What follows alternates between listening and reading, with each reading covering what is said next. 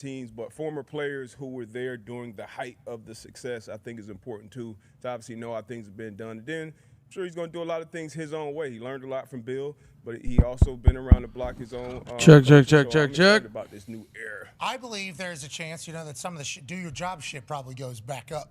For sure. Yeah. Like they covered that up for a year to kind of say, hey, it's a new era, it's a new chapter. They're doing this at a lot of buildings these days. I guess that is kind of the new thing. Hey, we want to obviously understand what has happened here, but this is our chapter. We don't need to be walking around staring at old greats. We don't need to be reminded of what this place used to be while we're trying to forge our own path, forge our own river. Teams do that. Okay, I was part of a team that did that. I was mightily confused. I think the Seahawks did that. The Patriots allegedly did that whenever Coach Mayo got in there. I'd assume the Braves uses some of Bill's shit in his coaching. Like, hey, do your job is actually, it's actually our mantra to you. We stole that shit. Yeah, that is. If we could actually put that up, you could just say, you can do the Wayne Gretzky, Michael Scott, if you want to do that. But I think it is, for the fans, I guess I would have to ask you, this does feel like you're all the way back, like nostalgia almost, while you're hiring Vrabes and you got your quarterback.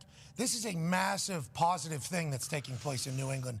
And is Kraft back to being on the fans like Kraft, and are the Krafts able to go to the grocery store or walk around town in Boston again after this? Yeah, no doubt about it. Like, I think Kraft doing this, and obviously people are upset Mayo got hired after 1 year, and that is what it is. But I think that was more so the Krafts kind of admitting, like, hey, we got this wrong, we screwed up, we need to change it immediately. What's up, boys?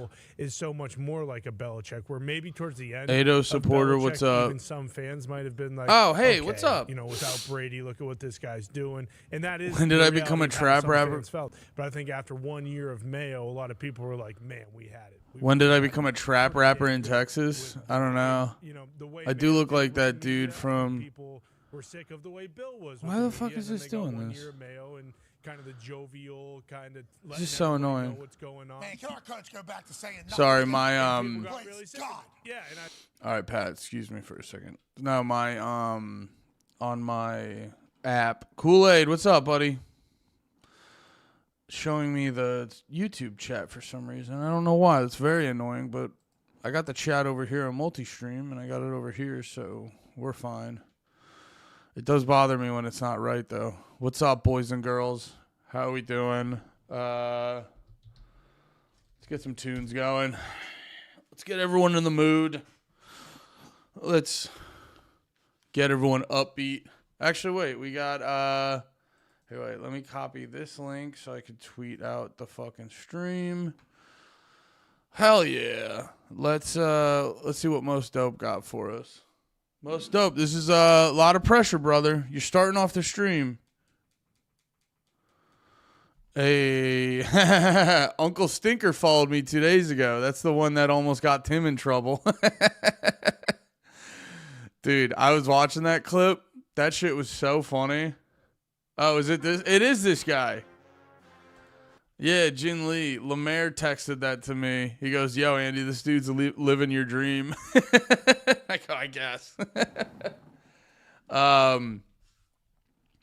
But no, Tim, shout out Tim Butterly of the world famous Dad Meat podcast.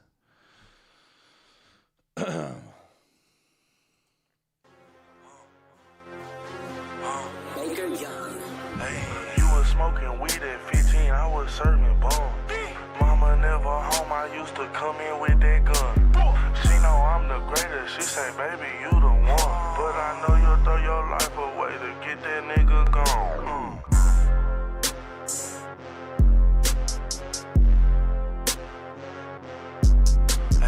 You was smoking weed at 15, I was serving bone. Mama never home, I used to come in with that gun. She know I'm the greatest, she say, baby, you the one. But I know you'll throw your life away to get that nigga gone. I put turkey bag on fake chick. It ain't shit to go get a check. It ain't shit to pop in the city. Have you ever been on a private jet? I'm out from Big K with the nets. I'm sending packs like I'm sending texts. I got some niggas that's ready to solve them a problem and tell them to send them direct. Tell them to send it direct deposit. No, I ain't going like that. They say that's part of the problem. You was smoking weed at 15, I was serving bone. Mama never home, I used to come in with that gun. She know I'm the greatest, she say, baby, you the one. But I know you'll throw your life away to get that nigga gone. I like cooking, but no, I will not bag it. Trash bag full up. I got rich off plastic. All this motherfucking rapping feeling like a bitch. Took a trip to LA just to tap in with my crib. Bitch, I missed a spinner, I just really wanna spin. Tryna be a rapper, but I'm dreaming about them pretty. We was smoking weed at 15, I was serving bone. Mama never home, I used to come in with that gun. She know I'm the greatest, she say, baby, you the one. But I know you'll throw your life away to get that nigga gone. Yeah, it's honestly, it's not my thing, but it's no better. I'm sorry, it's no worse than anything else like this.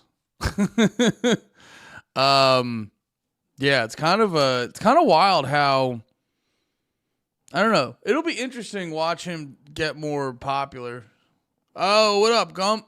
Damn, Tuesday's a good day for you boys. Thank you for hopping in. If you guys haven't, please consider hitting the subscribe, hitting the follow, any of those things. I'm sure did I put a link down below to fucking give me money? Give me your money, guys. Let's not beat around the bush. Give me your fucking money.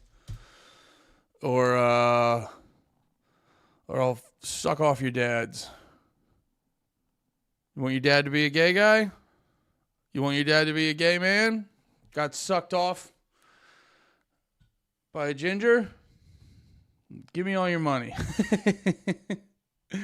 No, yeah, I really want him to get popular, if I'm being perfectly honest. I really want him to get popular. That would be very nice.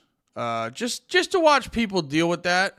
Just so we can have conversations of people being like, so I don't know if you know this, but black people don't like when white people say the N-word. And it's like, wait, since when? That's my favorite part. That's my favorite part when, like, don't get me wrong. I'm not sitting here being like, it's bullshit. We can't say it. Like, I saw fucking, what the fuck? I saw Naeem tweeted out yesterday. And I love Naeem. I'm not trying to shit on him. But there's at least from my personal experience, and I grew up in, like, central fucking PA. I grew up in central PA, dude. Like, you know, I'm the type of guy, actually, Naeem retweets 80 fucking things a day, so I don't know if this is going to pop up or not. Oh, it's okay. It's literally right here. Oh, my nigga! I'm just saying, a nigga gotta do what a nigga gotta do to be the nigga that he's trying to be. What? Nigga gotta do what a nigga gotta do to be the nigga. You got the wrong nigga, bitch! What is that from, by the way? Oh, but yeah, this is how all white folk talk when black folks not around. And I know he's being funny, and I'm not like being like, fuck you, Naeem. That's not exactly how it is. But that does, I bring it up just to be funny, just to be curious, because there's I've seen that before. I've heard fucking Lemaire and Nate say that before. They're like, you know, they talk about white people trying to get away with it. And I've always made the joke. I go, the white people that want to say it, they just say it. But I do, like, I guess the point I'm trying to get at is, like, don't get me wrong. I'm not going to act like I've never heard white people say the N-word. But, like, I think there's some black people that think when they leave, white people do a little bit of, all right, let's say it casually like we always do. Like, no, dude. And I would be the guy, like, that's the joke I'm making. It's like, I would be the guy dudes will want to casually say that shit around. I've had that once or twice, but based off what I've heard black people say, you'd think it'd be more often. But wait, I got to pull this up. Because, oh yeah, here it is. This was very funny. Because, like, don't get me wrong. Like, 9 out of 10 times, I'm always like, oh, that's a really fun comment. Most up. A lot has changed in 4 years. Yeah, no, I really want this dude to be more popular. We've all played games with Trainer. Very funny. Leangelo Ball Track. I reviewed that last time. We could listen to it again. Is there a new one? Because I listened to the other one. It was fine. It was fine. It was a lot better. It wasn't like, it didn't like, hit my fancy, but it was a lot better than I thought it would be. But oh yeah, back to this before we go off on the thing I was gonna say about Tim. Not go off, but you know what I mean. You can request as many songs as you want. Oh yeah. It's always I love a good N-word discourse. It's always very fun because there's always the group of people that to be like, it's like, no, you can't say that. And it's like, because of the history. And you're like, wait, what happened? I always want to be like, wait, what happened? Did something happen?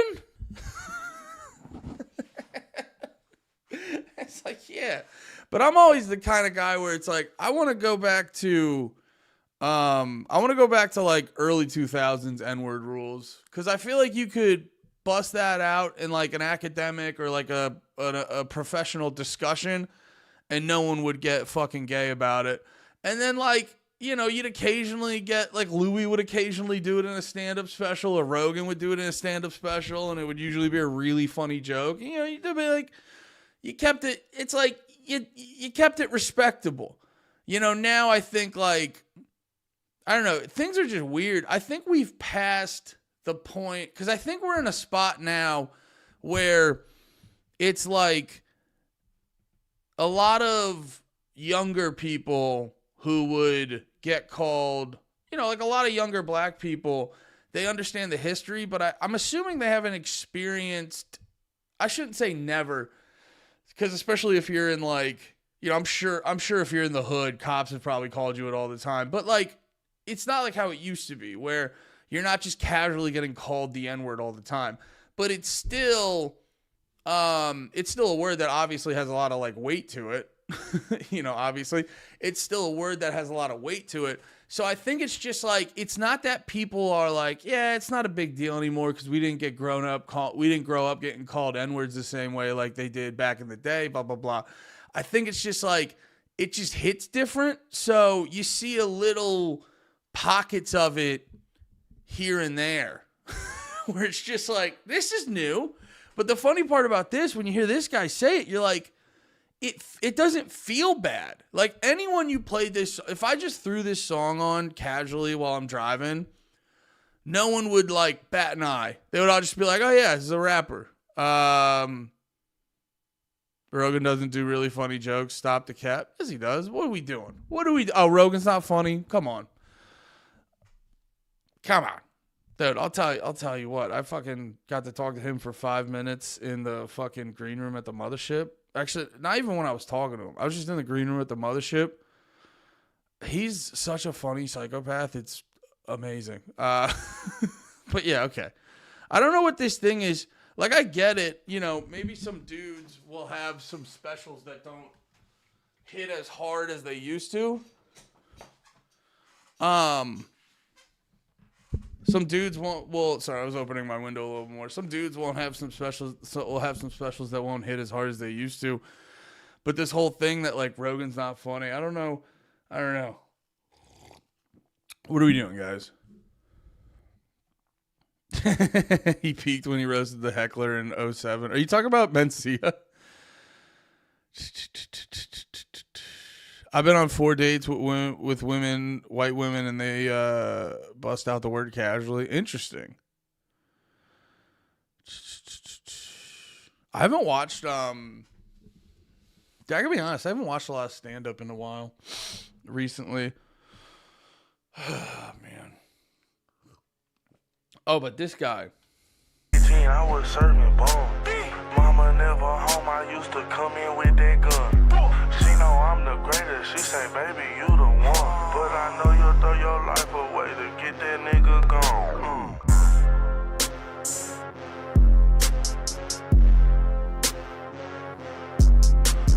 You was smoking weed at 15, I was serving bone.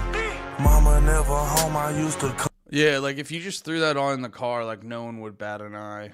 But yeah, this was very funny. Cause normally, and I'm Team Butterly. Don't get it twisted. Fucking love Tim, support Tim and all his endeavors. And also YouTube is usually on some fuck shit. But this one made me laugh because Tim, and I know what Tim was doing. He was playing the game. to be like, put pressure on YouTube, get people galvanized. But then when I watched the clip, and this goes back to earlier when I saw that Uncle Stinker followed me, I played this and I go, honestly, dude, YouTube's wrong, but honest mistake. Uncle Stinker said, if you press the D. It sounds like he's saying uncle apostrophe S, uncles N-words. I'm like, dude. But when you listen to it, you're like, oh, yeah, that's Uncle Stinker. Uncle Stinker said, if you press the D. Yeah, it was just he said it fast. It completely sounds like he's saying uncle's N-words. Uncle Stinker said, if you. I mean, they shouldn't have demonetized him or any of that shit, but I got to give it to YouTube on that one. Honest mistake. Honest mistake. He roasted a heckler for wearing an Affliction shirt. It was hilarious. It was on YouTube.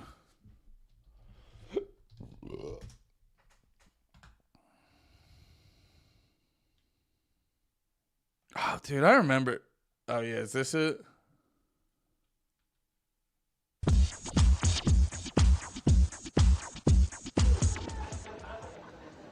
What's the matter, UFC fan? Somebody spill something on your Affliction t-shirt? Get crazy. Don't turn this fucking place apart, bro. Bro, Fedor and Couture must fight.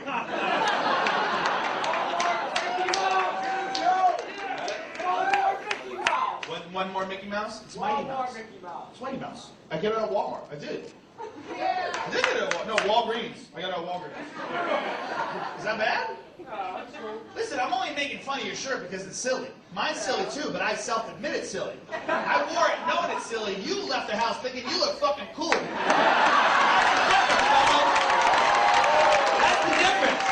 You put those fucking flaming skulls on like, bitches are gonna fucking love this. Yeah, I got fucking flaming skulls on my shit. Yeah. Dude, do you remember the heyday of heckler videos back in the day? Heckler videos were just like the biggest shit in the fucking world. Wait, is this guy? Which guy? This is America's most racist man and actor. White bed sheets. Okay. This is America's most racist. Wait, what is this? When's this from? Oh, this is out. This is out yesterday. Gideon, I believe his name is. Wait, is he the guy? I don't know if this is him, but whoever the guy is, it's like two dudes. Actually, no. I don't think. Now that I'm thinking it, because I got confused because in both the videos they have a husky ass black dude in them, but this is a different dude. But I believe no, but the one video they would go to like a Civil War reenactment, dressed up as slaves, and then they're like. It was so funny because it was the irony of it where it was like, okay, we're doing a Civil War reenactment. And like everyone at the Civil War reenactment was getting mad and like uncomfortable. And it's like, they're technically nailing it. You can't get mad at them. They're nailing it. You can't reenact the Civil War. And then if someone hops in and is like, okay, I'll be the, you're like, hey man, he's just down for some authenticity, dude. Some authenticity, just to be fair. But wait, let's check this out. I became friends with the most racist man in America. Man and actual leader of the KKK, Tom Robb.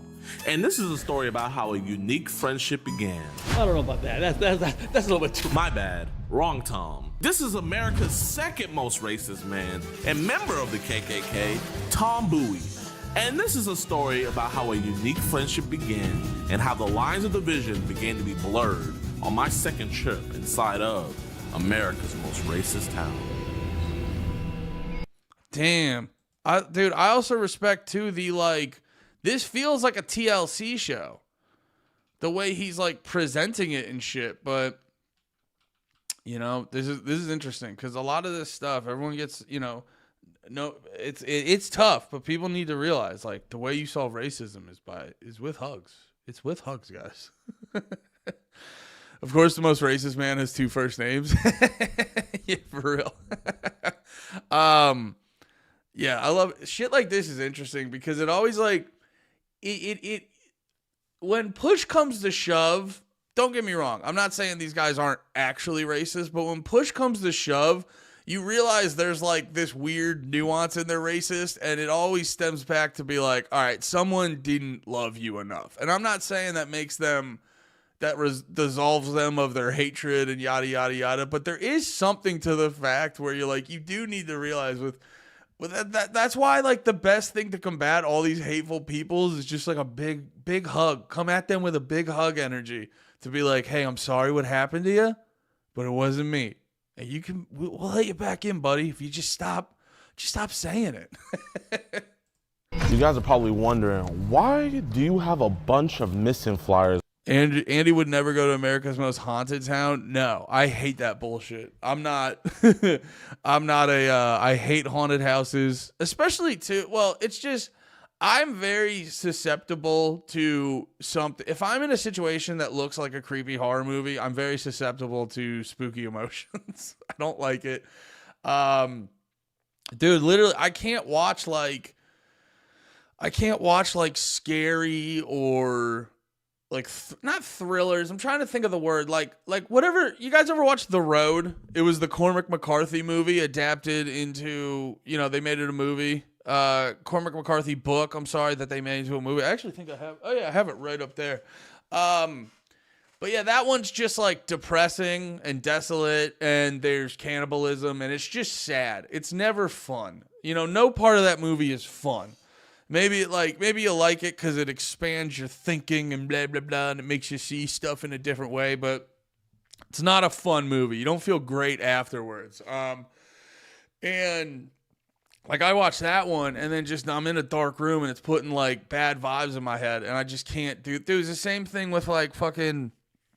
I watched the fuck's it called? We did it for the podcast, the Stanley Kubrick movie, Eyes Wide Shut. Like, I watched Eyes Wide Shut, and then I went to bed, and it was all dark and quiet in my apartment. And if you listen to the podcast, you've heard me bring up the fact that, my ice tray is super loud. I have a really loud ice tray.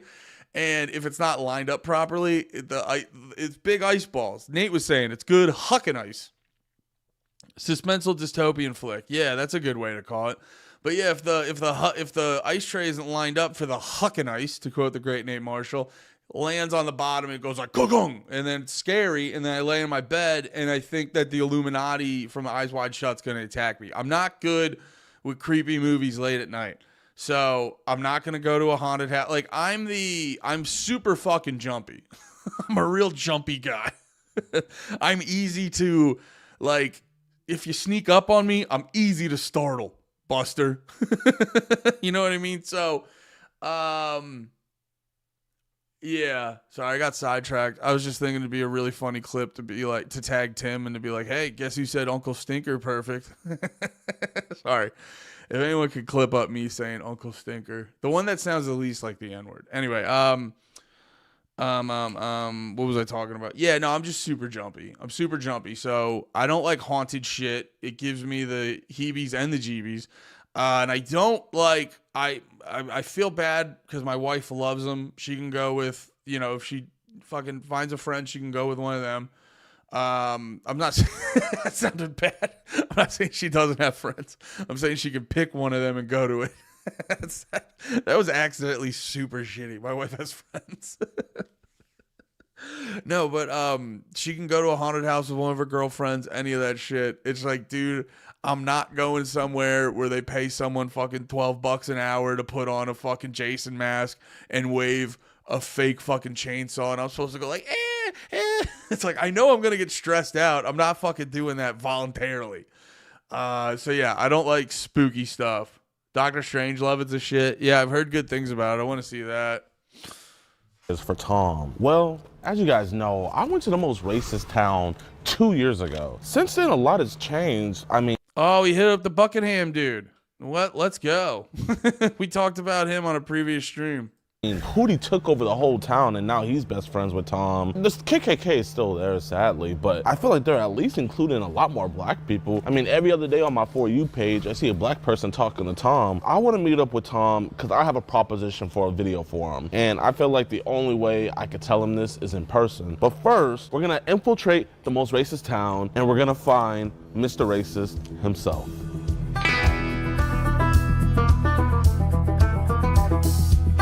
I do think too, like young black men with a very funny sense of humor will help race relationships a lot. A lot in this country.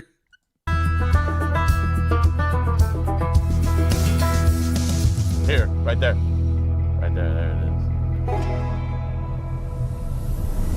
I'm gonna do a little bit real quick. Wait, what did that say? There it is. It's not racist to love people. White pride radio.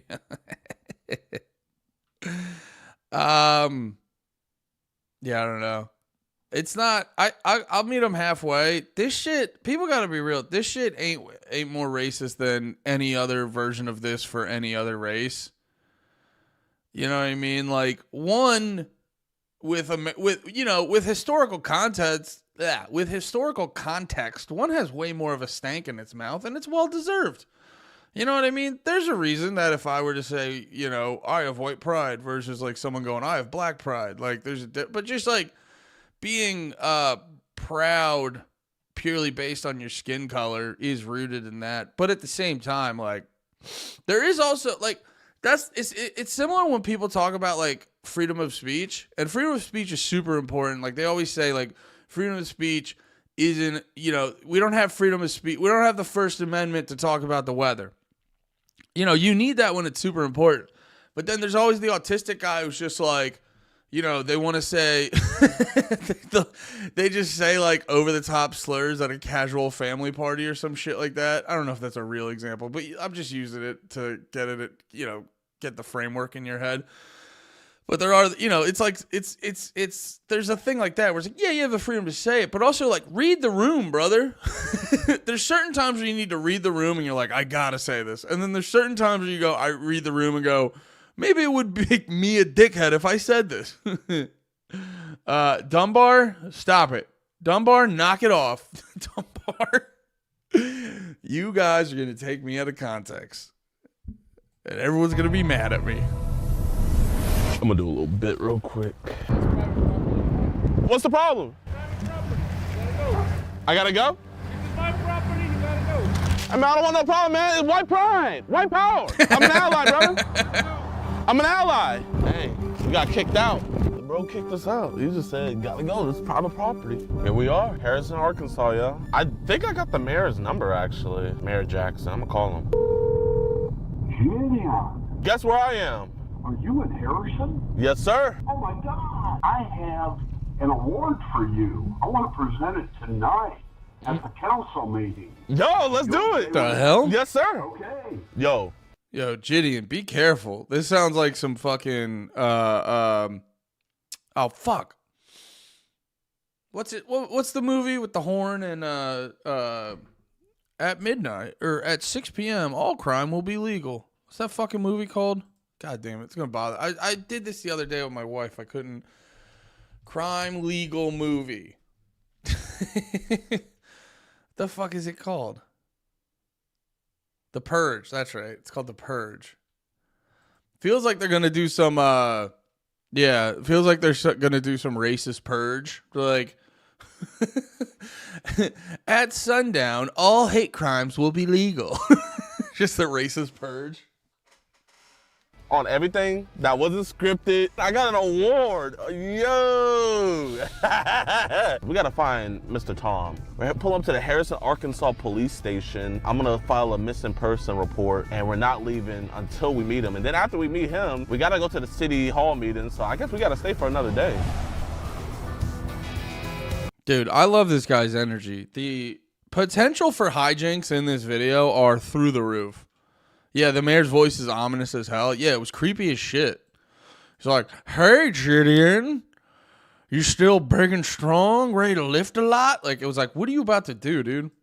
Oh, there's where the city hall meeting is gonna be. Can't wait. Hello, is this the police station? Hello, how can I help you? So I'm trying to find my friend Tom. I haven't seen him in 2 years, and I don't know where he lives. It's been a minute. What's his last name?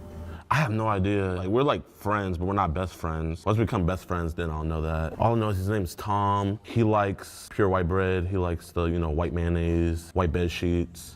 Okay. I got you. You got it. Yeah. You think maybe we can go on like a Oh, you talking about that racist son of a gun? She just hits. dentist registry or something? Like look for people with 3 teeth. I think that might narrow down the search a little bit. Maybe. You have three-way contact people or anything? Just be like, yo, where's the black guy at? And I'm the only black guy in town, so. But I appreciate your help, though. Lucky. Well, you have a beautiful day just like yourself.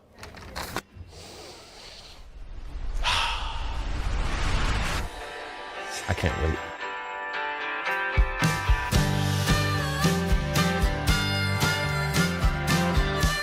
Bro, that's how you know things changed. They got a KFC, and not just a regular KFC, bro. That's that dope. This place has totally changed. Like before, this town looked like it was in like the 1950s, and now it looks like it's. Yo, screaming, they got a KFC. Fucking rules. It's in actually the 21st century. That's actually crazy. The Walmart still looks the same though. That's never gonna change. Just for old time's sake, Keith, we gotta go to Walmart. If you're not racist, give me a high five.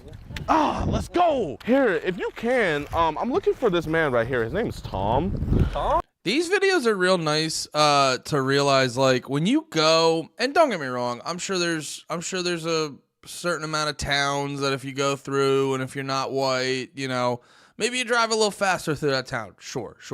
Or probably not if you drove through. It's probably a situation like if you went to, like, I'm sure there's plenty of towns where if you go to a bar and you're not white, they'll give you weird looks. They might be like, you lost, boy. You know, do some shit like that. But most of these, I think what a lot of these videos make people realize is most Americans aren't really that racist. At worst, they're just ignorant of how certain racial groups prefer you talk around them. Or they're just, like, they're ignorant from lack of exposure, the same way everyone else is. You know what I mean? The same way as, like, you've seen it all. You've seen the wildest opinions about any of the white people in the chat. You've seen the wild opinions about white people on Twitter. And you're like, yeah, it's not because they're, like, a lot of times it's not because they're, like, fucking complete pieces of shit. Maybe they could be better people by, like, you know, thinking a little more before they talk. But that's whatever. I'm not going to cry about it. But it's like, a lot of people are just ignorant because they haven't been around enough people. This guy comfortably with the racist town is somehow making me uncomfortable. Well, I think he knows too, with the camera around him, that's a solid insurance policy. Oh, I know. I've watched that. Also, most racist people, like I was joking about this, like if you go back in the day and you see like the most racist conservative people, a lot of their energy was like, hey, could you guys just go away? You know what I mean? They wouldn't necessarily, I'm not saying everybody, but there was a lot of like, the mindset would be like, there was this pocket where people were more racist than they are now, but it is a thing of like, but if y'all could just not be around us ever, we won't bother you. Just go away and never be around us. Shit like that. That video. What is he, a racist level 8? No, level infinity. Oh, level infinity. Like his racism knows no bounds. Check Zinc is what I was gonna Zinc? say. Zinc's how the Ku Klux Klan is. Oh man. Okay. You think you can like pull up there with me? Like, bro, they're not gonna touch me if I got Jesus by my side. Just let the people know. Pass it around. Oh, also the other thing I was gonna say, I remember watching another video a black guy did about this area where it's not even, the town itself isn't even that racist. It's this pocket. Because I remember he pulled up and one of the first things he did, he went to like a Magic the Gathering tournament or some shit like that. Or no, it was just like a regular night at the card shop. He went to a Magic the Gathering shit and sat down with the dudes and they like hung out. They didn't even know him and they hung out all night. And then he got to talking to him and they were like, yeah, no, it's literally just this pocket. This one county is so goddamn racist. But even then, it's like, yeah, I bet you if you got them and put them in an area with other people, they'd calm the fuck down. You know, made them disperse. I don't talk to my family with enthusiasm. This guy talks to strangers. Yeah. Well, he's also hamming it up for the camera. You can tell he's kind of like he's a bit of a character. If I could sound like an old white man, he's a bit of a character. He's hamming it up for the camera. Everybody I show this picture to, they're gonna recognize him. Hey, how you doing, ma'am? Do you know where I can find him? I've seen your videos, but no. By any chance, you know where my friend Tom is? I haven't seen him in 2 years. I feel like he went Hollywood on me ever since like he been collabing with Booty. Like, I know he's doing crazy numbers, but like, bro, like, why you hiding? 3 Teeth, white guy, fan of Eminem, Jack Harlow, any white rapper. Now I recognize you. Hi, everybody. I'm not a racist, if that's what you're asking. I'm a veteran, and some of my best friends I had in the Army were black. I don't think you're a racist at all, man. Everybody thinks he's a racist, and he may be. I think he's just misunderstood. Okay, well, here, just take that with you. In case you see him, just let me know. I'm the only black guy in town, so it won't be hard to find me. There's about 7 or 8 of them. 7 or 8 of us? Khabib? What? You kind of look like Khabib. Are you guys filming in here? I can't even lie to you. Yeah, we are. You guys can't do that. Bro, I'm just looking for my friend Tom. That's all. I know. Do you know where I can find Tom, man? I do not. Ma'am, do you know where I can find Tom? Hey guys. We got people do this like once a month here. It's overplayed. I'm an OG though, so I feel like, you know, I should be grandfathered in. No, just not in the store, guys. Okay, we'll leave. I'll just leave this here. No, okay. But yeah, I'm not. I feel like he should have left a little quick. Ham Patterson, very funny. I feel like that's how I feel whenever I see a fucking McDonald's prank video. Say like that's what I got to imagine. Like fucking working at Walmart, working at McDonald's, probably Starbucks a little bit. Well, Starbucks is more just like, oh, watch this video of me getting my dog a pup cup. But like, if you work at a McDonald's, you're once a month gonna if you work in the drive-thru at McDonald's, like once a month you're gonna be a part of someone's TikTok. It's like the same thing with Walmart. Well, that's the thing too. Well, I don't know. There's a lot of times in some of this isn't really a prank video. This is like a comedy documentary style video.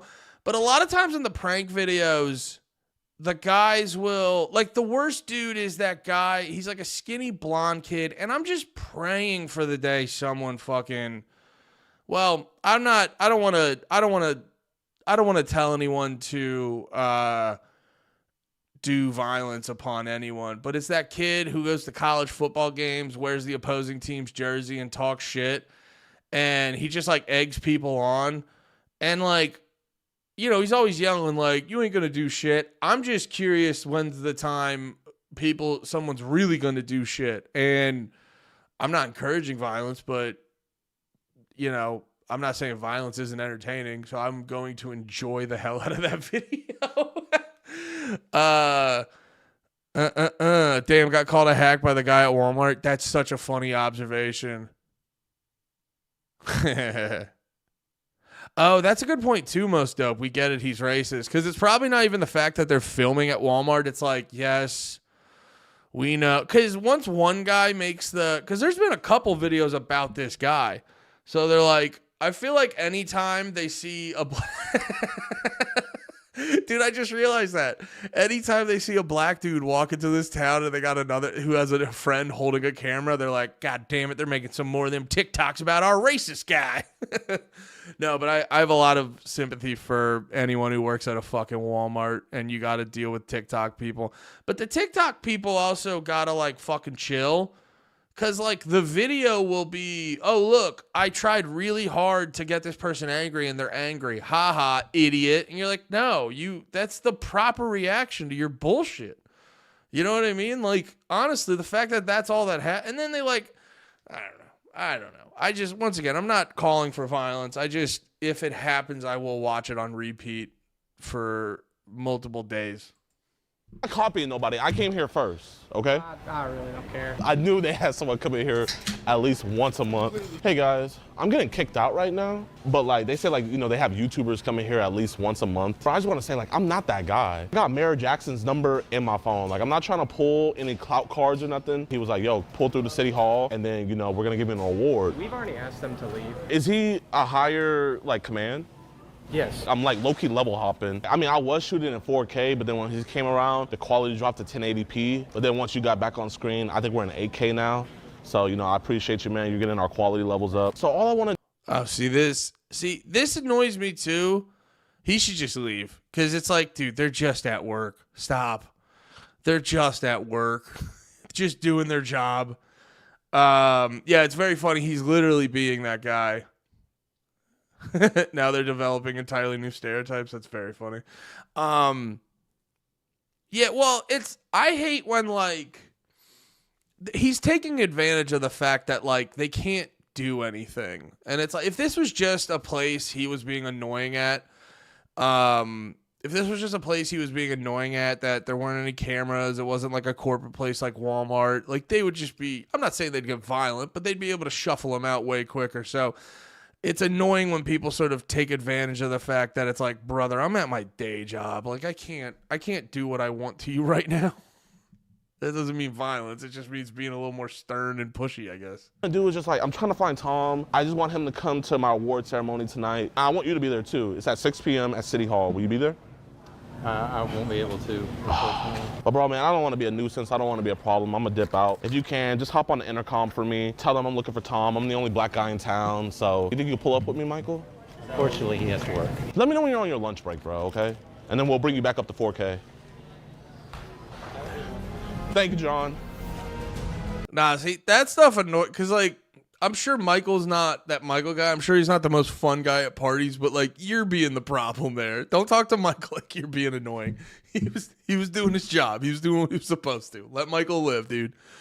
You know what I mean? Because he's got to hit him with that extra little dig, like, speaking of being in 4K, that's so funny. We weren't in 4K. Now we're in 4K. It's like you got to hit him with that extra little dig. It's like, nah, dude, Mike's doing his job. Chill the fuck out on him. Tom Robb! That's right. For those who don't...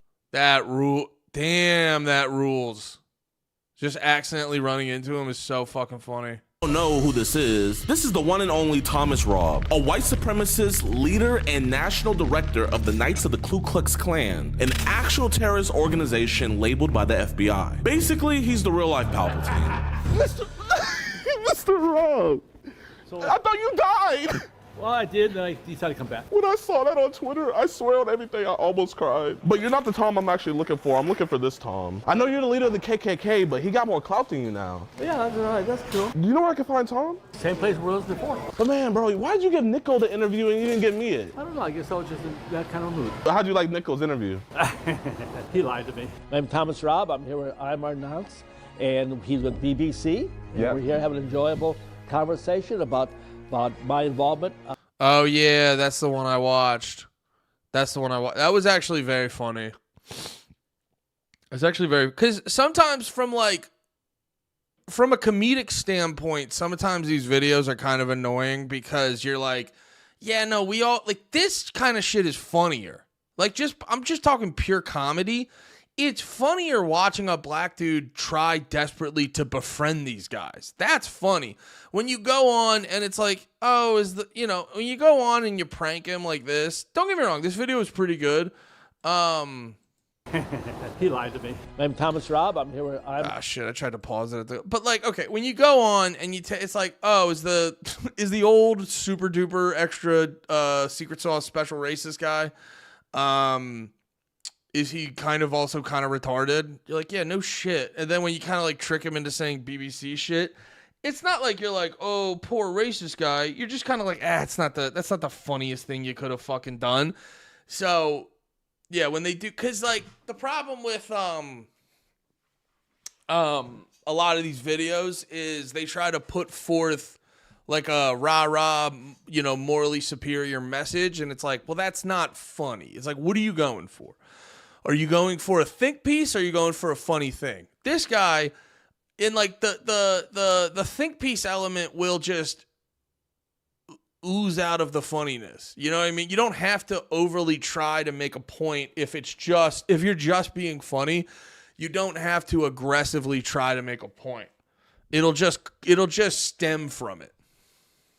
Arnaz, and he's with BBC. Yeah. We're here having an enjoyable conversation about my involvement with the Knights of the Ku Klux Klan. Because I asked him, I said, what did it go by BBC? I said, this British Broadcasting? And he said, yeah. But he was talking about the other BBC. I was talking about British Broadcasting.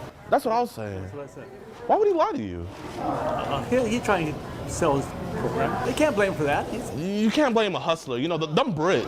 I don't blame him for that. I mean, he's trying to make a living. I mean, how can we trust a Brit? Like, he beat me in the biggest minute. Dude, there's something insane about and I'm not trying to defend him or nothing, but it's just worth pointing out. There's something insane about how polite these racist guys can be, where he's like, hey, I don't blame him. He's just trying to make a living. Now, maybe when he was like in private, he's like, that's stupid. You know what I mean? Sure. I'm sure that happened. I'd be shocked if it didn't happen, but there is something to the fact where publicly these dudes go out of their way to be overly polite. Makes me laugh. Yeah. Well, he's trying to pay his bills. Oh, kind of funny. Mr. Rob, you think I could get your number? Maybe we could do something later? Probably not. Probably not? Yeah. Well, here, the Mayor Jackson, he's actually... Dude, and the polite racism fucking hurts more, because it's like they're having a lovely conversation. Wait, is he having the fucking... Is he Jewish? Is that what the... Maybe that's just... I can't tell if that's a... Because he's got the Louis Vuitton shirt.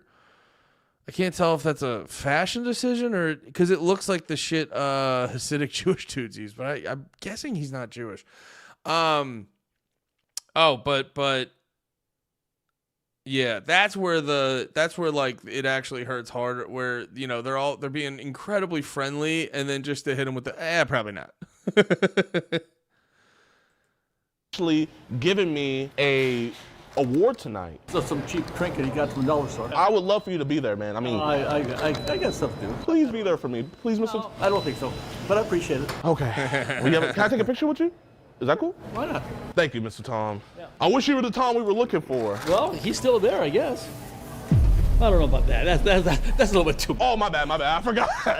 I know he's already got on video. So what is this? I'm gonna go look for him. Nice to meet you, Mr. Tom. All right. You have a blessed one. You got a trip in the shoelace. Oh, thank you. Hey, that's the only thing that's white about me. Have a nice day, Mr. Tom. We just randomly ran into the leader of the KKK. It happens. And he shook my hand. That's something. Bro, I guess I'm the new boys in the hood.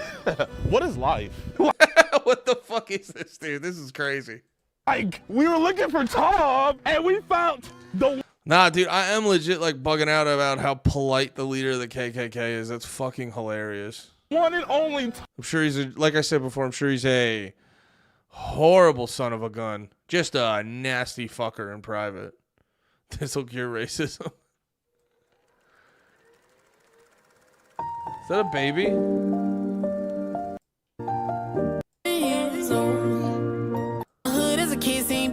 We never went across the state line. Had to go out. Oh, nice. I was like, I thought the kid was rapping. We'll check that out. Tom freaking Rob. Bro, I know everybody's like, fake. Chat, I wish this was fake, but this is not fake. Nico!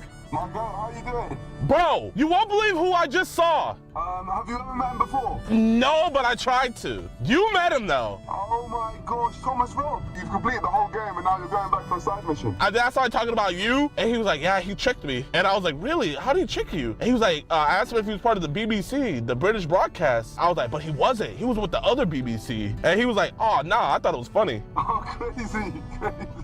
I put my hand around Tom Rob, and he was like, oh, that's a little bit too much. No way. That's a great thumbnail, though. You know, the moment you put your arm around him, he's gone home and he's bleaching his skin right now.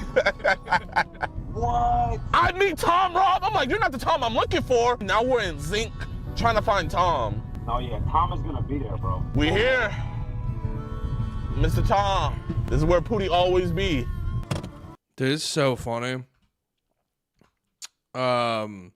Just that they're like, it's probably like low key this guy's fucking nightmare is there's just black guys putting his home address on the internet constantly.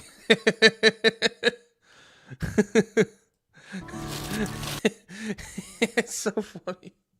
He's gone like out of his way to just avoid black people because he hates them so much. And now just like black dudes in their early 20s just go out of their way to find him.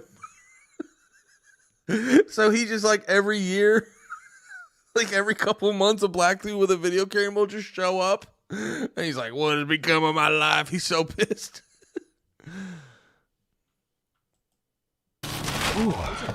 Tom! Tom, do you remember me?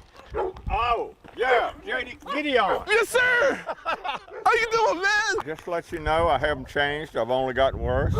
This white rock. The white rock's better than me? I'm not racist against rocks. I ran into the OG Tom Robb. Oh. I asked him if I could join. He said he can make an exception for me. They're having a city hall meeting today, right? Yeah. And what if a gay black guy found him? Yeah, he'd probably explode. There's something weird about these guys' racism. Is like, oh yeah, I'll just casually. It's just weird. You're like, oh, y'all ain't. It's not. I'm not coming from a place of like being offended. It's not. You know, there's the irony of it. It's like, oh, it's not your racism is logically consistent. You're like, yeah, they're fucking retarded guys. But no, it's just like, it's this weird thing where it's like, it's not that you're not racist. Like, they're definitely racist, you know?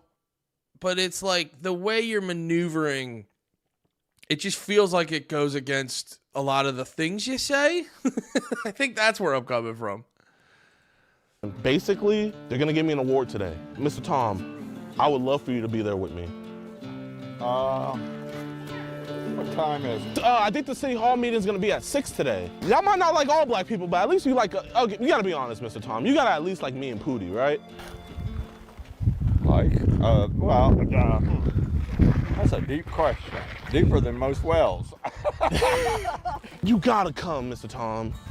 But it's like, you do like them. You're not gonna like call him and say, how you doing? Bro, you remembered his name and didn't tell him to leave, and you're like casually, you're having a fun conversation with him. Like, you do like him.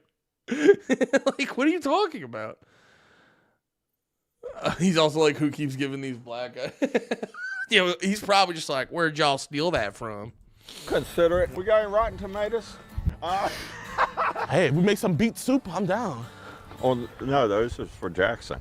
Oh, y'all don't like Mayor Jackson? You duck when he takes the stage, because them tomatoes are coming. What did Mayor Jackson do? A lot of things, honey. A lot of things? Right. Oh, that's what I want. Bro, I don't know if you be watching the comment section, but like, even though you be saying some of the most out-of-pocket stuff, everybody loves you. Let me put it this way. If I truly didn't like you, and I decided to call you the N-word to your face in anger, would it be any better than those who looked you right in the eye? We love y'all black people, and as soon as you leave the room, you're an N-word. That's the ultimate in disrespect. I see a lot more people like on X kind of have your point of view. People might not agree on like the separation and stuff like that and racism. A lot already did, but only implicitly, not explicitly. I can explain the difference. Okay. You know what white flight is? Say 100 of you moved into a small town. Okay. White people. It's just funny because you're not used to people talking like that. 100 of you move in. Fuck, that's funny. Start moving out. But they will never say they're doing it because all them blackies moved into the area. I gotta leave. They moved because the crime rate went up. You gotta admit that's a black thing. Well, I can't say that's only a black thing. If it's going up, it's a black or a Hispanic thing, chances are. Let's say I moved into this neighborhood. Would you white flight? Oh, no. No? What if 100 of black people moved into this neighborhood? Oh, shit. There goes the neighborhood. And no one ever says that. I look at it like this, you know, where people might not agree with your views, people could appreciate your honesty. I don't have any animosity towards non-whites. I don't love them nor hate them, but the people I do hold animosity to are white anti-whites. Let's talk about Jackson again. Okay. He denigrates white people of the past who are damn sure better men than he can ever hope to be. I hate his guts. If he was burning, I'd watch and giggle and piss on him. Hey, so you would do what Michael did to Trevor in the GTA ending? Oh, I don't watch television. Oh, well, basically they set Trevor on fire. No, I wouldn't do that. Oh, you just watch. Yeah. After Trump was elected, there's a thing going on now where women are shaving their heads. And no sex till 2028. Yeah. What do you think about stuff like that? Well, the ones who did it, I'm glad they're out of the gene pool. It's culling time. Chlorine has hit the pool. Do you believe in our Lord and Savior Jesus Christ? I'm not sure what I believe about him. Oh. And I ain't going to heaven anyway. Oh, why you say that? The only way you can get into heaven is by Jesus. Yes, sir. I've had people who weren't Christians that stood by me through thick and thin. Loyalty is big with me. I'll reject heaven if they don't get to go. I can't. I'm not gonna lie, that's kind of crazy. I love my mom, my girl, even my kid, but like I can't choose anybody over my Lord and Savior. They would have died for me. I would have died for them. And but he died for you. I will not betray. But they never had to die for you. Jesus did die for you. I will not betray my loyalty. You know what's crazy? There's actually a verse in the Bible. It was in the book of Matthew where Jesus said, "I did not come to bring peace, but a sword." Perhaps you think I come to cast peace upon the earth. I come to bring fire, sword, war to the world. So you know Bible? I know a little bit. Oh, but remind the people, like, what are your pronouns? I don't know, dude. That's a lot of Bible. Like, you quoted the fuck out of it. This guy, it's weird. This guy does know things. I'm a him. I'm a he. I'm a man. What do you think about the LGBT community? Mental illness, you say? No, I said the LGBT. Mental illness. No, like the... Yeah, that's what it is. What would you want to replace Pride Month with in June? Like Black History Month, maybe? Yeah, don't really care about that. Okay, you got to keep one. Pride Month or Black History Month? Which one are you keeping? Oh, I ain't even going to vote in that. That's the one power I have. You got to pick one. You got to pick one. No. That's the thing about me. If someone came up to me for the election, gun to my head, literally, vote for Kamala or Trump. Pull the fucking trigger. Believe it or not, we have problems with flooding up here. The flood waters were up in the car, it was dead in the water and in danger of being swept away. The best way to get her to safety was the other side. I didn't have enough rope to do all the way across, so I toted the rope to her to get her out to the other side. So you risk your life to save her. Now, let's say it was a black inner city mom in that car. Would you do the same thing? I would have done the same thing. Then you're not a racist, Tom. You're not. Wait a minute. Tom almost cried. Tom, you just say you will risk your life for a black inner city mom. You're not. No. Yeah. This guy might not. I mean, the way he's talking, you're actually realizing like he's not the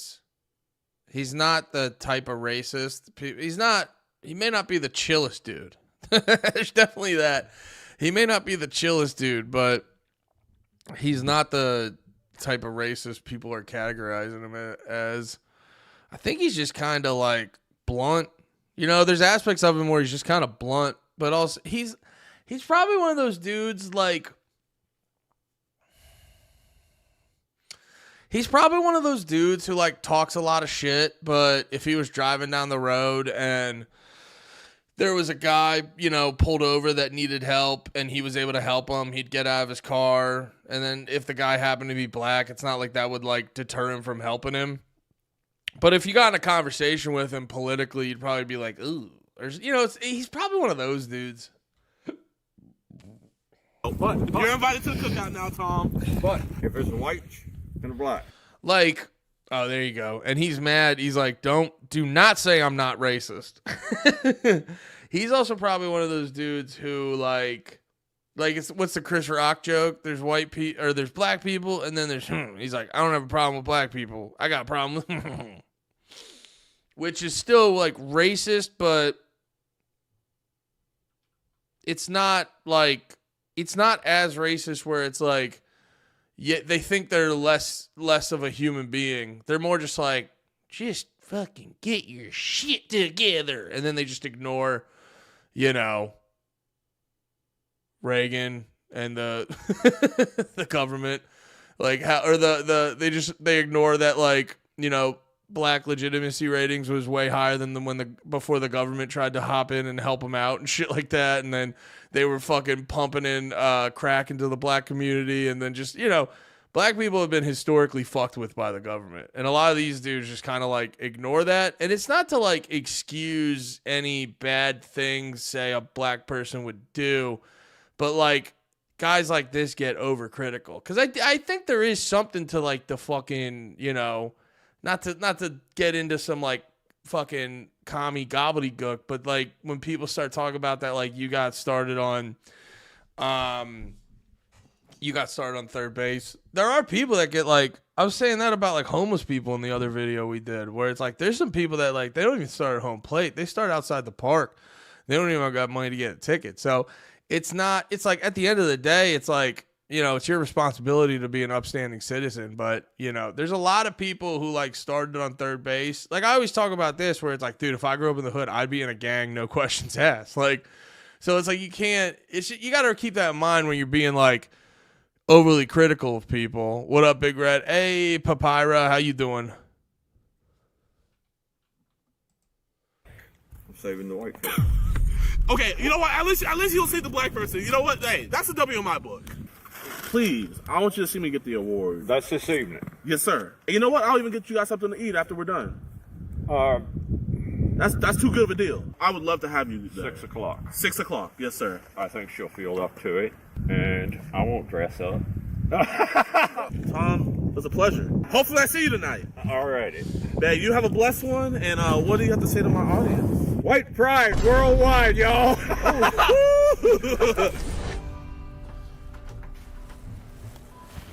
Gotta find someone to tie my tie for me. That's one of the only things I failed as a man, not knowing how to tie chat. Hey, excuse me, sir. You know how to tie?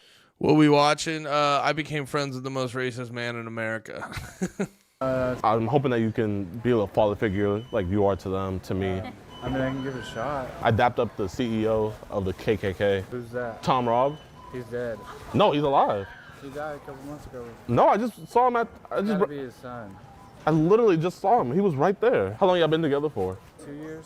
2 years. Yeah. See, your kids, they're gonna grow up in an area that has never seen racism ever. Right. Yep. What's your name? Cade. Cade. What's your name? DeMarcus Cousins III. Marcus Cousins III. We've already asked you to leave once today, so you might just go ahead and leave them for me. Yeah, can I pay for this stuff? Yeah, go ahead and pay for it. Yeah, I'm meeting the mayor. Okay. I'm not gonna lie. Dude, stop filming in this Walmart, dude. He's just being a fucking, just being a nuisance. Stop filming in this fucking Walmart. I lost the tag for this one. Okay, I can go ahead and just take the tie for you. Just go ahead and... Oh, no, but I need the tie, man. Here, I'm gonna just pay for this twice, because this obviously is worth more than the tie. No, that's not how it works, sir. I'm meeting the mayor, man. I gotta look presentable. We've already asked you not to be in the store. We're back again, right? No, they didn't ask me to not be in the store. No one ever asked you to leave the store? They didn't tell me that. They just said to stop filming. We left. We're gonna rewind the tape, y'all. You guys see this? Rewind the tape. Did they ever ask us not to be in the store? Shopping. But you're filming again. You're filming it. You're doing the thing. It's like, no, they didn't say that, but you're actively doing the thing they asked you not to do. Talking to people, that's fine.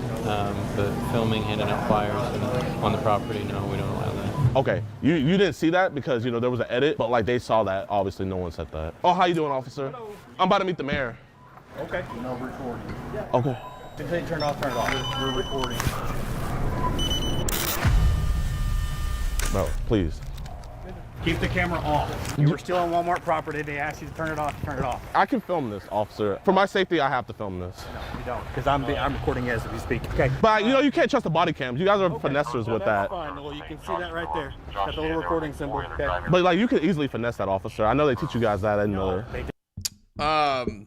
I mean, I would say it's always good to record around cops, but he is in the wrong. Like, they did ask you to stop. And you came back, and then you proceeded to be difficult and fuck with the guy. It's like, dog. Like, you're kind of in the wrong here. Definitely don't, but that's okay. All right, how do you spell your name? J-I-D-O-N. And do you want my street name as well? No, I need your legal name and your date of birth. 12/12/2000. Stand in the front of this car for me, okay? Yes, sir. Yes, sir. No problem. How you doing, officer?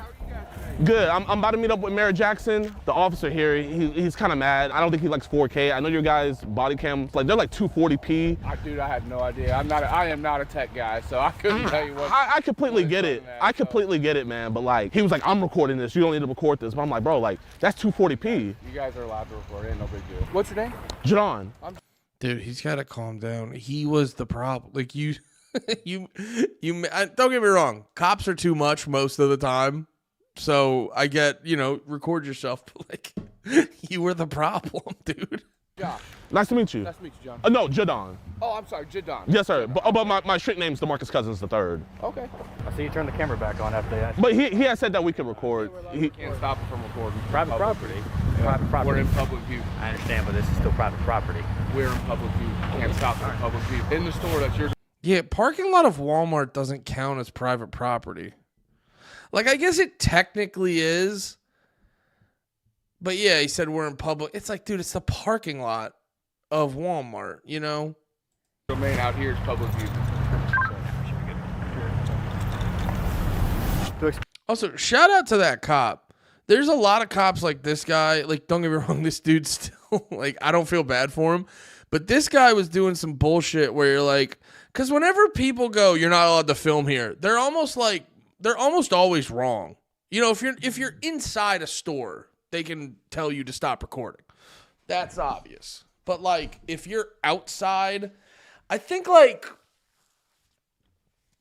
oh man, I'm trying to remember. Like, I think in a case like Walmart, if he's in the parking lot, he's fine. Or if like, say you were in a store in the city, I think if you were on the sidewalk, you'd be fine. But like, you'll see it all the time. People will be outside. Like, dude, for the most part, if you're outside, you can film someone. It's like, don't get me wrong. There's a lot of times where, like, you'll see these videos where dudes will just be filming and they'll be like, they'll go up to someone and the person will be like, please stop filming me. And then they'll be like, I'm legally allowed to do this. So there's already an initial, like, you're acknowledging you can only do this because of a technicality. And it's like, well, no. Let's get at the bigger issue. The bigger issue is that, like, it's fucking weird to just show, like, you make people uncomfortable if you just record them like that. I think if you're like if you're just a normal person chilling, or just a person doing their job just chilling, I wish those guys would be more respectful of, like, yeah, if they ask you to stop filming them, like, you should stop filming them. If you're like a protest doing shit like that, I think it's like free reign. Like, dude, just expect a camera in your fucking face. But yeah, it's like the second the dude goes to like, I know the rules, you're like, okay, well, you're acknowledging you're kind of being annoying. And the only reason you can be annoying is because of, quote unquote, the rules. 4K joke is bad. Yeah, he's overusing it. Well, also, too, like, I didn't like the joke earlier because, I don't know. He was being mean to that guy just doing his job. It's like, well, it's not his fault. He's just following orders. When's that ever been a bad thing? No, I'm kidding. Explain these. Both of you are getting trespass warnings, okay? You cannot go back to any Walmarts anywhere. So we're banned from every Walmart in the world. Correct. You cannot go to Walmart anywhere. How long is that for? Lifetime. That first officer was tripping. If that sergeant did, he can just hand out a lifetime Walmart ban like that? That's wild. You were in the wrong, though. Lifetime Walmart ban is rough, but you were in the wrong, brother. Didn't come. I think it honestly could have got a lot worse, chat. Shout out to him. Mayor Jackson. Hey, Jenny, I'm outside City Hall right now. Oh, I'm coming to get you. You out in the front? Yes, sir. Mayor Jackson. Long time no see. Good to see you. How you doing? I am wonderful. Thank you. Come on in here. Oh, man, it's beautiful. Our new $20 million community center. This all happened after you came here. I can't take no credit for this. You're the mayor of this beautiful city, so. But seriously, kind of a coincidence that more people have been coming in, more businesses have been opening. Yeah. Yeah. It's just becoming well known for a welcoming community. Come down to my office. Yes, sir. I remember the old building. It was small. Oh, it was old. It was 75 years old. It was falling apart. Wow. Mayor Jackson. Hey. Woo! When you came through here 2.5 years ago, I mean, we were so shocked. You praised us and showed the world how great a community we are. Yes, sir. Which was a shock to us, but we loved it, and we knew you had a great heart. I gotta call my friend Brandon Buckingham. If it wasn't for him, we wouldn't be here. Hey, man. What's going on? What's up? How have you been? Is everything good? You well? Wonderful. The town is totally different, man. Like, That's an interesting point. Yeah, you know what? I thought like we were making fun of the mayor before, but he does make a good point where he was like, you actually helped out the town a lot. We had so much bad PR, and then you guys came in, and now people actually realize we're chill as hell. That's like the best PR campaign this guy could have possibly imagined. It's amazing. It's exploded. Hey, guess who I ran into at Walmart? Who? Tom Robb. No way. On everything. I'm about to go to the city hall meeting that they're about to have. He's gonna give me a award. That's beautiful. I just have to say, man, because without you, man, I would have never made this connection. So, I have to get you some love in the video. Make sure y'all subscribe to Brandon Buckingham, and I just had to, just show love, man. Thank you guys so much, and you're doing great things, John. It's awesome to see you back out there. Good deal. Thank you. Mr. Tom. Oh, that's your guy. Yeah, this is Tom. I'm Jerry Jackson. Tom came? No fucking way. See, it's like he's racist, yeah, but there's definitely a lot of caveats on it. I think that's the best way to put it. There's a lot of caveats to put on his racism. It's very weird. It's not consistent with anything we've become. Sorry. I'm looking at the fucking. We just posted the clip for Range Day on the patreon.com/PITM. Go to $5. You can watch the Range Day vlog, and the comments are very funny already on the video. I'm that evil person you've heard Well, of. he showed me your picture, and Oh, thanks for coming. Thanks for coming, y'all. Oh, by the way. Yes, sir. There's a trick I want to play on you. Yes, sir. All right, you do the black power, and I'll do the white power thing. Yeah, trust me. Maybe outside. Maybe outside later. I can tell you the punchline on that. What's the punchline? Black power does this. One of the white powers is that. Paper covers rock, I win. Damn.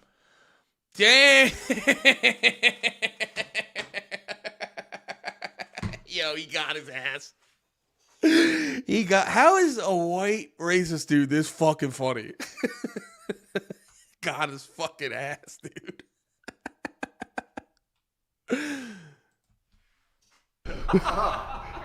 all right. Appreciate you guys so much for coming.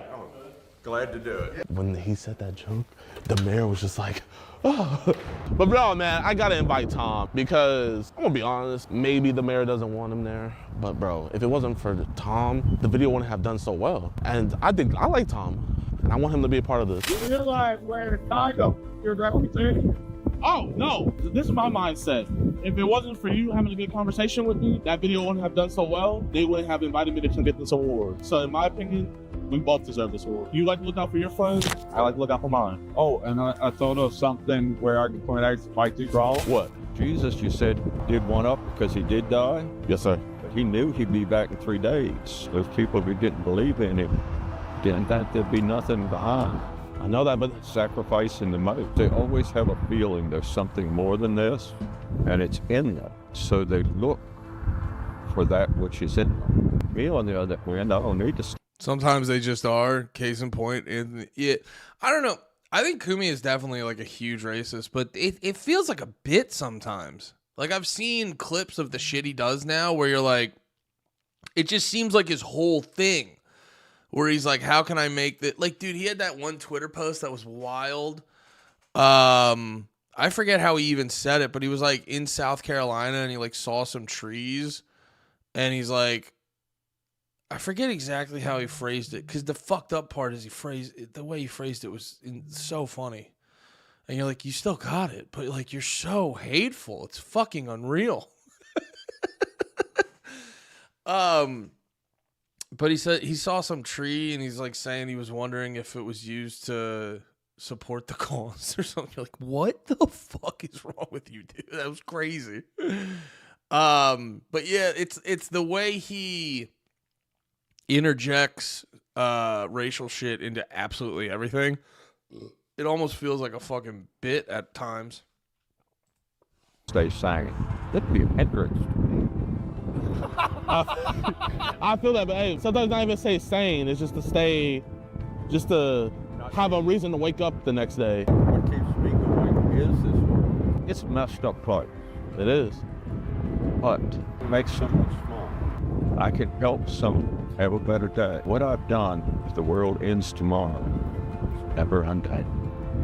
So every person I help, I know that I help, is what keeps me going, because they're not going to need my help in a heaven or a paradise. But while you're in this crap hole, we need each other.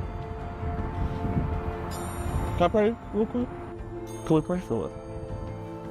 Dear Lord Jesus, as I be blessed, both of us today, Lord. I know that we come from two different worlds, but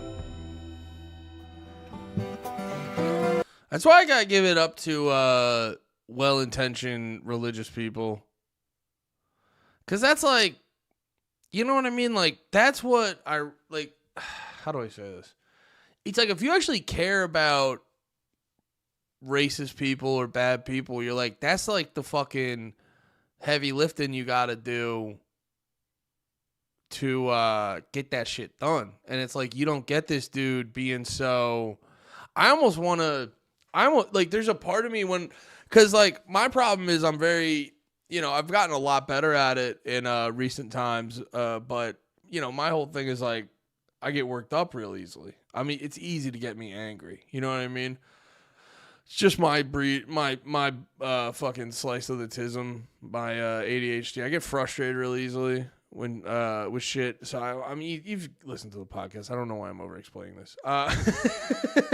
I forgot. You all know the podcast. And I've seen the way that like Christian people can be very patient and relaxed and calm, and like even when they're saying something intense that they can like, they don't like blow up about it. I'm like, yo, can I get a little bit of that Christianity? That seems nice. You guys don't get fucking worked up over shit just because you disagree with it. Maybe I could get a little dash of that. You know, I don't know. I almost would like to look into almost like the teachings, because I gotta be perfectly honest. I don't know if there's gonna be a whole lot that's gonna I mean, I'm not saying never. I'm definitely more open-minded to it than I've ever been. Learn about all this extra shit that's going on in the world. But like, I don't know if I'm gonna be convinced that there's a God in the way that like the Bible says it. But from like, for like day-to-day purposes, seems like there's a lot of good shit in the Bible. Not gonna lie about that. You know, like I'm reading this book by Charles Bukowski called Pulp. And it's pretty good. It's not my favorite. I've read like 1.5 Bukowskis already. What's that one called? Factotum? I forget how you wait. It's Factotum. That's what it's called. Factotum. And then I read like half of Ham on Rye back in the day. And they're interesting books. And Bukowski's like a interesting guy. But when you like look up his whole shit, was it Ham on Rye? I think it was Ham on Rye. Actually, I think I bought it. No, I have the physical copy, right? Yeah, no, something happened. Yeah, I 100% bought it on my iPhone forever ago when I was trying to get into more book reading. And then it just never, it just like went away. I don't know how that happened. But anyway, I'm getting sidetracked. If Bukowski books are always about dudes, look at the TV. Damn, that's funny. I love shit like that. But yeah, in the Bukowski books, they're an interesting perspective because it's always like a fucking dude who drinks too much and he's a womanizer, but in like a weird, creepy way, not like a fun, cool way. He's a womanizer. He's doing all this like fucked up shit. You know, like what did I say? Drinking all the time. A lot of his books are guys that jump from job to job, just, you know, making enough money to get a bottle of wine and then laying in bed for 3 days. It's like, you know, it's like a fun thing to romanticize in a narrative sense, but when you actually apply it to your life, you know, you actually apply it to your life, it's not fulfilling at all. And I think, like, I watched a video on Bukowski last night with a bunch of his interviews, and I got to be honest, I think the dude, great writer. I'm going to try to read all of his books eventually. Great writer, but I think the dude was kind of full of shit. I think he was a lazy dude who leaned into a type of character that made his... I think he leaned into a character that made his laziness work for him. So in turn, he wasn't that... Because I will say this. He claimed that he would, like, every day he would wake up, have breakfast, go to the racetrack, talk with his wife, and then in the early evening, he would just drink a 6-pack and a bottle of wine and just write all night. So, like, he's not lazy there, but I think he developed this, like, pessimistic worldview to make excuses for all of his shitty behavior, you know, that's kind of like self-destructive. And it's like, yeah, Bukowski figured it out, but Shit on the World is my favorite poem by him. Yeah, I saw his poem book at Barnes & Noble yesterday. I was thinking about getting it. Yeah, that's the other thing. I've been thinking about getting into poems. Just being like, what, dude, let's fucking try everything. I picked this up. I didn't want to get a whole poem because I don't know where to start on fucking poetry.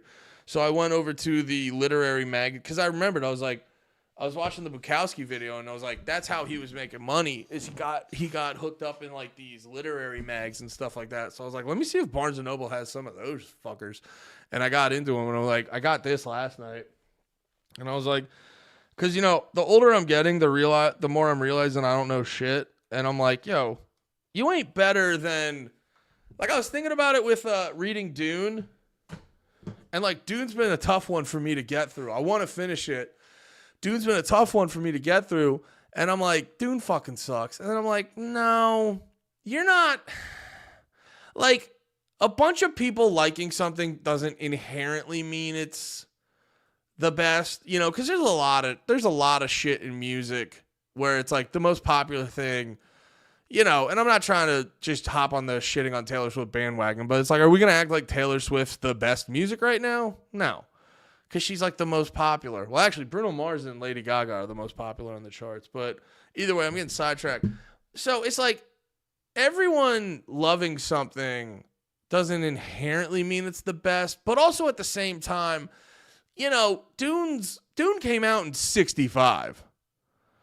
Dune doesn't suck. Do you hate Stilgar? I just hate that I'm bad at reading. I think that's what I hate. No, I just Dune's a tough book. That's kind of what I was gonna get to. Dune's just a tough book to get through, especially the first one because they're like establishing the world and all that. And I just have to accept that it's a tough book because like I was getting frustrated with it, and your impulse when you get frustrated is to be like, this fucking sucks. And then you got to realize you're like, brother, Dune's been around since 1965. It's still, you know, before they made the movies, it still was the most popular science fiction novel. You think you're smarter than that? You know, it's the same thing I joke with like the trans and the non-binary people. I go, yeah. There's been millions of years of biological development, but you know who knows better is fucking lesbians in their teens. That's who knows better. You're like, yeah, it's the same thing. It's like, you're not better than fucking Dune. You know what I mean? You're not. It's the same thing with like, you know, you grow up and you're like, poetry's fucking gay. And then you're like, oh yeah, but it's only just been a constant since the dawn of time. Since, you know, the written word was more regularized or whatever the fucking word. It's like, yeah, you're not better than poetry. You're not better than this shit. You just don't like it. Dune inspired Conan the Barbarian. You can see Conan in Stilgard. Have you read Ender's Game? No, I've heard of Ender's Game. Which one's Ender's Game? Was that the one?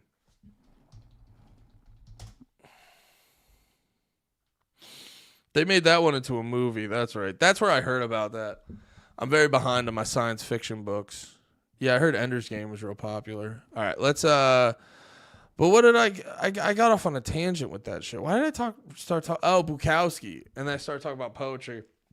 Yeah, I do kind of want to check out Bukowski's poetry book. I think that would be interesting because the dude did write every goddamn day of his fucking life and shit like that. So I'm sure. And you know what's funny? I actually got introduced to Bukowski through Modest Mouse and the Wonder Years. What's this book you just sent me? Soldier Boys? Dean Hughes? Did he write a lot? Did Dean Hughes write a lot of war novels? Because that name is very familiar. Sorry, I have it right here. That name is very familiar. Because I could be wrong, but there was a book of his. I remember it was one of the first books when I was in I read books occasionally my whole life, but I remember it was the first time I got really excited about a book. I found this war book in the library in middle school, and it it was just action packed and had a lot of cursing. So I ended it had a lot of cursing and shit, so I was like, let's fucking go.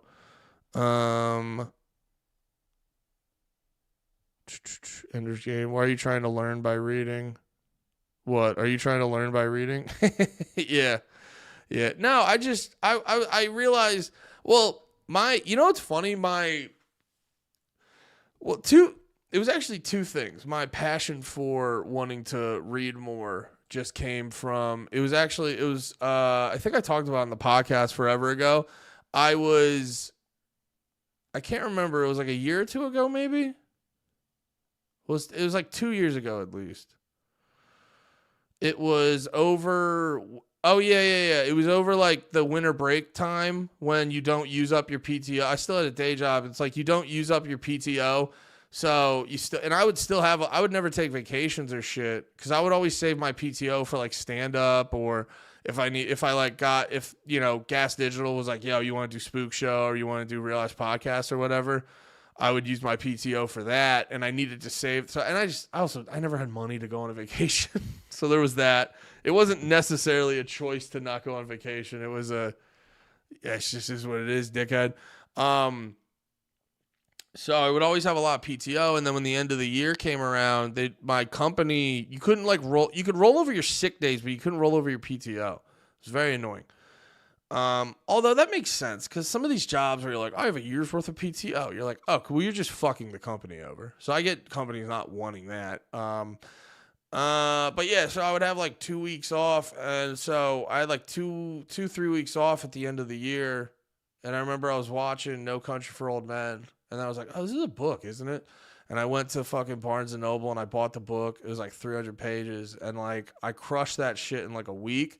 And I remember telling Nate about it. And we were just wow, you might be the smartest guy ever. That's crazy you did that. And I'm that shouldn't have been crazy. And and I think there is an element of I'm overly critical of myself. I think I should be this top level on all the shit, which is just unrealistic. I've always been overly critical of myself with stuff like that. But I remember that feeling of it didn't feel good that was impressive that with nothing to do every day, I finished No Country for Old Men in a week. I'm that should have been 3-4 days tops. So, and I could be being overly critical, but whatever. It is what it is. That's how you get better at shit. And so that, I was yeah, I need to get fucking better at reading. And then also too, and then mix that with, I'm always just trying to watch a new thing so I have more shit to be funny about. A lot of it really just comes, and then I started developing an enjoyment of reading, but a lot of it really just comes back to podcasting and doing, this is talking into a microphone is my favorite shit. So the more pop culture shit I know, the more books I read, because also too, reading, if you really like just sit down and focus and read, you really get a lot more, it's like you absorb a lot more knowledge than any of those other things. So yeah, I think at the root of it, it just was like, well, because I remember I realized I was listening. I'm a big J fan. He's like one of my top 5 probably. No, he definitely is. He's like definitely top 4. Because him and Patrice are the way I figured out how to do crowd work. And then I would listen to Legion of Skanks a bunch, and I would like listen. I'd be like, why is Jay like? It was never enough for me to be like, wow, Big J's so funny. I go, no, why specifically is he funny? And I remember a huge part of it is, one, he just kind of lets himself go. He doesn't like overthink shit. He's very instinctual on shit.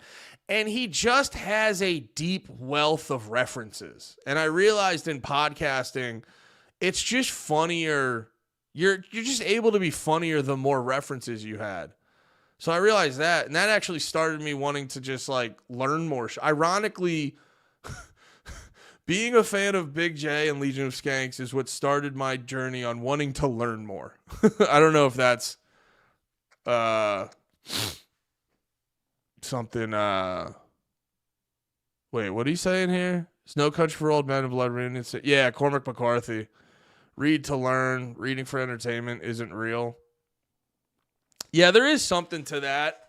I think there is like reading for entertainment, but it's like perfect example.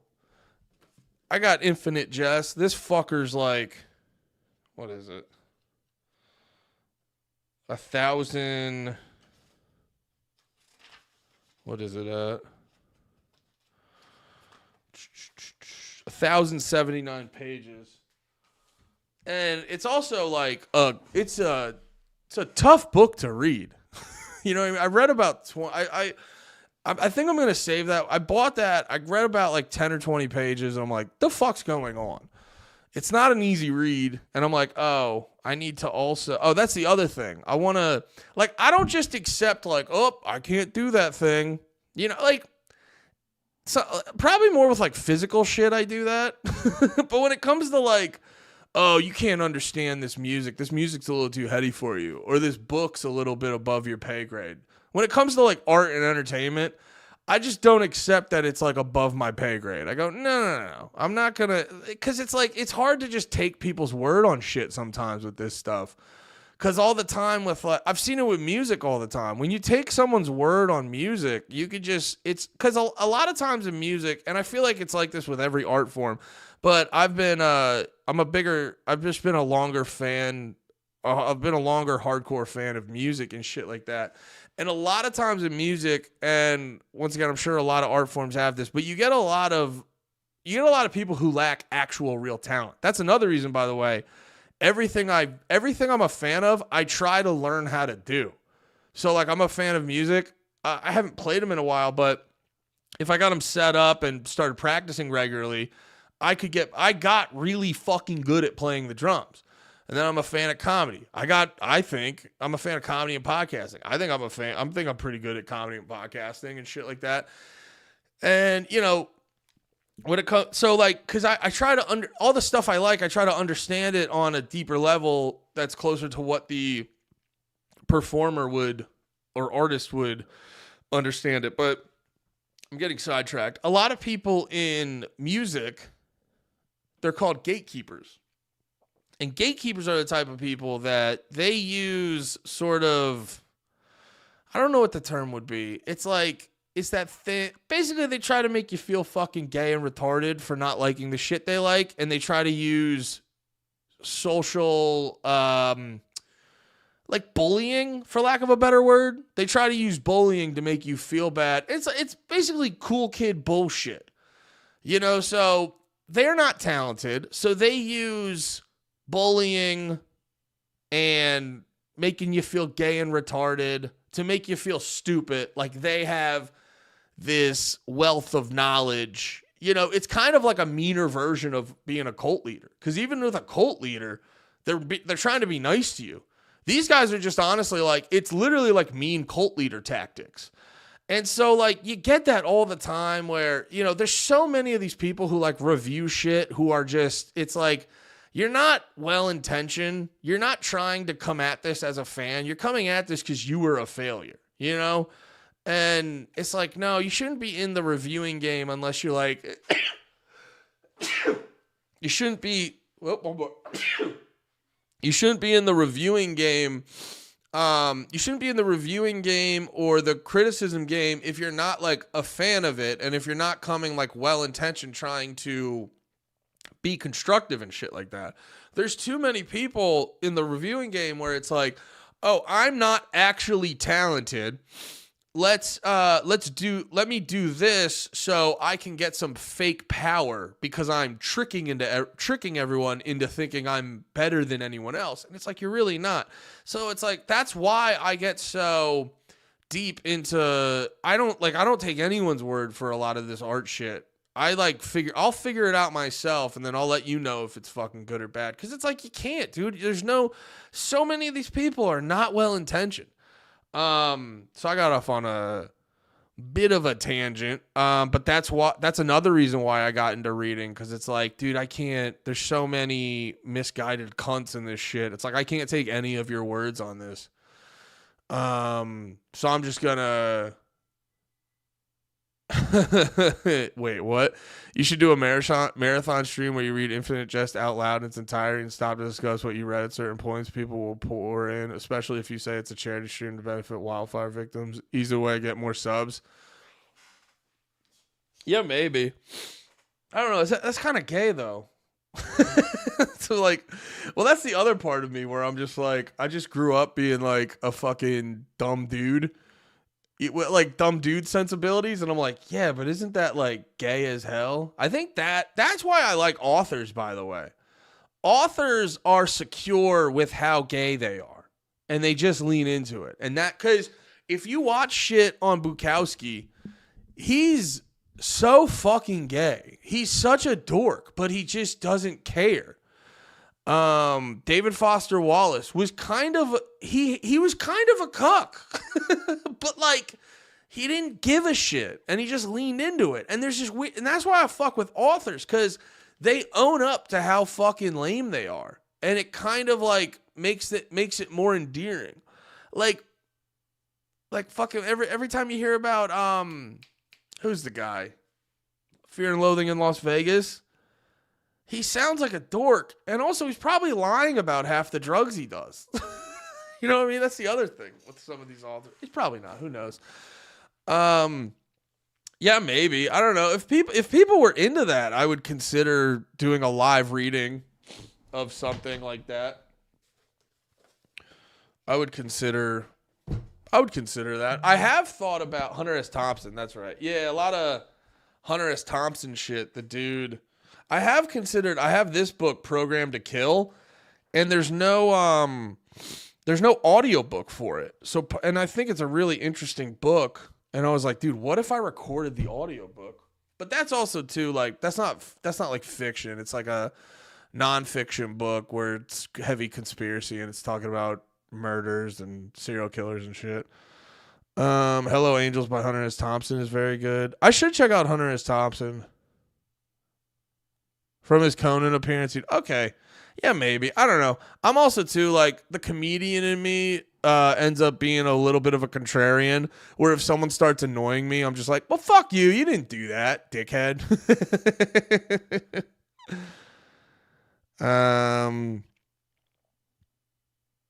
You can read for entertainment, but you're better off reading for what you need to learn. Infinite Jest is a meme. Author committed suicide. I have a nice library. Well, that's actually too why I wanted to get into more David Foster Wallace, because I really enjoy him in interviews. I think he was an incredibly interesting guy. And then he talks about, like, you know, his worldview and living authentic and how you're supposed to be. And then he ended up killing himself. So that adds like a really interesting layer to all of his work, where it almost makes you wonder, you're like, oh shit, was he wrong about everything? Or like, what happened? You know what I mean? I think it adds a very interesting layer to all that shit. Legally Insane. I read a bad Hunter. Well, maybe I'll go check out some Hunter S. Thompson. Fear and Loathing on the Campaign Trail. Is that his like writings? Obviously writings. What am I saying? Is that Fear and Loathing on the Campaign Trail? Is that like, because didn't he work for Rolling Stone or some shit? Yeah. I really want to finish. Dude, I don't let myself not finish things. I really want to finish Pulp just to get it out of here. Same thing with like Dune. The 2 books I'm finishing are Pulp and Dune. Yeah, maybe I pick up some Hunter S. Thompson. Damn, that dude did write a lot. Yeah, I'm probably just being a hater on Hunter S. Thompson. That's fine. At least I'm honest. That's what people say, right? At least I'm honest. Allegedly a menace. Oh, that's the other thing I like in my authors. I don't like, I get happier when I find out authors were bad people. You know? I mean, I will say the Cormac McCarthy thing was a little rough. Now, I think he claimed, because he said his muse was this woman he met when she was 16, and I think he claimed he waited, but it was like some weird, you know, it was that one of those things where it was like it wasn't good, but it also wasn't as bad as the headline made it seem. It was like some shit where he met her when she was 16. She was in like abusive foster home, and he like helped her escape that. Not good, don't get me wrong. But you're like, yeah, it's not like, he's not like a pedophile how you're saying it. And also, I made the joke before. I haven't finished reading Blood Meridian. So, you know, I'm gonna defend him till I'm done with Blood Meridian. But no, like, even just saying you have a muse, you're like, oh, you're like they were talking about, shout out Lemon Party. That's why I love Lemon Party, is they're like, it's funny because they come off like normal dudes, but they'll also talk about all the same shit I fuck with, whether it be like books or movies or Jordan Peterson type people, shit like they all know about that shit, but they're also like normal bros who still say fag. Lemon Party rules. But yeah, that's what they were talking about with fucking Cormac McCarthy. They're like, he was a fucking, all these great authors are kind of fags. It's like, that's what you want in a good author, is a dude who's kind of a fag. Cuz that's how they let their guard down and write such good books. You know what I mean? Like, I'm trying to embrace the I'm trying to embrace the fag in me, guys. Okay, I'm gonna stop saying that. Twitch probably doesn't like that, but I'm trying to write more, and I realize like you have to embrace that to be a good writer, dude. They're all fags, and I mean that in a good way. I'm not saying like homosexual. I'm saying, Andy, this is a great stream. I love reading. I kind of love reading too. I also love the feeling of completing a book. Finishing a book is the best fit, because that to me was just like, when I was younger, I was like, books are gay. And then like my dad was a big reader and my brother was a big reader. And so I hold being able to like finish a book, even if I was like denying it for most of my life, just being like, you know, it's just because books were hard for me to get through. And also too, in my defense, I'm riddled with dumb guy ADHD. So I have to like trick my brain so I can focus on a book. I have to trick my brain into being like, okay, you have to finish this task, so blah, blah, blah. It's like I can't just, but also you're saying in here, which is making me feel good, you can't just like casually read. You know what I mean? You can't read for fun. You have to read for a purpose. So actually, maybe I'm figuring it out on my own. I'm just like locked in reading for a purpose. But yeah, I was just seeing someone about Hemingway. I have to read a paragraph like 20 times sometimes. You know, if I read a book, like I was reading it being like, okay, like I was reading this morning, and I just had to focus like, we're going to finish this. We are going to finish this. That's all I was focused on. You know, I was just like, we're going to finish this. Maybe we make a video, because I also can't do anything without making a video. It seems like Like I'm really bad at doing things for the sake of it. You know what I mean? I'm really bad at doing things for the sake of it. There always has to be a point to it. Which, if you really think about it, like, if you read a book, you're going to get something out of it. Even if it's a bad book, you're going to get something out of it. So there is always, like, a point to that kind of shit. But, yeah, my brain works in, like, videos and YouTube videos and fucking Instagram Reels and TikToks and shit like that. So, but it would be funny to have, like, I was thinking about last night, have Big Red's book club. We all just crush a book together. I think that would be funny. When I read, it's a movie in my head. If you're scanning words you aren't reading. So let me ask you this, because when I read, it is like I picture it, but it's not super vivid. I don't know what that is. That's why I'm a big fan. That's why I actually got into Bukowski's shit. And I kind of fuck with Cormac McCarthy's shit because it's heavy dialogue. You know what I mean? I can picture what I'm reading, but it's not overly vivid. So that's why I'm a big, I like dialogue heavy shit. Like, there are sometimes, like, especially with Dune would go through, like, a whole elaborate description. Dune would go through a whole elaborate description of someone's outfit or some shit like that, and then I would just be like, well, I'm going to forget that the second you're done. You know what I mean? And also, I don't know, I think sometimes writers kind of, like, jerk themselves off by just fucking overly explaining shit. I don't know. I personally don't need, like, every single it's like, give me enough detail to put me there. You don't have to, that's kind of more my thing. Because I want details, but it's like, figure out a way to put me there. Don't give me every fucking inch of that goddamn room. I just need enough, like, let me know what the vibe is. If you can give me a good vibe. I don't read. Can we go to the cringy racist video? Well, maybe get a book. Dope. Maybe start reading. We are going to finish the racist video. Don't worry.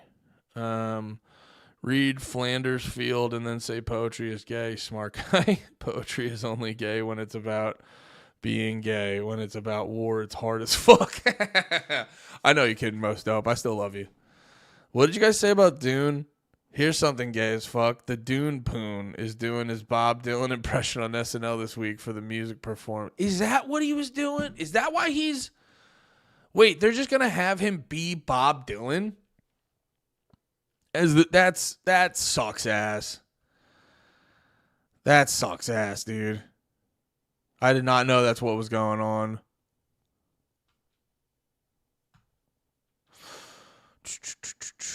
Tupac has a poetry book. Interesting. You know which book they published that made me uncomfortable? Kurt Cobain's diary.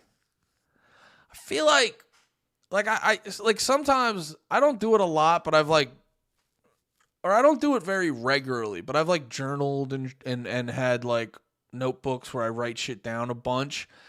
I gotta be honest, I guess if I'm dead, I don't care.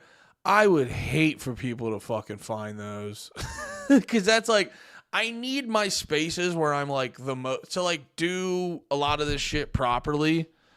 Like any sort of like artistic endeavor, you need your spaces where you're able to feel super vulnerable. That's why I actually identify with like Bukowski was like, I would just drink while I wrote. And I got to be honest, there's been times where like I've actually been a little drunk and I've like crushed a couple chapters of a book. Cause you're just like, it's where I'm drunk, but I'm not tired. And it's like, dude, I'm just relaxed, chilling and shit like that. So, you know, yeah, I get why, like I was trying to write last night and I was like thinking too much and it wasn't going well. And that's where I'm just like, dude, I respect Bukowski fucking crushing a 6-pack and a bottle of wine, just writing for hours. Dude, I had to do a book report one time, so I picked a book about John Wayne Gacy's court documents, and like it was very vivid of what he did to children. I couldn't finish the book. Yeah. I mean, in that shit, give me all that. We can learn about that, but like I don't know. It's like because I grew up a big Kurt Cobain fan, and like there was I watched a documentary where they kept showing shit from his journals, and I was like, I don't feel like I should see this. This feels dirtier.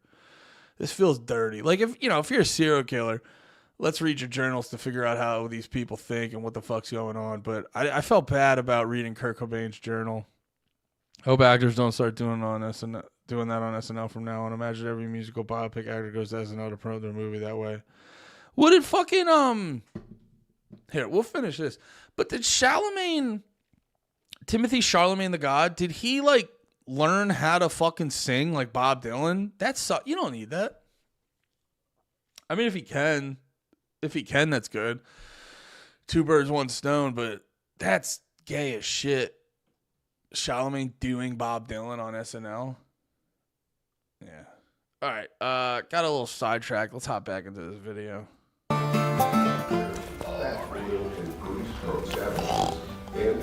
Can I make a comment? You'll all understand a little more about him in a few minutes. And let's see, I have a man here. Just all the old white people. DeMarcus Cousins. That's a good name. DeMarcus Cousins. How you doing, Mr. Mayor? What is DeMarcus?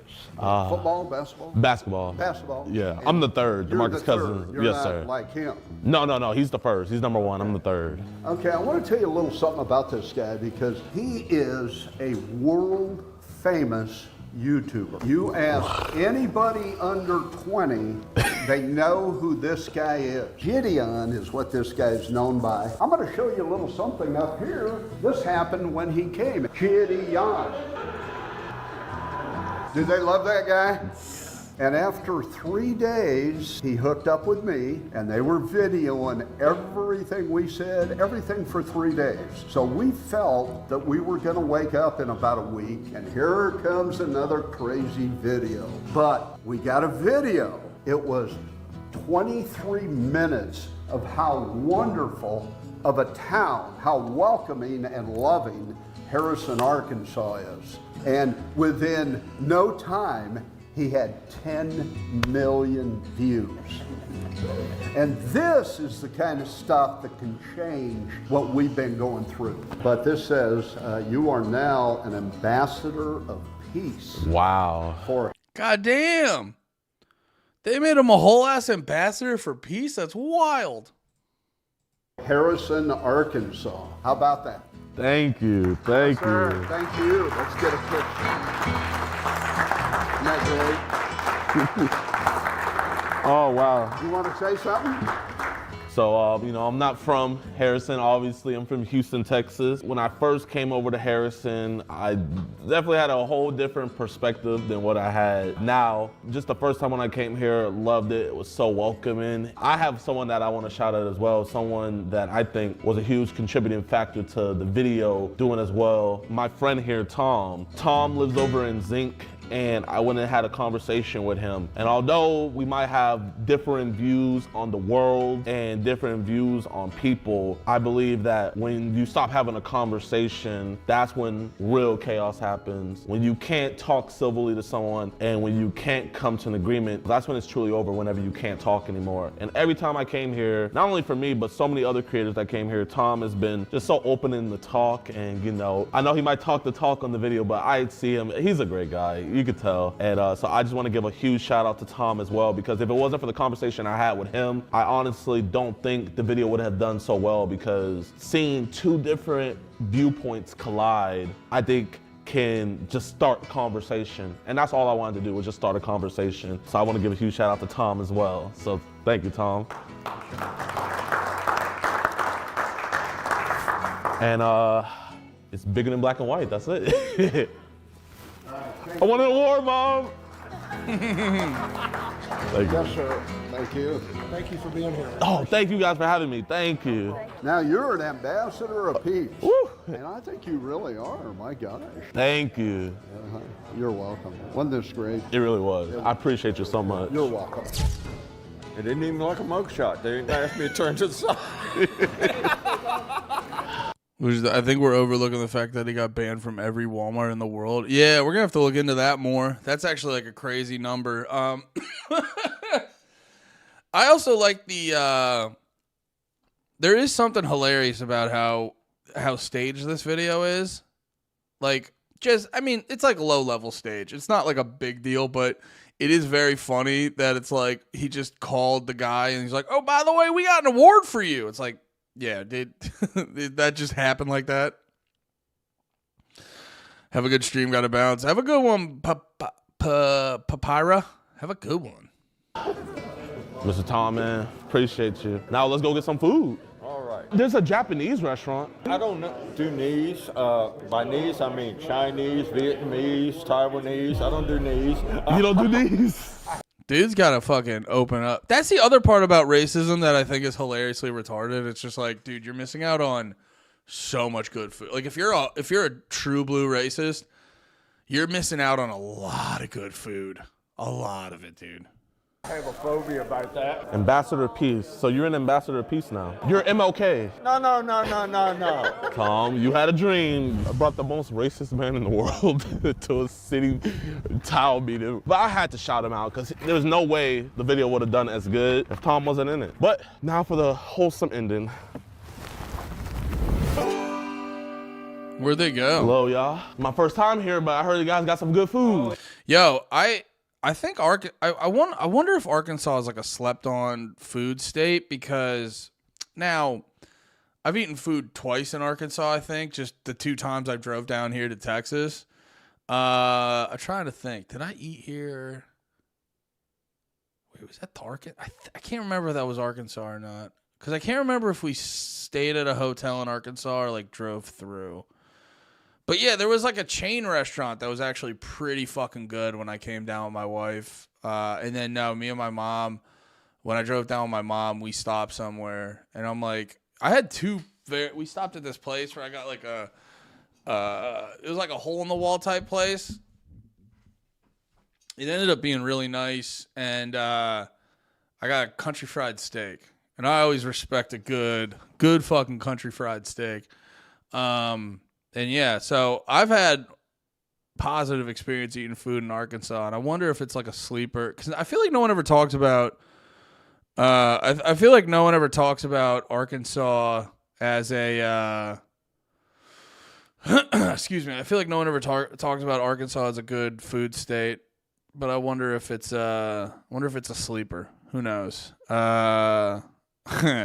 I think about moving to Austin to do comedy. I have no transportation here. Well, you're going to need to get a car first. Definitely going to need to start there. It's good. I'm trying to lose some pounds for the missus, so. I've noticed you've been getting comfortable since. I was hoping you didn't peep it. Wait. You better not be doing what I think you're doing. Bro, Eric, you might be the most racist man in the world. Do y'all have the same views? A lot of couples, they don't really have the same views, but they love each other nonetheless. I have some different kind of views and he does, yes, but we do not let it get in our way. Yeah, she realized I'm right. How did you guys meet? When I was 11 years old, I told my mom and dad that I would never get married. We were talking about me being alone, and he looked across the road at Tom, and he says, "No, you're not going to be alone." And then it was about 2 months later, he had a heart attack, and he died. Tom and my nephews tried to save him, but it didn't work. Every day after that, Tom would come from the fire department, check on me every morning, and check on me before I went to sleep. It just led on to something else. But she also came to rescue me later on. Really? What happened with you? I suffered a severe bout of exertional heat stroke. I couldn't have called for help, but she came over and checked on me. So y'all both saved each other? She kept me fed and hydrated. So this was meant to be. And I have been happy with him more than I have in all of my life. Y'all got me wanting to go home and marry my girl right now. Honey, you need to make as many happy memories with her as you can. How would you say your wife has changed, not only just like your physical life, but your outlook on life? The most drastic is I will now take some precautions. I will now not rush into a burning building without backup. I will act like a reasonable person. You knock some sense into him. I'd like to knock some more into him. No, I'd still do it, except it would harm her if I got myself hurt. She's also made me happier, given me a reason to live beyond just the fight I'm in. And what's that fight that you think you're in? Fight for my race, the white race. Everyone says you're a racist or you're a neo-Nazi. I call myself pro-white. I can't solve everybody's problem, but maybe problems I'm most familiar with, white problems. If I say the wrong thing, such as I'm for my race, the white race, and I want a future for white children, the police will show up on my doorstep. Maybe. And I might go to jail. Oh, do you want dessert? I am too big for some dessert. What do y'all want? I always eat chocolate ice cream if they have it. Oh, chocolate? Vanilla, dark vanilla. Yes, dark vanilla. Caught you in 4K eating that chocolate ice cream. Oh, Lord. There's no vanilla in that. You want to integrate this, but you don't want to integrate schools. You realize that integration was done at bayonet point. That's how unpopular it was. I never see you go down some vanilla ice cream like that. That's so funny. It'd be like Superman. Wait, what are you wearing? It's okay to be, whoa! I didn't even see this all day. Oh, tell them the joke you told me earlier. Do the black power thing and I'll do the white power. Paper beats rock. It's a good joke. It's a like. That's funny. It's Tom a is solid hilarious. joke. Wait. Here, you stay here real quick. You Like stay here? structurally, Reverse it's very structurally sound joke. You guys have no idea. This is one of the most fun days I've ever had in my life. If you didn't like it, he wouldn't come here and live with you tonight. I know. Now, if it was Pootie, I don't think we would come. What? I thought him and Pootie were closer. No, he's more closer to you than he is to Pootie.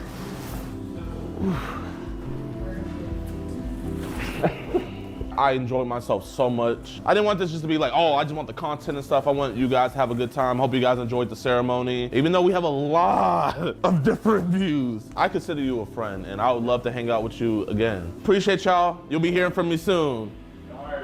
This was probably one of the best filming sessions I've ever had in my life. I think this is better than our first Harrison, Arkansas video. So if you guys can, please hit the like button, subscribe, share. Hell yeah. I'll give you a like, brother. Like button. There you go. What other shit does he have? We don't have to watch a whole ass another one, but he came to me with such that rules. Getting a haircut during NBA game. Oh, is that him? I feel like I remember that. Racist Town. Twitch banned me, so I snuck into TwitchCon. White is right. Interesting. I'll have to watch more of this guy's shit. That was good. That was entertaining. Yeah. Don't be racist. But also, maybe a racist guy is just a complex, sad dude. Who knows? People are like onions. All right, I have to go to the bathroom. I'll be right back. That's interesting.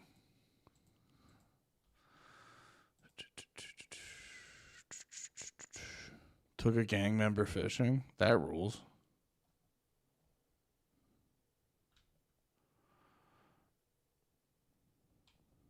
Here, watch Channel 5 There News. was no help. Watch Channel 5 News for a minute. No fire department. Not in our area. We didn't see one until now that they're coming by. On the flip side of that, I can sit there and say, well, you need to do something about the homeless encampments. A lot of the fires lately, especially in California, are the homeless. You also the mismanagement of the forest. It's just a situation like this. You had the Palisade fire start, and then you had this one start. You're stretching the resources. The firefighters, they're stretched thin up here. They've helped as much as they could. But you're really not going to stop when fire like this. Bro, I've never seen anything like this. It feels like literally like an apocalypse. This is my old elementary, engulfed in flames right by my mom's house. Yeah, bro, everything's just going to shit right now. We were here for over 40 years. Now it's all gone. Just seeing stuff like this just brings me to tears, bro. I just had to go water down my homie's house, took his bird. Homie was just chilling. He left him there because he left him last night.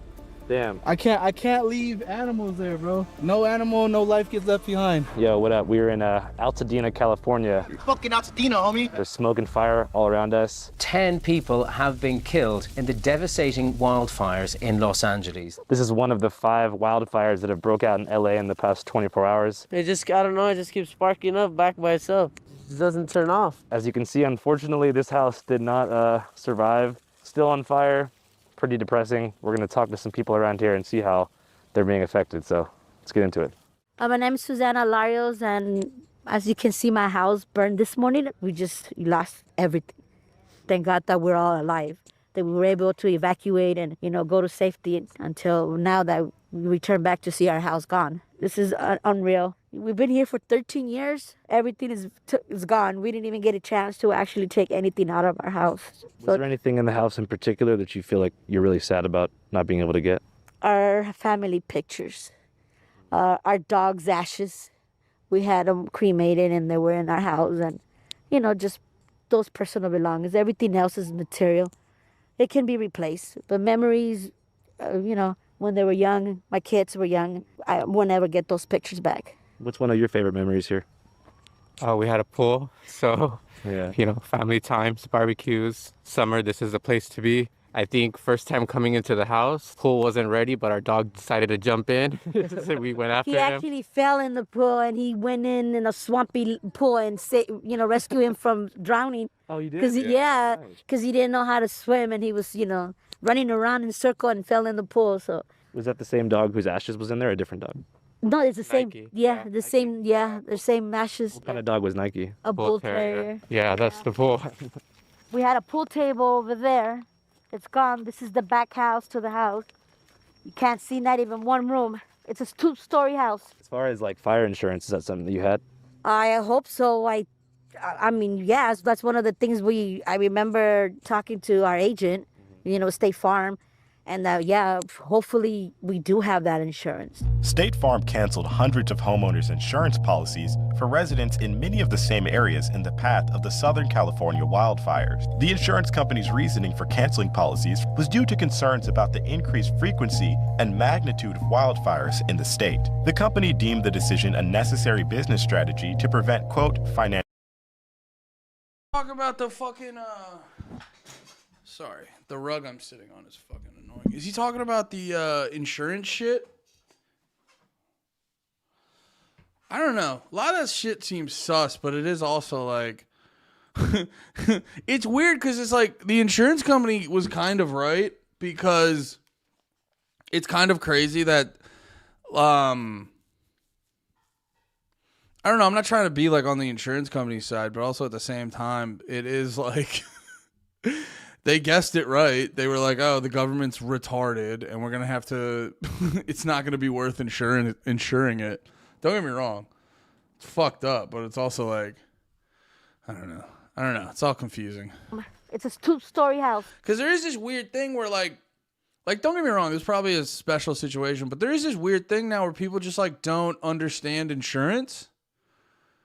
Where they'll just be like, oh no, I get, if something happens, then I get insurance. And then it's like insurance is, you get it way before you think you're going to need it as an insurance policy. Insurance is there if something happens. Now, a lot of times now insurance is going to be a bunch of fucks and try to avoid paying you out. So it's not, it's not like a perfect analogy, but at its core, insurance is a preemptive thing. Insurance is a thing you get in case, not when the bad thing happens. As far as like fire insurance, is that something that you had?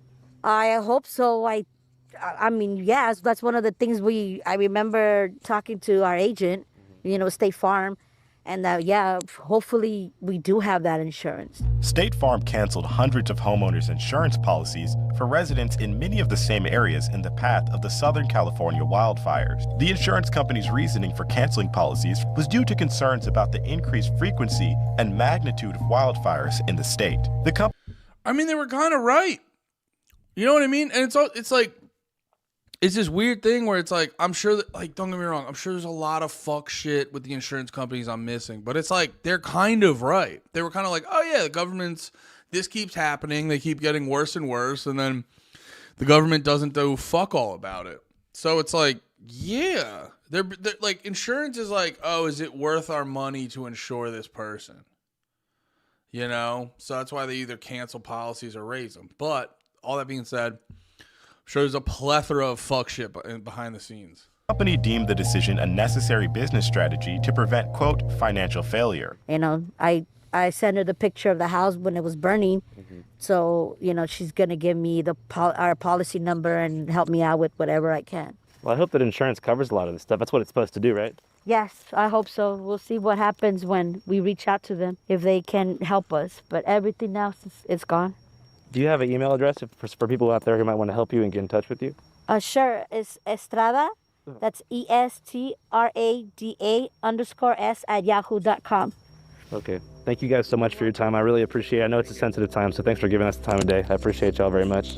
Unlike the Pacific Palisades area on the west side, an affluent area where many celebrities' homes unfortunately burnt down, Altadena is a diverse, working-class suburb located just north of Pasadena in the foothills of the Angeles National Forest. As we've seen, many in the area have been critical about the lack of fire department response. I'm actually really happy he's talking to these people, because every fucking news report I see about this shit, every fucking news report I see about this shit is like, you know, like, don't get me wrong, if you're worth $50 million and like you lose your home and all your shit, it still sucks ass. But it's this weird thing where you're like, it's one thing, like, this lady's fucked. She desperately needs people to like send her money and shit, and like she needs a miracle right now. It's like, you know, I saw some shit where there's like one rich lady was like, I was able to get a tile from our bathroom, and it's like, I just finished that, and it was so beautiful. And it's like, it just hits different when it's like, don't get me wrong, you're gonna have to spend a shit ton of money you weren't planning on spending this year, and that's probably gonna be a huge chunk of your income. But like, it hits different when the person crying on the news is like gonna be completely fine and is gonna be able to completely replace everything. It's like, this, you know, this may ruin the rest of this lady's life. You know what I'm saying? It's fucking crazy, man. And across the world, everybody seems to be pointing fingers at who to blame for the wildfires. However, many locals understand that the magnitude of these fires is unprecedented, and that firefighters and first responders are doing everything they can to keep the fire contained. And I think that's the balance you need to like remember with this shit. It's like, yeah, this was way bigger than normal, true. But also when you hear, we go like, sure, but I shouldn't be hearing reports that LA ran out of water and that they have I watched a video, dude, I wanted to show you guys this. This is fucking crazy. I think, I forget which channel I watched it on. Whether it was, I have like a bunch of YouTube channels and I'll just like watch thing. Okay, here we go.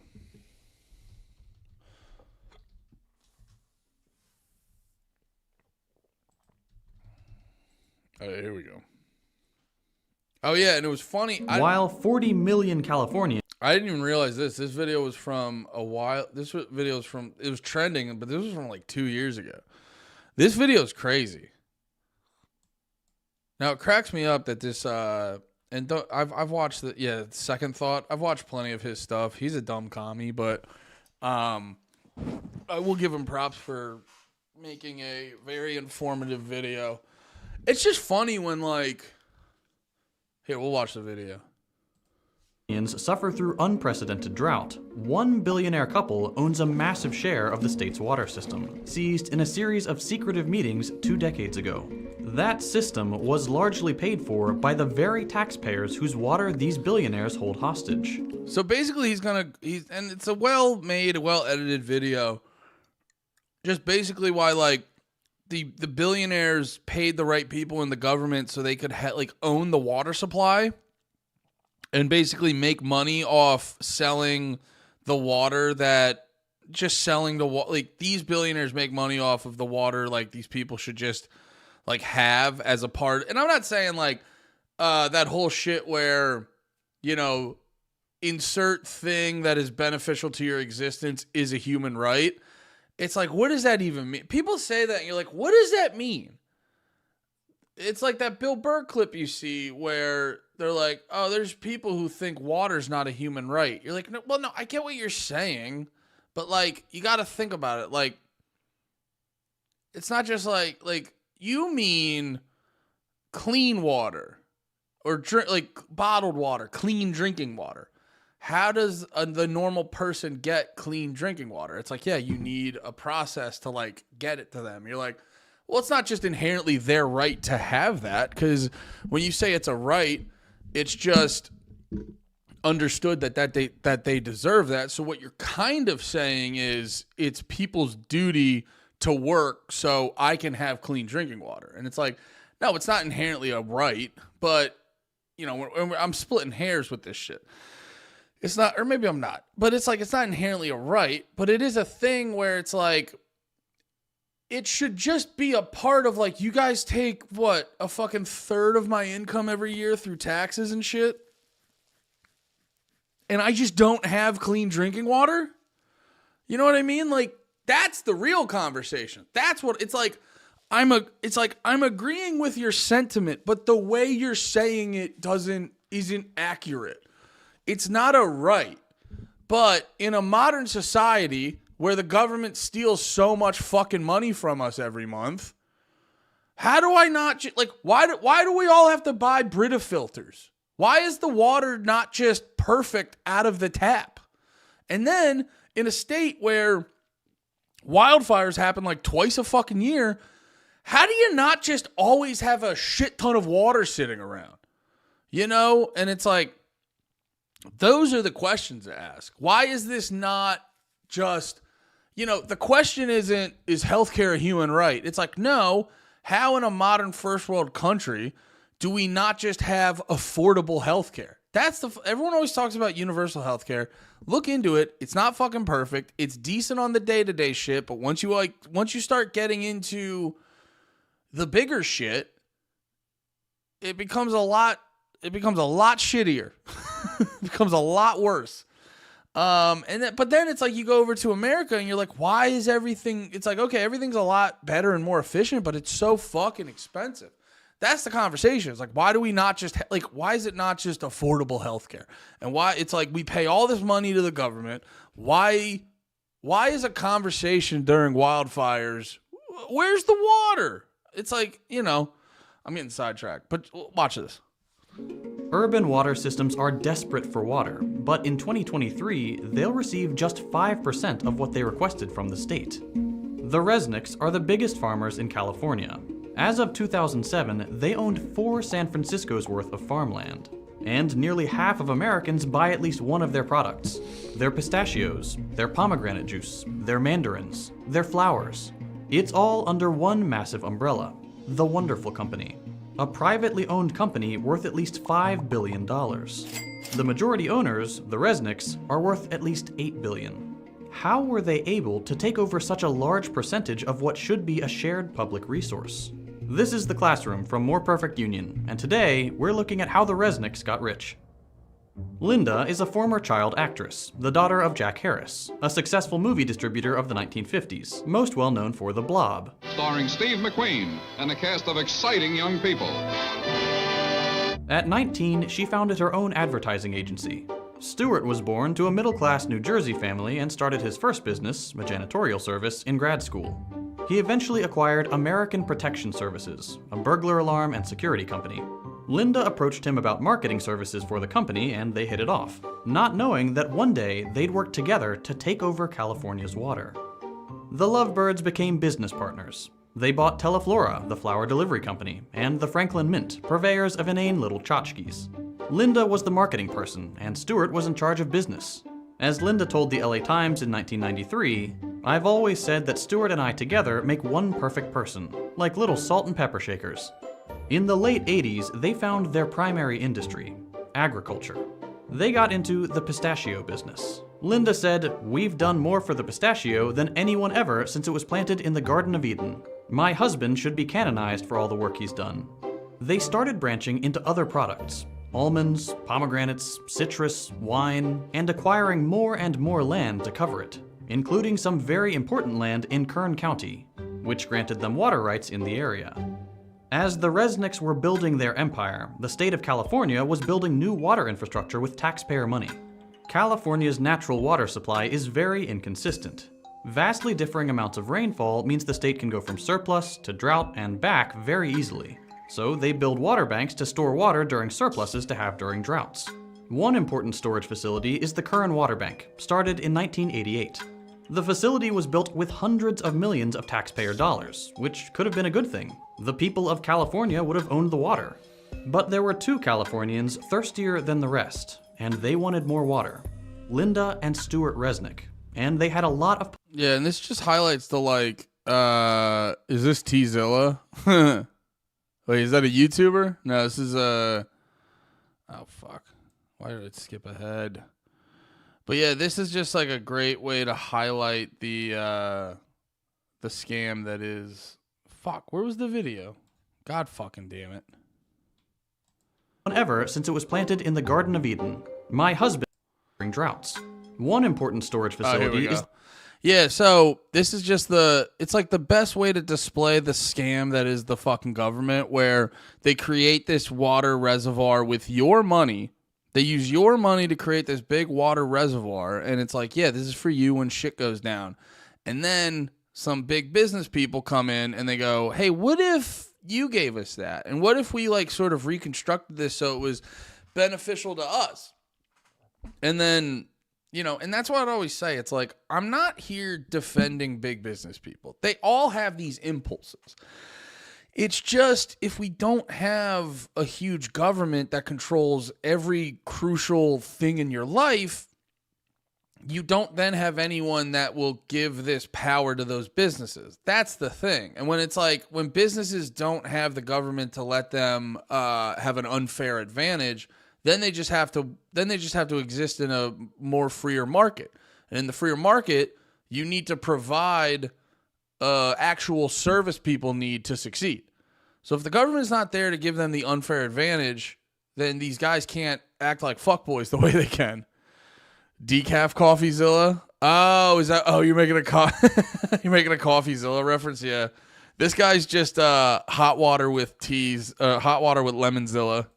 It's the Kern Water. Yeah, no, he's one of those fucking left-wing dudes who can't lift more than 40 pounds and he thinks he's better than everyone else. But he's, you know, his videos are engaging. I'll give him that. I've watched more than I'm proud to admit. Bank started in 1988. The facility was built with hundreds of millions of taxpayer dollars, which could have been a good thing. The people of California would have owned the water. But there were two Californians thirstier than the rest, and they wanted more water: Linda and Stuart Resnick, and they had a lot of political power. We'll get to that. In 1994, state water officials, water infrastructure contractors, and agricultural landowners with water rights arranged a secretive meeting at a resort in Monterey Bay, California. These groups, a mix of private companies and public agencies, rewrote California's water rules without any input from voters, taxpayers, or legislators. The new rules, called the Monterey Plus Agreement or the Monterey Amendments, were devastating for working Californians, and great for agriculture billionaires. The original code included urban preference, a long-standing rule that in times of drought, the state water board would give urban areas, where people live, access to water supplies before agricultural interests. Monterey axed that. That means that in times of drought, the water systems for normal Californians would have to buy water from private companies, because they weren't getting it from the state. The new agreement also loosened regulations on paper water. That's water that doesn't necessarily exist anywhere but on paper. The full quantities of water that providers could have, but don't actually need to have. Today, 5 times as much water has been promised and sold as actually exists. And importantly, the meeting changed ownership of the Kern Water Bank. What once belonged to the state was transferred to a few private water contractors, one of which was Westside Mutual, a wholly owned subsidiary of Wonderful Foods. The wonderful employee who runs Westside, Bill Phillimore, is the chairman of the public organization that manages the Kern Water Bank. Boom. One secret meeting, and the Resnicks owned nearly 60% of an important California water resource, built with hundreds of millions of dollars in taxpayer money. The new ownership, combined with the... Yeah, it's insane. You know what I mean? It's insane. It's the same thing with like... Well, I'm sure there's like some bullshit where, like, whenever they do a sports stadium, I'd love to look into how the money works out in that. It's all a fucking scam, dude. All this shit is just a fucking scam. Shit, my shirt's flopping over my titties. But no, I'm thinking about it more, and it's like, all this shit's like a fucking scam. They just use taxpayer dollars to help out businesses. You know, they use taxpayer dollars to make a water reservoir, and then they just sell it to private business owners? It's fucking insane. You know? It's like, what do they do? What do they do? I gotta look into it more, but like, what do they do with sports stadiums? Because it's like, they use a shit ton of taxpayer dollars and give those people tax cuts, and they say it's like, you know, it'll like revitalize yeah, there's a lot of money, but it's like, how much is that staying into the community? How much is that going back into like revitalizing community shit? It's like, oh, what? You're paying a couple hundred people at the stadium minimum wage? Okay. And then it's like, yeah, a lot of that money, and I guess, you know, it goes to players, but it's like, dude, half those players are going to leave the state in a couple years anyway. And then a lot of it's going into the people who own the place, which, you know, how much of that's going back into the community? Probably going into more, I don't know. It's hard to tell. But then it's like, how much of that is getting kicked back to the government, which is then going to get like kicked back to paying salaries or helping their friends? It's just like, dude, it's normal people are fronting the bill and not really getting a huge kickback for, I don't know. It's all a fucking scam. Rules on paper and surplus water meant that during times of drought, the Resnicks could sell Kern water back to the state water systems. They took Californian taxpayers' water and sold it back to them, both literally as the water supply and also to grow expensive food like gourmet pistachios and pomegranate juice. They converted the people's water into products many can't afford. And that's just one water bank. The Resnicks also have control of other water boards and have been sued for directing more water towards their properties. So how do they get away with this Chinatown-level chicanery? Gonna be a lot of irate citizens when they find out that they're paying for water that they're not gonna get. With philanthropy. The Resnicks donate millions of dollars to politicians and research institutions, which help them secure control over water systems, and even get more water and more taxpayer funding. One important project is the proposed California Delta Tunnel, a taxpayer-funded project which would send water from Northern California to Central, where the Resnicks farms are. They've spent hundreds of thousands of dollars on state and federal legislation and politicians who support the tunnel project. But their favorite politician is Senator Dianne Feinstein. You come in here and you say it has to be my way or the highway. Chair of the Energy and Water Subcommittee. She's a close personal friend of the Resnicks, attending their holiday parties in Aspen and maintaining their financial interests. A quick look through the bills she sponsored shows several which would direct money to Kern-adjacent water projects. The Resnicks even ask her for things directly. When a pesky study about endangering salmon and shad fisheries threatened the Delta Tunnel, Stewart wrote a letter to Feinstein demanding a new study. She immediately forwarded it to the Obama administration, who agreed to spend $750,000 on a new study. It returned the same results as the first one. Can't buy science. But the Resnicks have tried. They are among the top donors to the University of California system, with their donations focusing on agricultural and ecological studies. The Resnicks have basically bought entire departments who put out studies on how water systems should be managed, and where funding should go. That leads to even more federal and state taxpayer dollars being used to fix up what the Resnicks profit off of. This is all bad for California, even in a capitalistic sense. Agriculture uses 80% of California's water, but only represents 2% of its GDP. The Resnicks' water monopoly is just one way their quest for wealth hurts the rest of us. They allegedly lobby for increased tensions with Iran to keep embargoes on superior Iranian pistachios. Their giant crops lead to monocultures which kill important pollinators. They siphon taxpayer dollars into the company town charter schools they own, set up to train children to work for their farms. And of course, like any company of this size, they exploit their workers. We need to treat water for what it is: a necessary public resource, a human right, and something that shouldn't be owned by anyone. And work towards legislative change that stops people like the Resnick. Oh, dude, just to give all that and then to just be like, yeah, we just need to get the right people in there. It's always just hilarious to me. And and that's like the misunderstanding with these resources. It's like, yeah, water shouldn't be owned by anyone. And you're like, yeah. No, I know. I mean, if the water's on your property, but also too, like, you need to understand there needs to be a delivery system of the water. So it's like, okay, let's get the government to do it. Well, if they do some shady shit, which they fucking did, there's zero repercussions. You know what I mean? Oh, you'll vote him out. Yeah, in a couple years, and then the new guy will just do some new fuck shit. And it's like, yeah, there's no repercussions. You know what I mean? Like, yeah, so it's just like, no, why don't you just get the people who are fucking you out of there, and then, you know, you get people with incentives to do a good job, which in this situation is more a private business not getting. Here's the distinction. It's a private business not getting an unfair advantage given to them by the government is going to do a better job in that situation.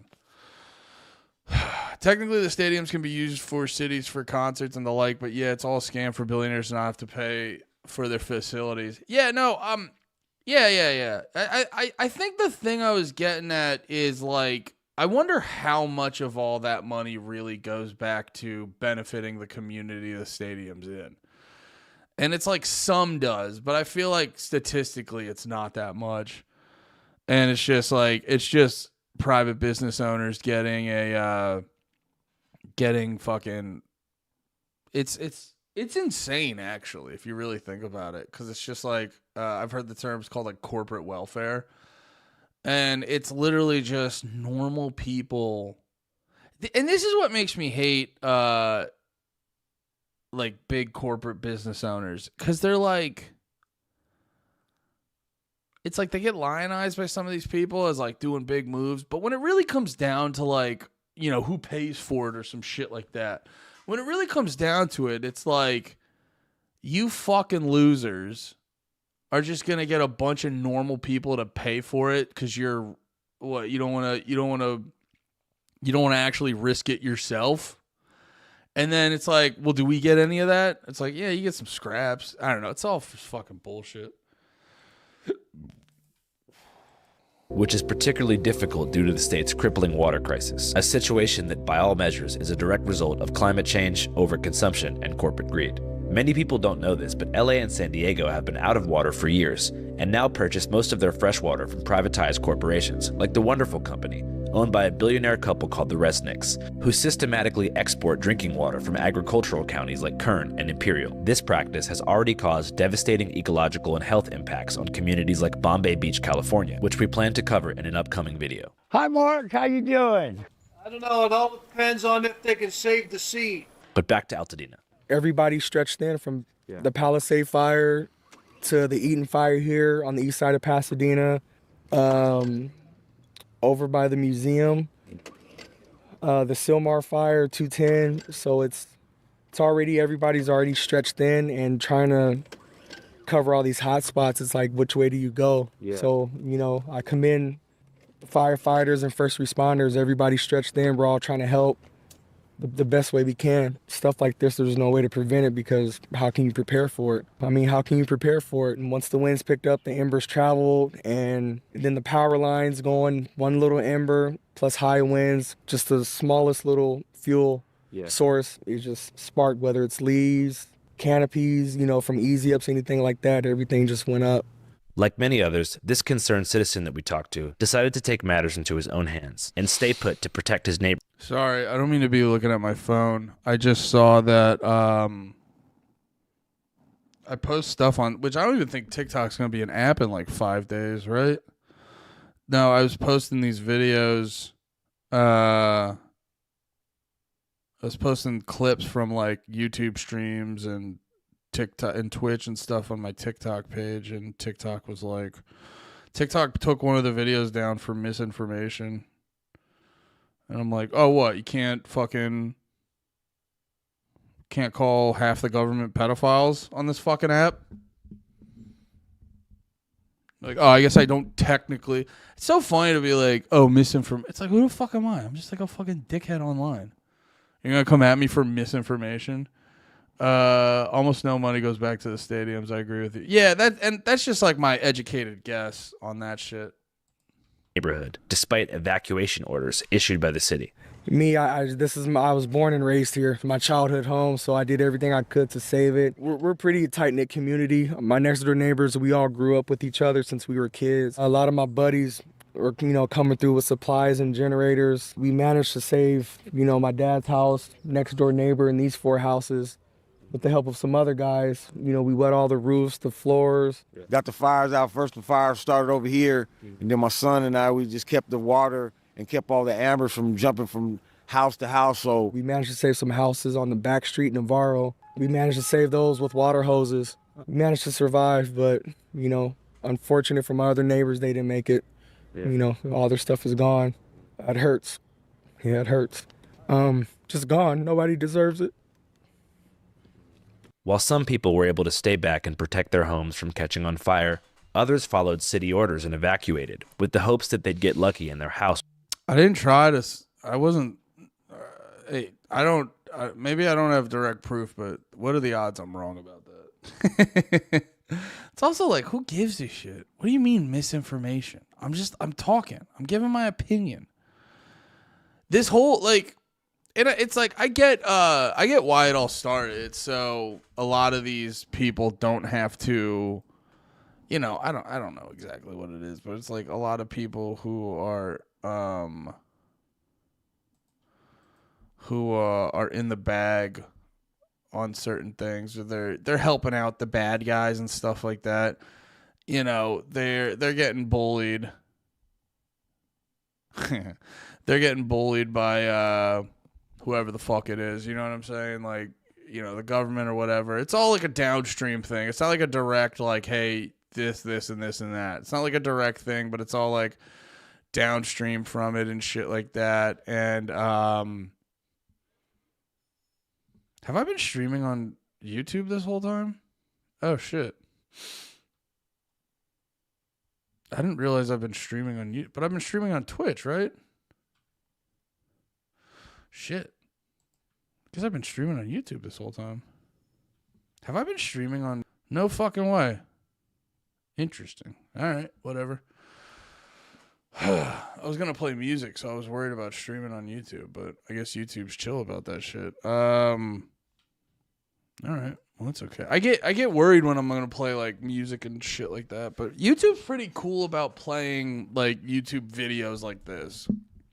It's a lot of times with like music and shit they get lame about, but anyway, yeah, I am trying to stream more on YouTube and shit in general, but yeah, the misinformation thing is just funny to me because it's like it's okay if people are wrong. It's one thing if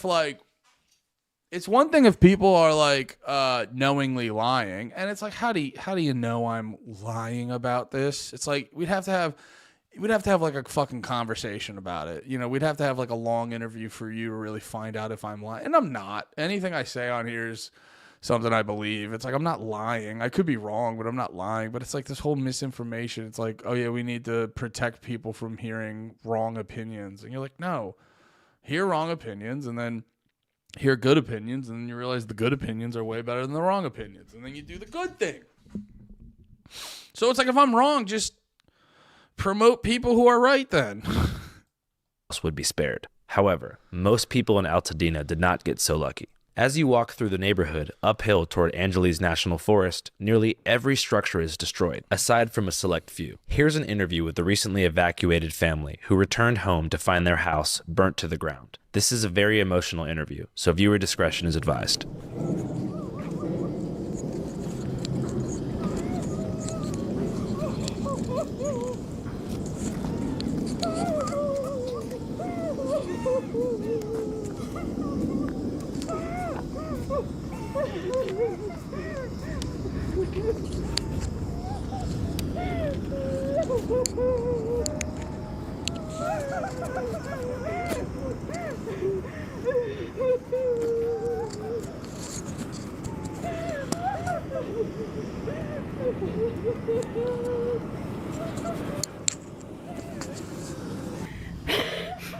Is this your house? Yeah. We were here for over 40 years. Now it's all gone. It's crazy. I love all the shit you make, Andrew Callahan. Get a regular mic. This whole fucking like, it's so funny. Like the little doing the cutesy little tiny mic thing, and then when you're actually in like a very emotional situation, you're like, the tiny mic's kind of insane. It's actually kind of fucking insane.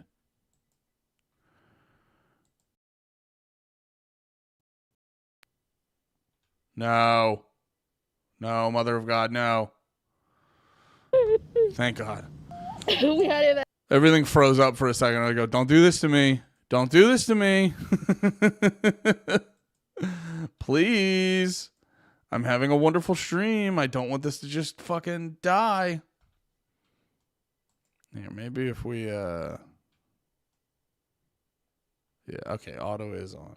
Cool. Evacuate early this morning about 3:30. There was we saw the fires, but we didn't think, that it was gonna reach this low. We were just able to leave with whatever we had on, and a little bit of clothes, but not really. We lost everything we had in the house. Sorry. Fuck. Okay, here we go. Sorry, I was looking for other articles to talk about. And I opened up this New York Post article, and I think all the extra little bullshit on it is making my computer run super slow. And I closed it. Okay. Pictures, memories, everything's gone. We don't know what we're gonna do now. So was it the embers coming from the mountain caused some of the houses? Yes, because last night it was about, 5 o'clock when we saw the fire, or a friend, her sister drove by Eden Canyon, and she took a video and she told us, but we didn't think anything of it until we started seeing that the fire started moving, quickly. But we didn't think, that it was going to come down this far, but we just got up and left around 3:30, 4 o'clock in the morning. So about 12 hours ago. Yeah. And the winds were really, really strong, and it was pitch black. So we panicked. So we just got whatever we could, because she has 2 little kids, my 2 little grandsons. We just got whatever we could, and we just left. What was the most important item you think was in the house? My parents passed away, so their pictures, her baby, her kids' pictures. But that's the least, of our problems. We got out alive and we're okay, Aside from that, do y'all have insurance or anything like that? No, we don't. We rented it. We didn't own the house, but we rented. But still, we lost everything. Oh, damn. It's actually probably better that you rented in this situation. Just from like a financial standpoint. You lost all your memories, and that's so fucking sad. But yeah, you're probably losing less.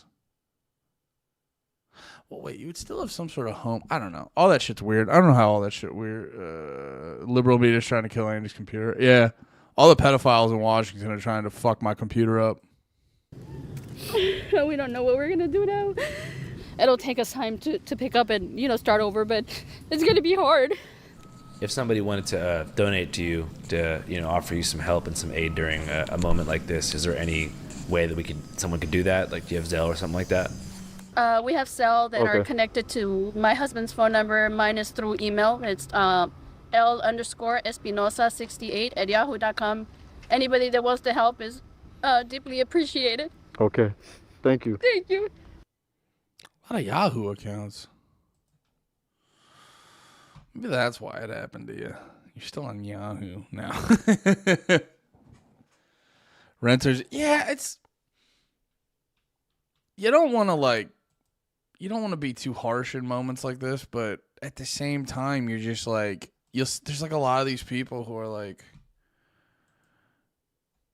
They'll be like, this is crazy, this is crazy. It's like, well, did you have insurance for the state you live in that catches on fire a bunch of times every year? And you're like, no, we didn't have any. And you're like, wow.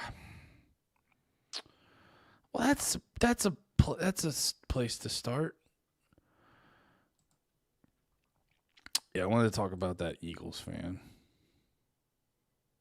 I wasn't gonna make the Yo, I hate being that guy.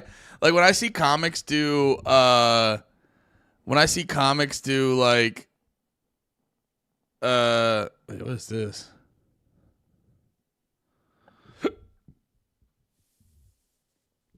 So they announced that Jey Uso is entering the Rumble only for him to challenge Gunther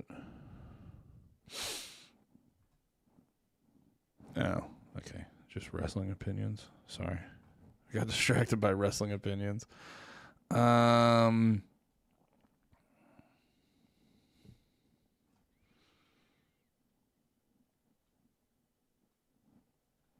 Damn, this is crazy. So I want to make a YouTube video and talk about this Eagles fan, because it's such a weird situation where you're like everyone's actually fucking gay in this situation.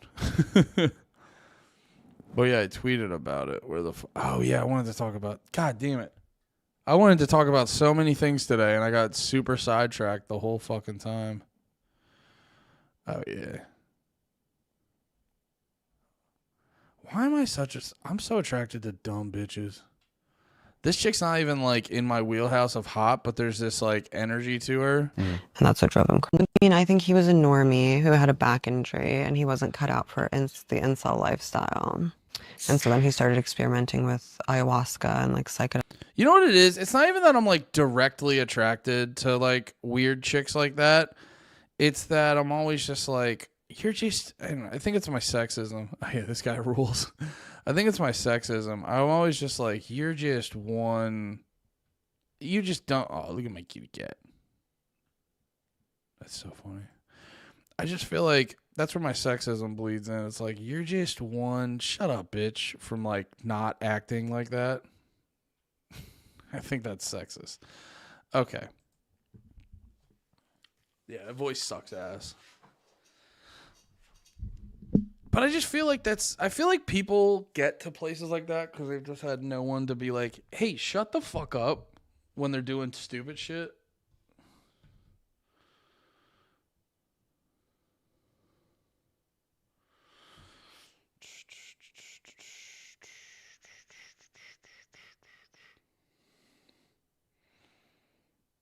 Okay.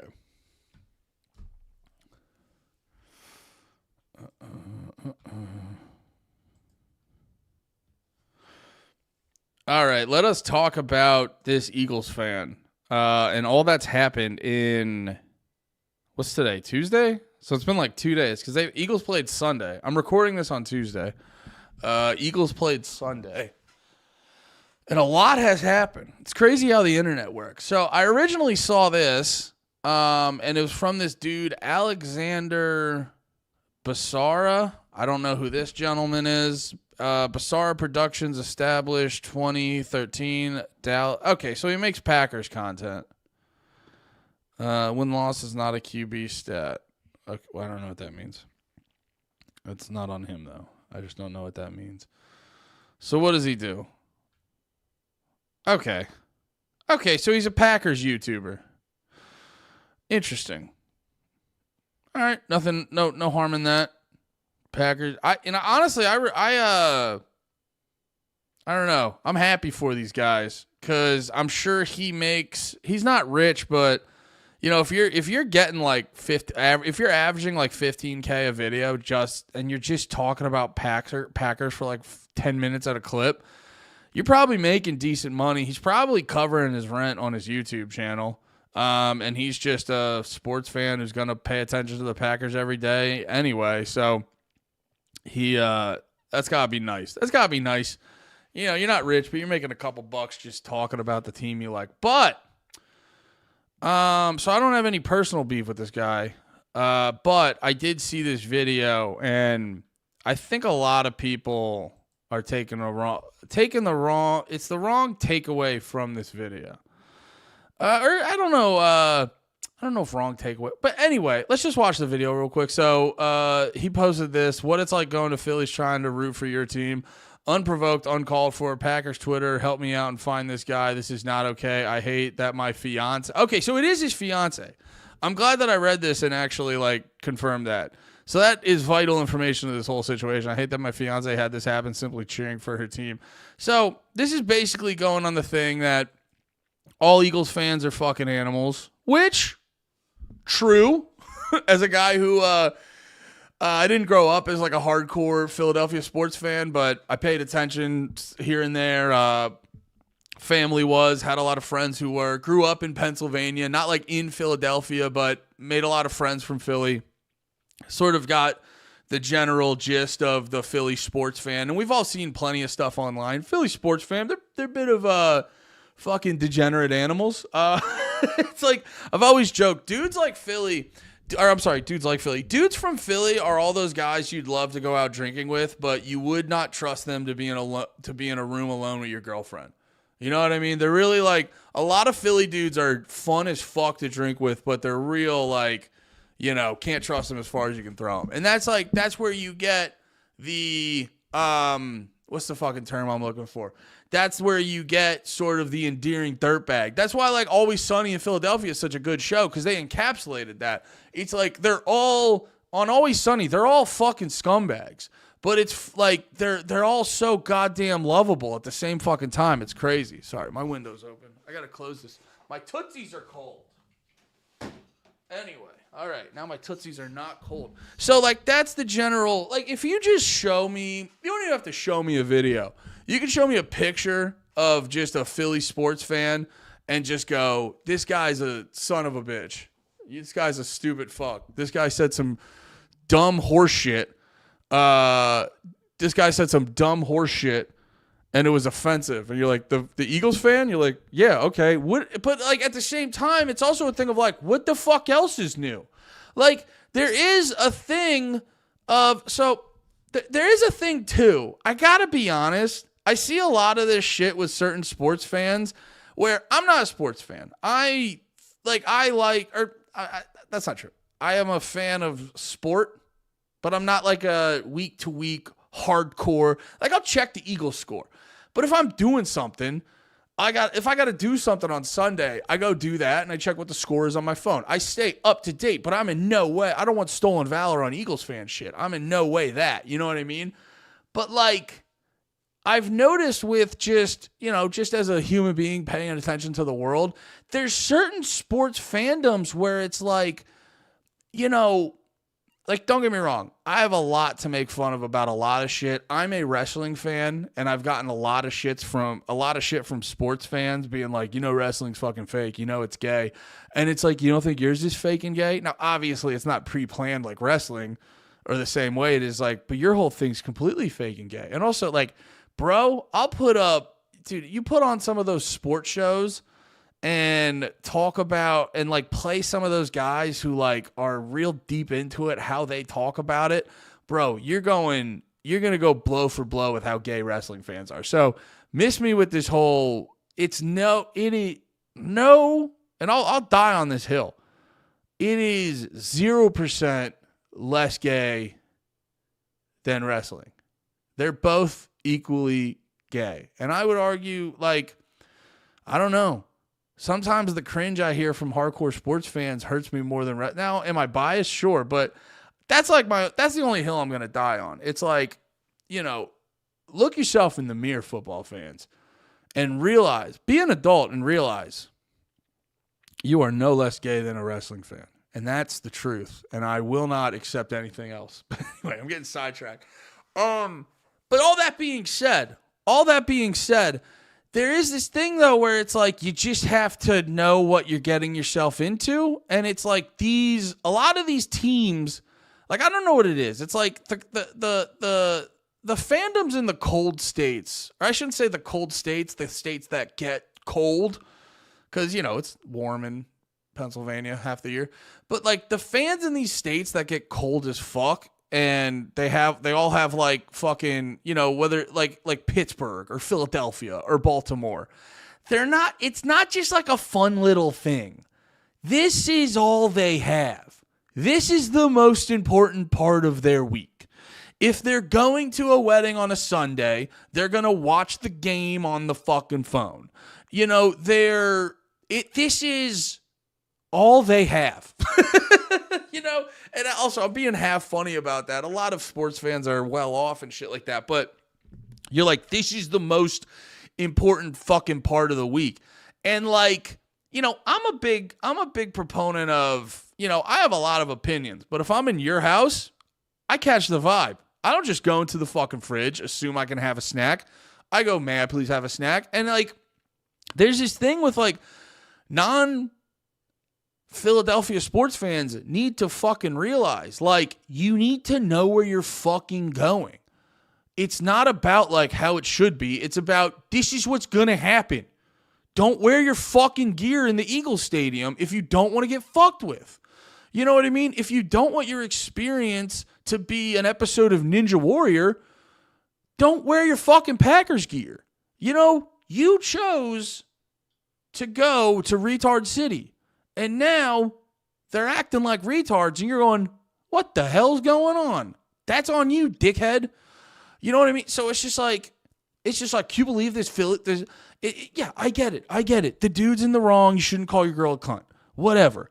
But if someone just told me, like, can you believe that this Eagles fan called a woman a cunt? You're like, yeah, that's what they do there. Have you never gone? Or I guess I've never gone, but like, have you never seen anything like that you're like, that's what happens there. So I'm sorry that happened to your wife, but like, you went into their house. You went into Retard City and expected fine dining. Fuck off. That's your fault, dude. That's your fault, dude. Now, the more appalling thing is like, I was watching this video and I didn't even like completely process what the dude said. And then he repeated it and subtitled it. And I go, oh, now I'm going to watch a fight. So let's just watch the video. And this is crazy.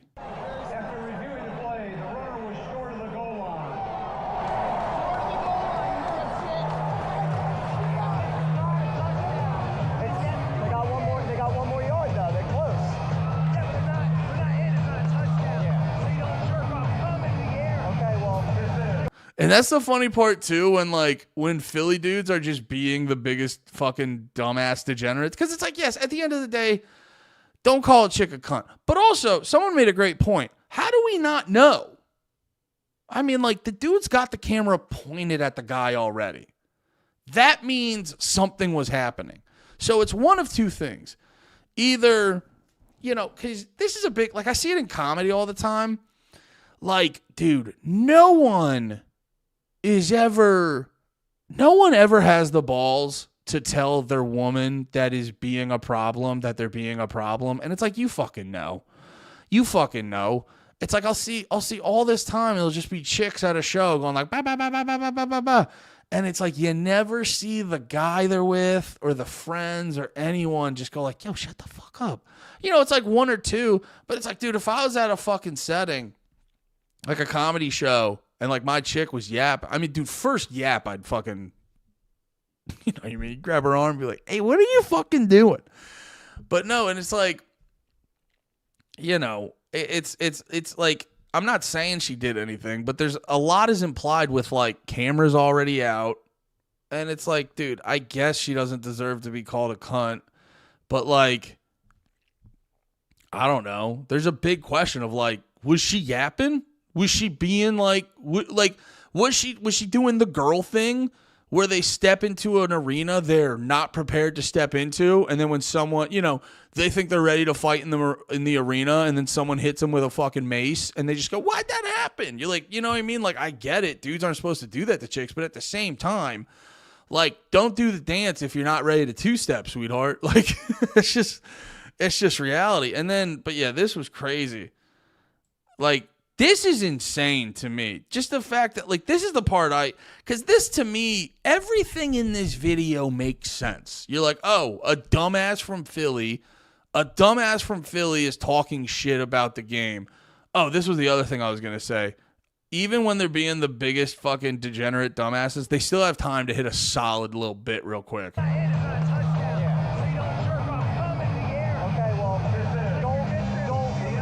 Yeah, so he was doing a little thing about jerk off cum in the air, but yeah, this is because here there's there's like two layers to this. It's like, yeah, I get it. You shouldn't call a lady a C word.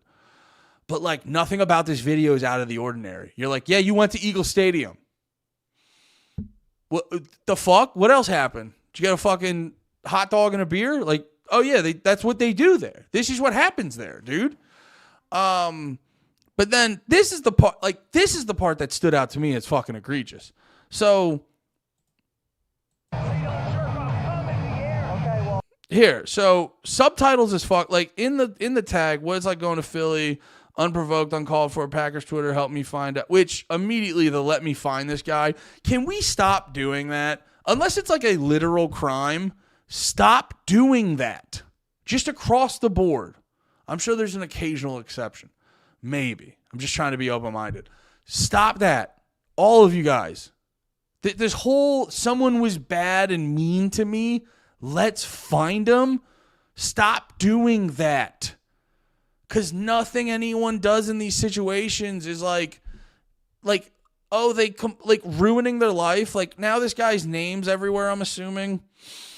I'm guessing. Yeah.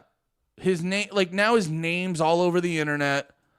You know, his name's all over the internet. Every time this guy tries to get a new job, this is going to pop up. It's going to be bad. Like, you're ruining this guy's life because you were a fucking pussy. And that's the other thing I'm getting to, where it's like, you know, this was the part that was crazy to me. For the fact that I saw subtitles, that implies a whole level of like, oh, this was, because this all feels very premeditated.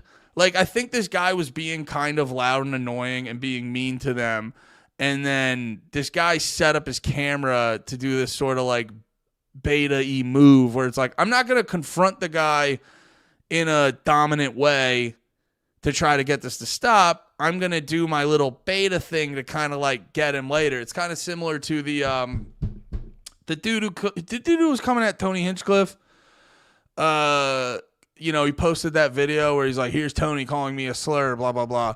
And it's like, he at no point went up to Tony and was like, hey, I didn't appreciate you doing that. He just waited till later to post it online so he can have other people do his dirty work because he doesn't have the balls to do it himself. That's what's going on right here. It's like, dude, that's why if you're worried about these things, don't go to fucking Eagle Stadium. Don't get the cheap seats either, dickhead.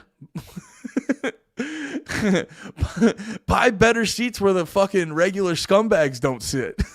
You dumbass.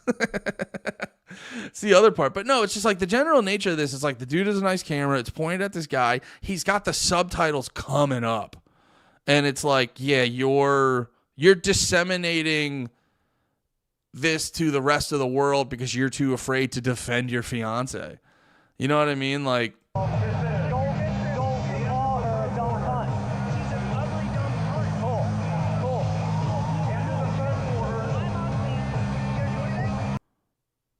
dude, and yeah, this guy's actually like, you know, this guy's a little, his blood's pumping a little because he's like, oh, I'm going to have to fight this guy because I just called his chick a dumb cunt. He literally goes, don't call her a dumb cunt. So he's acknowledging the guy called her a dumb cunt once. And then he goes, but she is an ugly, dumb cunt. And then he's just like, cool. And then he's literally shocked that he's like, you're not doing anything about this?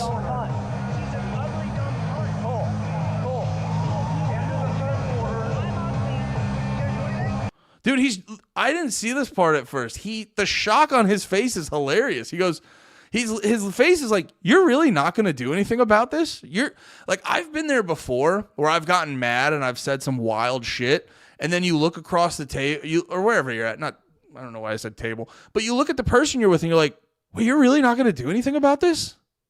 Really? You're just going to take that? It's actually crazy. You're just taking this from me. And then you feel bad.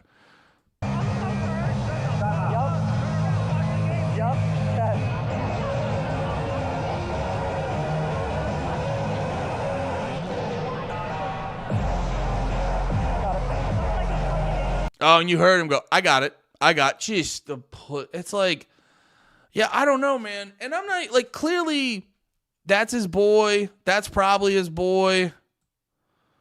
Yeah, it's like, this is probably his friend. That's probably his friend. This is probably his friend. Or that's him. What am I saying? I think he's friend. These two are probably his friends.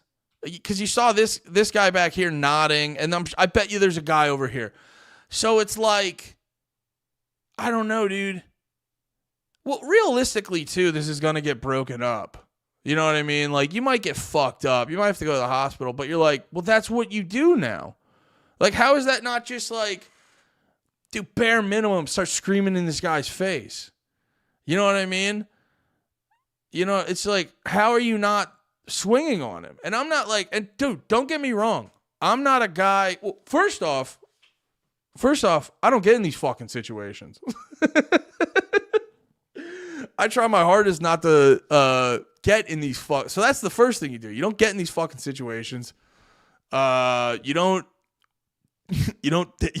try to marry a woman who's probably a little fucking mouthy at these shit, who can bite off more than she can chew.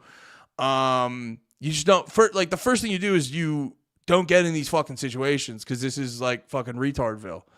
But also, if you're in this situation, you're like, you know, and I'm not a guy who's excited to fight people or anything like that, but you're just like, oh, you called her a cunt. Like, I'm bare minimum yelling at you and pushing you. Like, bare minimum. I'm trying to give this guy a little bit of a leeway on it. It's like, because that's the most egregious part. Is like, the most egregious part is like, I'm not watching a video of a dude hitting another dude. Because like, I was watching it. I'm like, okay, you're kind of a pussy, but at least you're going to fight him. And you're like, oh, he's not fighting him? That's insane. I was like, I've been there before where it gets a little heated with two dudes. And it's like, you know, I know who I can beat up and who I can't beat up. And it's like, and there's been certain times where I'm like yelling with a guy because he disrespected me. And you're just in your head, you're like, I pray to God he doesn't swing on me because I'm losing this fight. But you just can't. It's better to lose a fight. And like, I don't know. There's something weird about his chick. His chick is probably like dominant over him and kind of bosses him around. So stuff like this, she's probably not even thinking about him fighting. Stuff like this is probably, his chick is probably unbothered by this very beta behavior. But at the same time, I bet you, I'd put money on the fact that she kind of like bosses him around a lot of the time. But yeah, so you see this, you know, the takeaway to me is that like this guy is publicly being very proud that he's a pussy. But then I see this, and I thought this was a fucking lot. Trending, the Eagles have banned an Eagles fan from future games after video surfaces online of him yelling at Packers couple and calling the woman an ugly, dumb cunt, per Real D Gun. Big Dom reportedly identified the woman in the video, and Eagles will be sending the woman Packers gears an apology for the harassment. I mean, I get it from the Eagles standpoint. Like, they kind of, I guess they got to do that. You know what I mean? It kind of sucks ass. I don't know.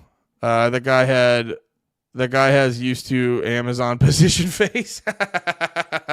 Yeah, he really does. Yeah, I guess that's what the Eagles have to do. I don't know. I think they could have just stayed away from it. You know? I don't know. I wonder what the vibe was online for people. Like, wait, let me go back to that dude's tweet. Yeah, it's just like that whole fucking video, just the whole like, got it. We're gonna have other people make it his problem. Just realize but dude, the whole fucking Packers Twitter, help me out and find this guy. Why? Because like, it's like, why? This is the kind of shit that's like so fucking lame to me. Is like, you guys just become like it's like, who the fuck are you? Guys become the morality police when it's like, dude, handle your problems. Don't go to Packers Twitter. Handle your problems. Psychotic behavior to me. Don't get me wrong, this guy still sucks ass, but like, this should be a video of you handling your own problems. Damn. Needs to be banned from Eagles. I'm sorry you had to Jesus Christ. If that were my wife, I'd probably be leaving in handcuffs. Switch seats with her might have been a smart move too, but hats off to you keeping... No, not hats off to you. Hats off. It was a tough situation surrounded by hostile people, including two of his buddies. One his brother. If I got physical, there was no good ending there. People are complaining about beers getting poured in the stands at Lambeau. Sorry this happened to you. You guys are so... I don't know. I'm not even like a Philly sports fan, but all this stuff... I am a Philly sports fan, but I'm not hardcore like a lot of these dudes. Like, I'm not going to be... And it's like, I'm not defending this guy, but like you... For lack of a better word, Alexander, which that's already brutal. Just being like publicly Alexander. Be Alex. That's crazy. But no, and I mean this just in an honest, polite way. Like, that's a video of you being a pussy. You know? And it's like, more people need to recognize that and to go like, I shouldn't have seen this. I should have just heard a story about a Packers fan fighting an Eagles fan. Should have never seen a video. Just should have, like, that's what should have happened. But, like, you know, it's just a video of you going, like, all right, everyone. I don't know. I wish I had better words for it, but it's just, like, the beta behavior of just, like, get them, everyone. You know, it's like some chick shit, dude. Not to be disrespectful to the ladies, but it's like some chick shit. It's like some vengeance. It's like, no, just settle it in that moment. Don't get vengeance later and like, it's on some shit. But here, this is like fucking crazy. Disgraced Eagles fan banned from stadium after, dude, he's not disgraced. Most Eagles fans are reading that going like, well, was she being a dumb cunt? Which, once again, too, it's pretty low grade to like, you know. Also, too, it does make you a pussy to like yell at a chick like that. But, you know, also, what was she doing before that? Ryan Caldwell, a disgraced Eagles fan who was captured on video heckling a female Packers fan, repeatedly calling her a dumb cunt during Sunday's wildcard game in Philadelphia, has been banned from all future events at Lincoln Financial Field. A source to the woman's fiance recorded it and did nothing about it. Filmed the entire altercation, which took place in the stands at Lincoln Financial Field ahead of the home team's 22-10 win over the Packers. Don't call her a dumb cunt. The woman has yet been identified, but didn't seem upset and pretended to cry. Wait, what? Oh, yeah, that thing. Caldwell. According to Internet Sleuths, Caldwell is a project. Well, and I will say this, by the way. Just, you know, if you are a retarded Eagles fan who can become a hothead, like, learn what cameras look like and realize, you know, if you strike the ire of the internet, it's really easy to look up your shit. So it's like, you know, I'm not saying it's good or bad. I'm just like, just be mindful of that. According to Internet Sleuths, Caldwell is a project manager at BCT Partners, a DEI-focused management consulting firm based in East Brunswick, New Jersey. Damn. That's where I used to live, kind of. That aims to harness the power of diversity, insights, and innovation to transform lives, accelerate equity, and create lasting change, according to its website. What did he do? The company released a statement on Monday saying it opened an internal investigation into the situation, did not name the employee involved. Management at BCT Partners had been made aware of a video circulating involving an employee making offensive remarks outside the workplace. The company said BCT Partners denounced this type of behavior. We take this matter extremely seriously as an organization that was always stood for inclusivity. The conduct displayed was completely unacceptable and stands in direct opposition to our company values. We've already begun a full investigation as an internal personal matter to determine that actions will be taken. We sincerely apologize to everyone affected by this behavior and remain committed to FOSS. Can we stop acting like anything that crazy fucking happened?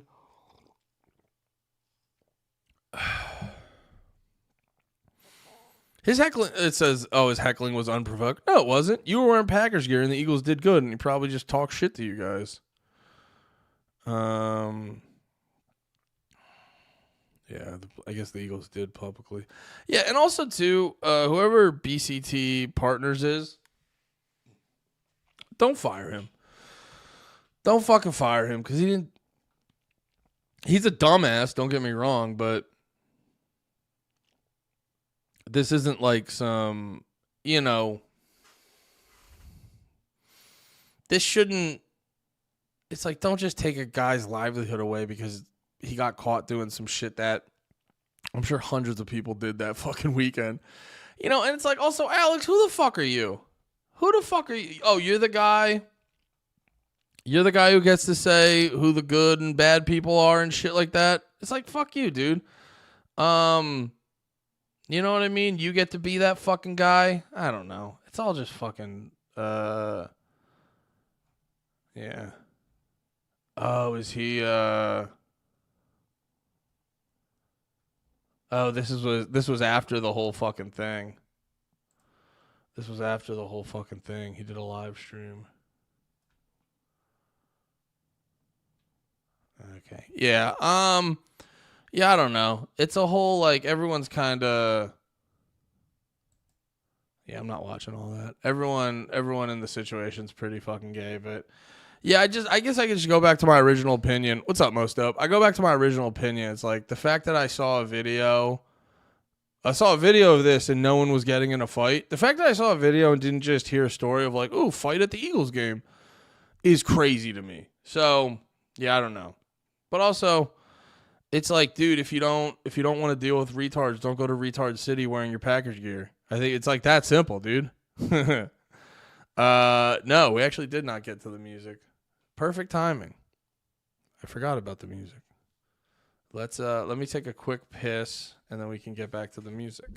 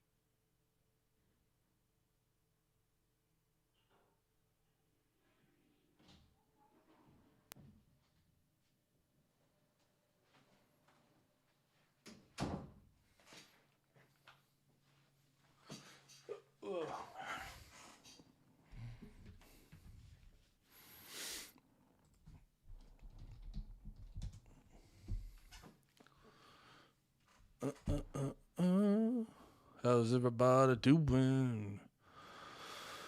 Let me pull up those old links.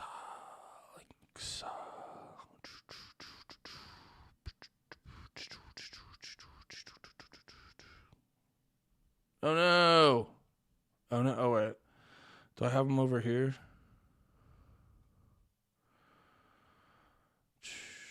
Can you repost those for me? Repost, because like my chat didn't. I closed it down before. My chat hasn't refreshed.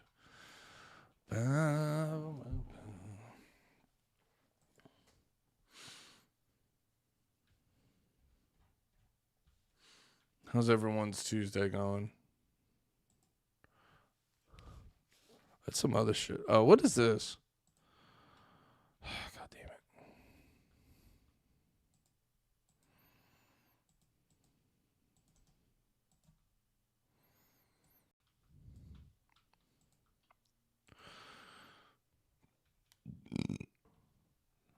This song got big, didn't it? Did you see that Russia is finding? Please send me a link to that. An article, a video, whatever. That is hilarious. It's kind of catchy. It's not my main thing, but he's a good rapper. It was very fun. Fun stuff. Fun stuff. Here we go.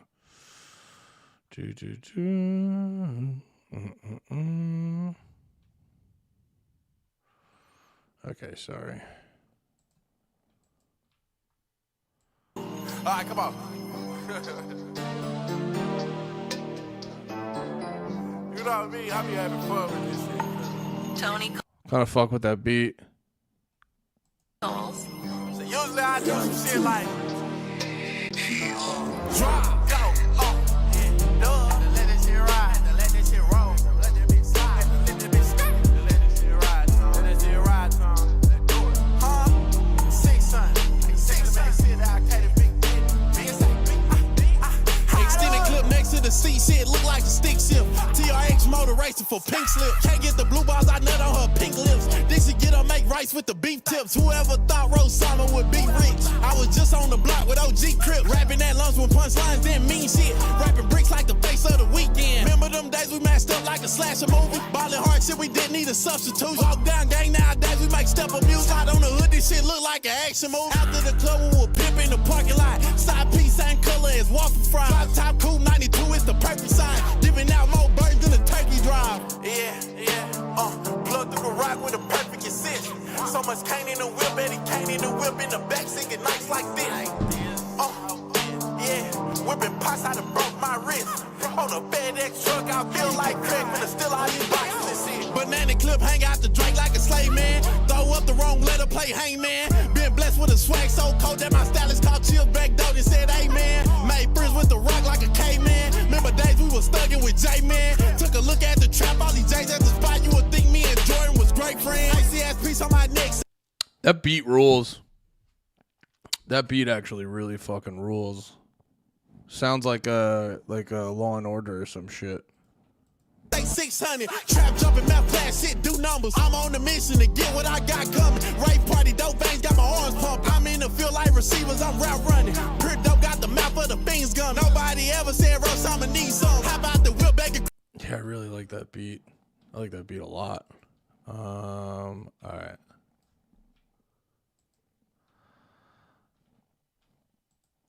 All right, let's check this out. Buster Yeeks in the chat. He commented, "Did you see that Russia is fining people for looking too gay?" And I go, "I did not see that, but that sounds amazing." And so I'm not saying I'm pro it. I'm just, from a detached comedic standpoint, it's the funniest thing I've ever heard. It says Russia fines partygoers for looking too gay. 2 detainees fined 50. Jesus Christ. I wonder what too gay means.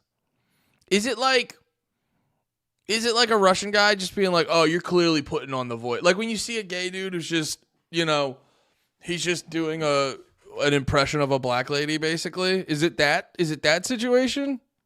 Because that I could get behind. The gay guys who are like kind of putting on a thing, I could get behind that. Like, stop. Just be you. Just be a guy who's a little bit more effeminate. You're not a black lady. You're not a Yas queen. You just like penises, bro. No, that's it's crazy to find people for being too gay. Trying to arouse interest in non-traditional sexual relations. That's crazy. Oh, you bitch. You bitch. I'm not signing up for this. I'm not signing up for this shit. No. I'm not giving the Telegraph my email. Is there some ad blocker way to get around that? That's really annoying. I don't know why these websites do this anymore. They have a mountain of ads on their fucking articles and they still do all this fucking shit. But yeah, that's crazy. All jokes aside, that's fucking insane. What was this? I saw people crying about this. Ready for some Inception level Darvo, Real Candace Owens, and Scott Horton go from denying the babies were burned and beheaded on October 7th to claiming that this is exactly what Israel has done since 1948. Huh? They probably mean they've been lying since 1948. I'm very curious. Huge part of the story of October the 7th was based on explaining away the results of the implementation of the Hannibal Directive. Hamas surely murdered people, mostly with gunshots, rifle shots, and grenades, handheld grenades, things like this. Well, who blew up this whole house full of people? Yeah. An Israeli tank did. Right. Who blew up all these cars? Israeli helicopters. But they had to put all that on Hamas. So they showed all this destruction. They said, "Oh, they tied up this family and then set them all on fire and they cut off the heads of all these babies." And they elaborated all of this stuff. There was one baby that was killed by a gunshot through a door. Which is horrible. Absolutely horrible. And it was apparently a Hamas member who fired the shot and killed that baby. But what did they say? They claimed that there were 20 babies had their heads cut off and then they were hung from a close. Dude, I think they said 40 babies. actually. Line. They said that a woman, and this actually happened in the Dar Yassin massacre in Okay, so it sounds like Scott Horton's making the very astute point that everyone's been making, where it's like Israel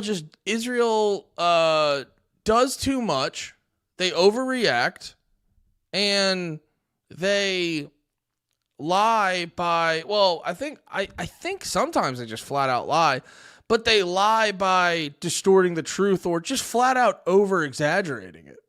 I mean, I guess that's not really over exaggerating. It's just like, you take a kernel of truth and just blow it up into this like, oh yeah, 40 babies got beheaded, which the 40 babies getting beheaded from day one just sounded like bullshit. Cause I go, why would you, if you're like part of Hamas and you're doing an attack and you're kidnapping people, you're getting hostages, why would you stop to saw off a head? I know it sounds morbid the way I'm like breaking it down, but just by pure mechanics of it, if we take out try to take out emotions of this, pure mechanics, why would you, if you're in the middle of like this attack, why would you stop to saw off or cut off a couple heads? Even if you have the sharpest knife and you do it, you got to like set them down, all that shit. It's like, it just seems impractical. 1948, the Israelis did this to Palestinians, cut the woman's stomach open and killed her baby. That is a real story from what the Israelis did to the Palestinians. They lied and said that the Palestinians did that. Oh, so he's basically saying that Israel did stuff like this back in the day, and now it's like ironic. They're kind of saying like, the irony is it's like, they're saying Palestinians did this. There's no proof of any of that kind of shit. The way they murdered them, there's no proof of that shit. So he's just and he's being like, the irony is like they actually did that. Like I forget which group it was, but there was like an old school Israeli group that was like literally like, no, we are, like they go on and on about Hamas being terrorists, which you can make the argument that they are, maybe not technically, because Palestine doesn't have like an official government, but they're still like terrorists, I guess. But then it was like, I forget who it was, but there was like some Israeli groups. It was either before Israel was official or as it was becoming established. There was like groups that were like, no, we are terrorists. Let everyone know we're terrorists. And they were like Zionist groups and shit like that. I forget the exact name, but yeah, there is a lot of projection when it comes to Israeli shit, where there is a lot of projection and like over exaggeration and like distorting and shit like that, because it's like, I think they know they're doing bad shit, or I think they know, I don't think Israel thinks they're doing bad shit. I just think they view Palestinian people as less than. So it's like, who gives a fuck? I think Israel's like, I think if Israel just like had its way, they would just kind of talk about this like, yeah, we killed him. Who cares? Why do you guys care so fucking much? I think that's how they would have, but they're like, no, we can't, because the other world, I bet you they think we're all pussies. They're like, they think like this, so we got to be a certain type of way, da-da-da. But yeah, I think they're just trying to, because I think that's why they like, because if you like really, if you read into any of it on a, like, dude, on a minimal level, it's like you start seeing the contradictions and the exaggerations and like the extra bullshit and shit like that. And, I try to find it's like, I don't, no one's just a mean guy.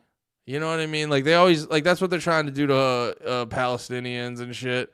They're just they're just nasty people. And it's like, but then a lot of people do that to Israel, and it's like, no, there's other shit going around. It's like, not that they're not, but you're like, it's got to be more layers to it than just that. And I really do think, and I'm just saying this based off their actions. This is what I think is appropriate to extrapolate, is like the Zionists, like the true believer Zionists, are like, no, this is our holy land. These people are on our holy land. They are less than, so it does not matter if we execute them and kill them and do all the shit to push them out. Like, we'll try not to, as long as it's if it's not in our political favor, we won't kill them in mass and shit like that. But if we can get away with it, we'll just fucking kill them. We'll just kill all of them. And I think that it feels like that's what's happening. And it feels like that's what Scott's saying. And they're just using projection and mind games to just sort of muddy up the conversation and try to control the vibes on it. That to them. Another story, true from the Nakba. They took a man's baby and threw him in an oven. And they used that story that the Israelis had done to the poor Palestinians. So, and also too, because I think what this guy was saying is ready for some Inception level. I don't know what Darvo is. They're denying babies were burned and beheaded on October 7th to claim that this is exactly what Israel have done since 1948. I think, and I'll say this as a person who I've gotten a little bit into this.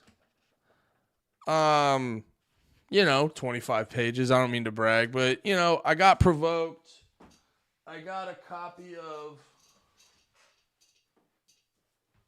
copy of his other book, Enough Already, where he's talking about the war on terrorism, which I have firsthand experience. I've met Scott about 2 or 3 times. I have firsthand experience. Scott is a very, very nice gentleman. I was at Pork Fest up in New Hampshire, and I did some. Oh yeah, my wife's a fan, so I got him to sign it for my wife. But yeah, firsthand experience. I was doing comedy up at Pork Fest in New Hampshire, and Scott was there and watched it, had a good time. And then I talked to him for a second later, and I was like, yo, can I buy a book off you? And he's like, nah, dude, you were really funny today. He's like, you're part of the family. Like, you get a free book. And he signed it for my wife. So I have firsthand experience that Scott's a nice guy. But I don't know. I forget if I read this. Oh, no, I think I got the audiobook for this one. Yeah, that's right. For Enough Already and Fool's Errand, I crushed the audiobooks on, and I've listened to a bunch of shit that Scott's done, and I've heard a million interviews of him. Scott, to put simply, is thorough. He's thorough. So, like, if he's bringing up something, it's probably not just because he heard a guy say it. It's probably, and like, there's been so many times Scott will just, I remember I was listening to an interview he did with Dave recently on Part of the Problem. And Dave asked him about a random dude's name. Scott said it. And then he was like, oh yeah, he did this thing. And I read that in, and he'll just bring up a random article from he'll remember which fucking newspaper and what year he read that article. And like, dude, even on this, I just remembered this as I'm talking. Like, a big part of his book is like every page you read, there's like an insane amount of citations. Every fucking page. I don't know if I just showed you the same page, but yeah, every page, you can kind of see it there, has like an insane amount of citations, and then yeah, and it just shows you all the art. So basically, I'm getting across the idea. Scott is nothing if he's not thorough. So it's safe to say that if Scott's bringing this up, because that's the thing, here's the difference between the babies being beheaded on October 7th versus what Scott's bringing up. Is I'm sure Scott's bringing that up because it's been documented as true. The babies being headed thing, there's no proof of that. Like, that's just pure and simple. The 40 babies that got beheaded on October 7th, there's just no proof of that. So that's the difference, is the thing you're mad at Hamas for allegedly doing, your guys actually did. That's what he's saying. And pretended that the Palestinians had done that to them. So in other words, instead of just saying, oh my God, Candace, it was horrible. All these people were killed. Civilians were shot in their own homes, in their cars on the road. Oh no. No, instead it was, they tied children up and set them on fire. They cut the heads off of babies. Oh yeah, and right there, he just listed a bunch of real things that happened on October 7th, which were bad. You could have just, that's the funniest part. It's like, you could have just stuck with those.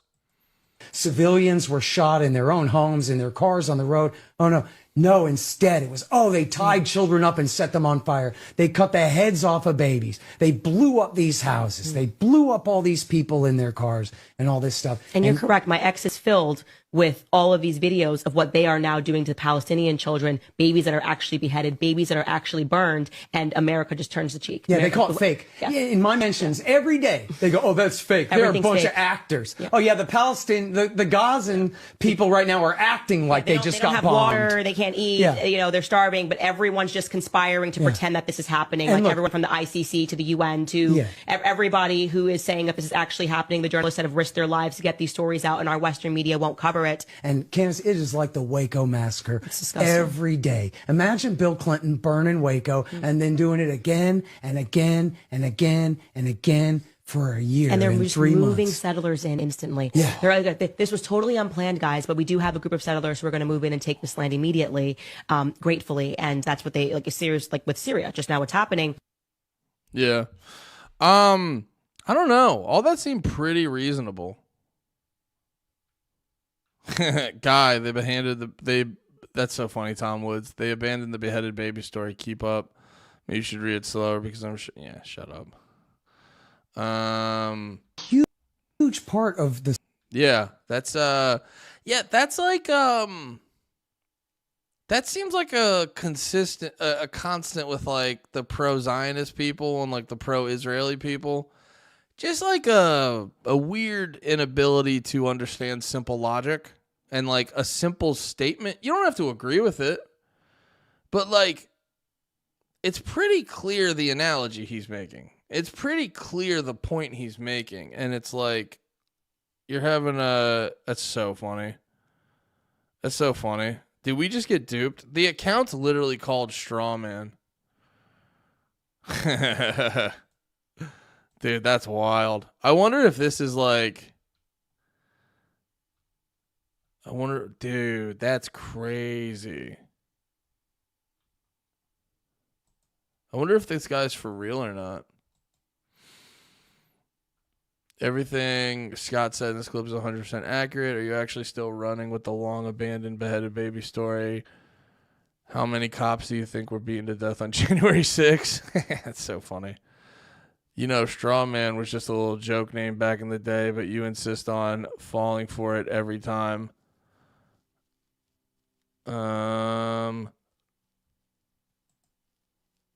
I didn't say since 1984. I said during the Nakba in 1984, and I didn't say beheaded. I said one cut from a womb and another thrown in an oven. I am right on both counts. Zionists always lie. These kooks still believe. Repeat the beheaded babies October 7th hoax.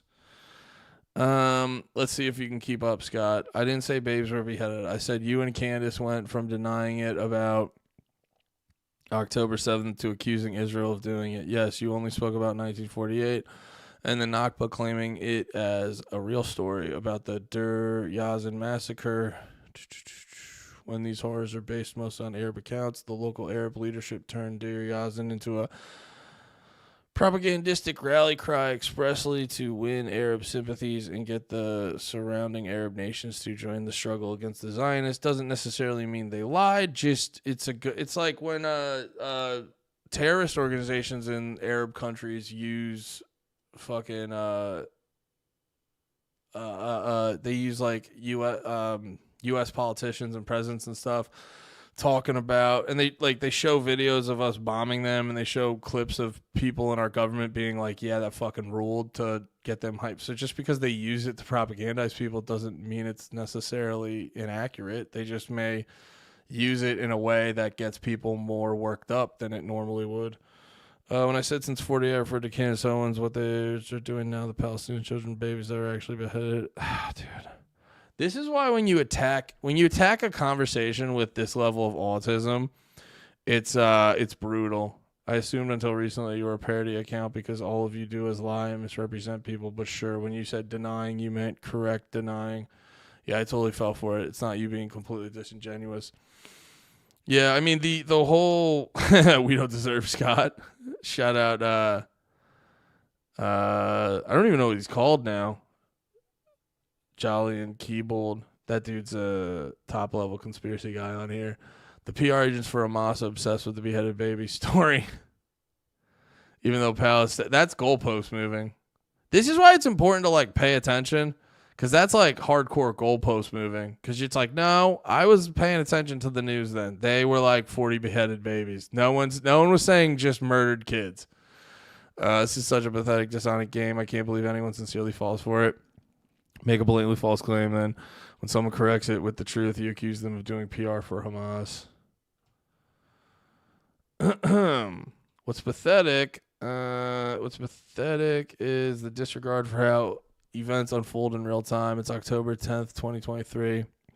Hamas just murdered 1,200 people, and who knew at the point how many more random reporter states after mishearing the 40 infants were beheaded. Yeah, see, that's how you move the goalpost. Because that's not what happened. This is why it's important to like pay attention to shit in real time. It wasn't mishear. That's also fucking stupid. It's genuinely, I give props to this guy. It's genuinely hard to tell if he's like this is like next level. If this is a bit, I give him props. If this is a bit, this is like next level. Cause he's doing this to a T. That's why it's like the fact that his account's name is Strawman is so funny because he's nailing it. But I can't. It's funny. I can't tell if he's actually fucking around or not. A random reporter states after mishearing, which that's so funny. Okay, you misheard that. Well, I don't know. If anyone tells you 40 babies got beheaded, maybe get a second source on that. Like, what are you talking about? People still shocked and panic over the events of last Saturday latch onto it with little skepticism until it's refuted or a day or two later. But the haters, with absolute no proof or evidence, immediately denied these claims out of hand. After all, who would do such a thing? Certainly not Hamas. They didn't decapitate those babies. They murdered them less savagely. Yeah, it's really, I love the reframing. It's like when everyone goes like, well, Israel has the right to defend themselves. It's like, yeah, no one's really arguing that. The pro-Israel people are very good at reframing. This is funny because it's like, I can't tell if this guy's fucking around or not because like I've had these conversations. I've seen people say stuff like this before and you're like, he's nailing it. If he's fucking around, he's nailing it. Sonic activists did not correct anything. They just turned out to be accidentally right. But don't let this stop Dave from doubling down on the insane notion that a significant number of Israeli victims were actually killed by the IDF. Scott, that's also like not insane. Like if you look into the history, I'm not saying it's definitely what happened, but it's also not insane. Cause no, weren't there reports on that kind of like backed that up? Where they were telling them like, yo, I think we're taking out our own people, and you're like, doesn't matter, just keep going. I know that's not the way I just phrased that. It's probably not going to give you a lot of confidence, but I think there was shit that backed that up. Huge part of the October 7th story was explaining away the results of the Hannibal directive. Dave, everything Scott said in this clip is 100% right. Only about 10 died by friendly fire as far as... Yeah, it's like, then he's kind of being like, oh, it's only 10 people.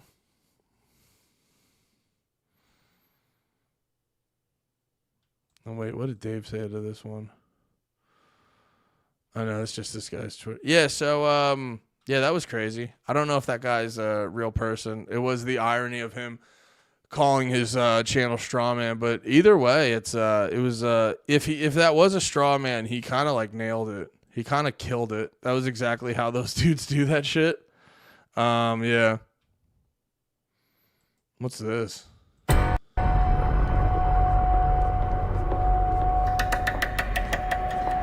The Alto Nights. What did you call this? Did you see the trailer for that new shit show that is another Robert De Niro gangster film? No.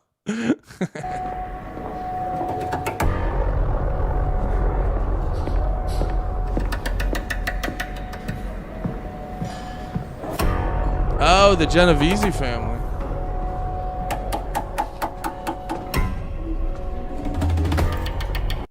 Okay. Did they not have enough old wops? Does Robert De Niro has to play both of the guys? Oh, that's not a good start. That's not a good start at all. There's not enough Italian actors. We have to have Robert De Niro play both guys. It's a really weird start to a movie.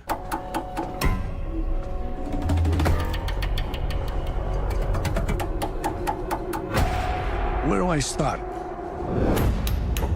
Why would you do that? Wait, Frank Costello. Okay, let's see. I forget what these gentlemen look like. Why did I say that like that?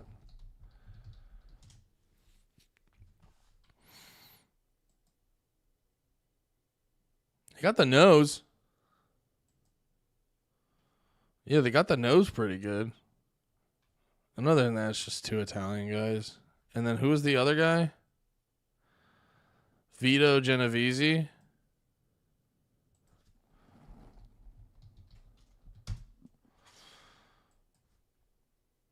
I mean, I guess.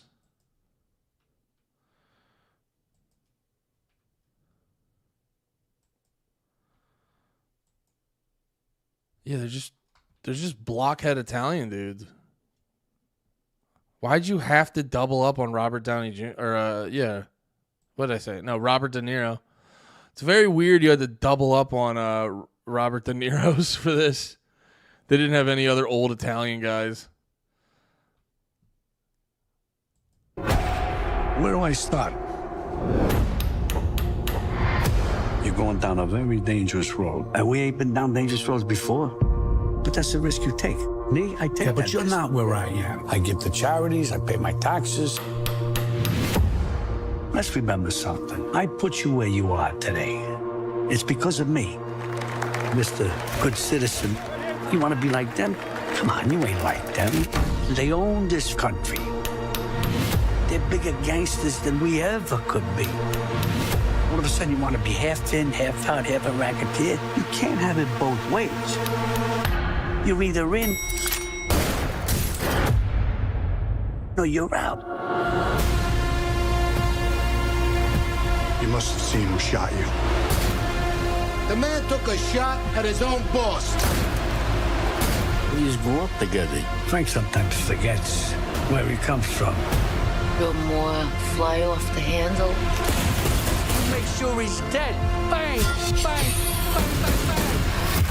I don't want to make a lot of noise. No noise. It's a fucking gun. What happens now? I'm gonna retire. I need to find a way to take it all down. It's just you and me. We are our own family. He's up to something. I'm telling you, he's not gonna try anything.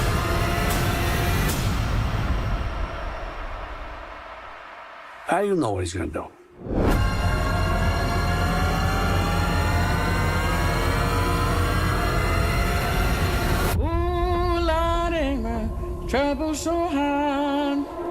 Hell yeah. I'm down for a mob movie. What's it called? Alto Nights? What if there's like an article about it? Yeah, no, it looks interesting. It's just a matter of how it's going to be. It's more about execution. And this could just be the fact that I love Scorsese so much, and I'm a big fan of The Sopranos. I mean, who isn't? If you don't like Sopranos and Scorsese, get your head checked. But yeah, I don't really know. Like, it's this kind of like, it's hard to tell with the trailer because of how like big and grandiose and intense, which I always kind of hate when they do mob shit like that, even though a lot of it is big, grandiose, and intense. But like, cause I actually like when they kind of more normalize, normalize. It's not saying that they like endorse it, but like when they normalize the mob shit, because then it's better at sort of hitting that analogy where you're like, they're just like the fucking government. Like it's the same structure, just it's a different presentation, you know, what they were saying in the trailer. But this kind of feels like, or maybe this could be just me being optimistic that the trailer was just done by like a fucking overzealous person. Because, like, if they kind of presented it in a more laid-back Scorsese way, I'd be down for it. It's just, this makes me think it's just going to be real Hollywood cheeseball shit. And it's going to be a little bit too silly and a little bit I can't, I won't be able to take it seriously. But if they kind of go the Sopranos, Scorsese route, I think it has potential. I mean, it's a fucking, all that mob shit, or like everything in the mob world is like an interesting story. So there's like, story-wise, there's plenty you could get from it. And it's like, you know, as weird as it is that they got De Niro to do the two main roles, they didn't really need to do that. They could have found another old Italian guy, like I said before. It's still De Niro. He kind of helped make the architect of, like, the mob character. So, yeah, I mean, it has potential. It has a lot of potential to be good. That trailer didn't put a fuck ton of confidence in me, but it still has potential. You should watch The Offer on Paramount. You can see it's from the angle of The Godfather being made. Interesting. Dude, I'm like, I've been crushing The Sopranos recently, so I'm big into mob shit right now. Who's it? Yeah, actually, that's a really good question. Who's directing it? The film is directed by Barry Levinson with written by Nicholas Levitt. Okay, because I have a feeling that, like, the story's gonna be presented fine. You know what I mean? Like, nothing crazy. I'm trying to double check what movies this guy's done, just to keep my tummy rumbling. I might have to get something to eat soon. Oh, he directed Rain Man. Nice. Wait, let's pull up his IMDb. Oh, here's some movies. Rain Man, Good Morning, both really good movies. Oh yeah, my wife showed me Sleepers. Sleepers is pretty good. I think Bandits is good. Okay,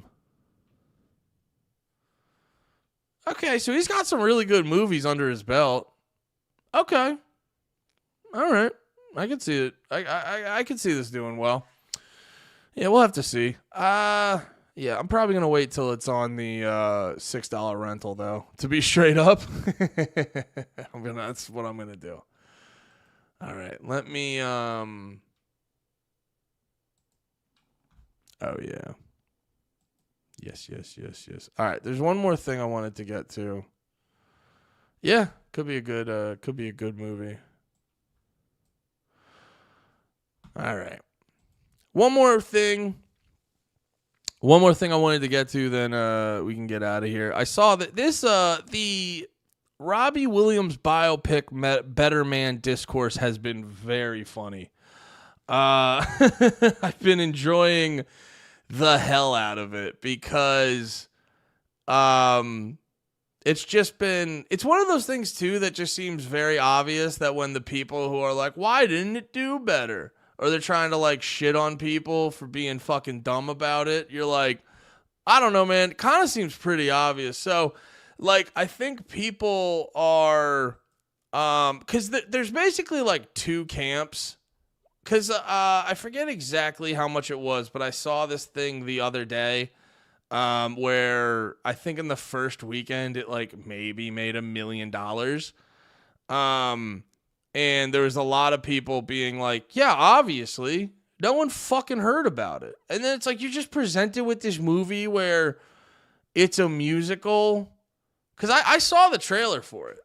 We can pull up the trailer. I saw the trailer for it. And from what I remember, and I could be wrong, but I think in the trailer they never really, like, mentioned that it's about fucking Robbie Williams. Oh, wait. That's so funny. In the very beginning, the line was, I'm Robbie Williams. Did that happen? But, like, I'll say this. When I first watched it, it was very unclear what the fuck was happening. I'm Robbie Williams. Yeah, that's so funny. The first thing they say in the trailer is, I'm Robbie Williams. Okay. I'll take a seat on that one, I guess. I'm one of the biggest pop stars in the world. This is my story, but I'm not going to tell it in an ordinary way because I don't see myself how others see me. For the next 2 hours, your ass is mine! To be honest. Yeah, so, like, I'll say this. I did not see this trailer. This trailer would have gave me more context. But even in this context, it's like, okay, so I'm Robbie Williams. It's like, who's that? Shut the fuck up. I'm gonna tell you my story, but the only thing that's different is I'm a monkey. And you're like, why? And he's like, I said shut the fuck up. Like, okay. I've always been a little less evolved. I don't wanna rock, so let's take it from the top, shall we? Yeah, so like out of the gate, just like shit energy. That's not like good energy. It's just like this feels hokey. This feels like it would be corny in the early 2000s when bullshit like this would be more acceptable. But then on top of that, it's like, dude, I saw, was it this one? With the floor show, kicking with your torso. Boys getting high and the girls even more so. Wave your hands if you're not with a man. Can I kick it? Yes, you can. Oh no, this is just a clip. But even as I'm watching this, I'm just like, yeah, dude, like also your music kind of sucks. And like we don't fuck with that in America the same way, bro. Yeah, Scarboni, I'm still trying to remember who this guy is. It's like, yeah, dude, it's like no one knows who the fuck Robbie Williams is. And then it's like then the impulse off of that is to just be like, well, that's because you're stupid Americans. It's like, hey, you want our money, dickhead? Oh, wait, is this what it said? Robbie Williams' biopic, Better Man, isn't exactly going bananas with a punny 580,000 opening day. Paramount acquired the feature for North American distribution for $25 million. Dude, that's crazy. But here's the thing. Like, I listen to this and I go like, oh, this music like sucks shit. I sit and wait. My dad was well enamored by the stars of the day.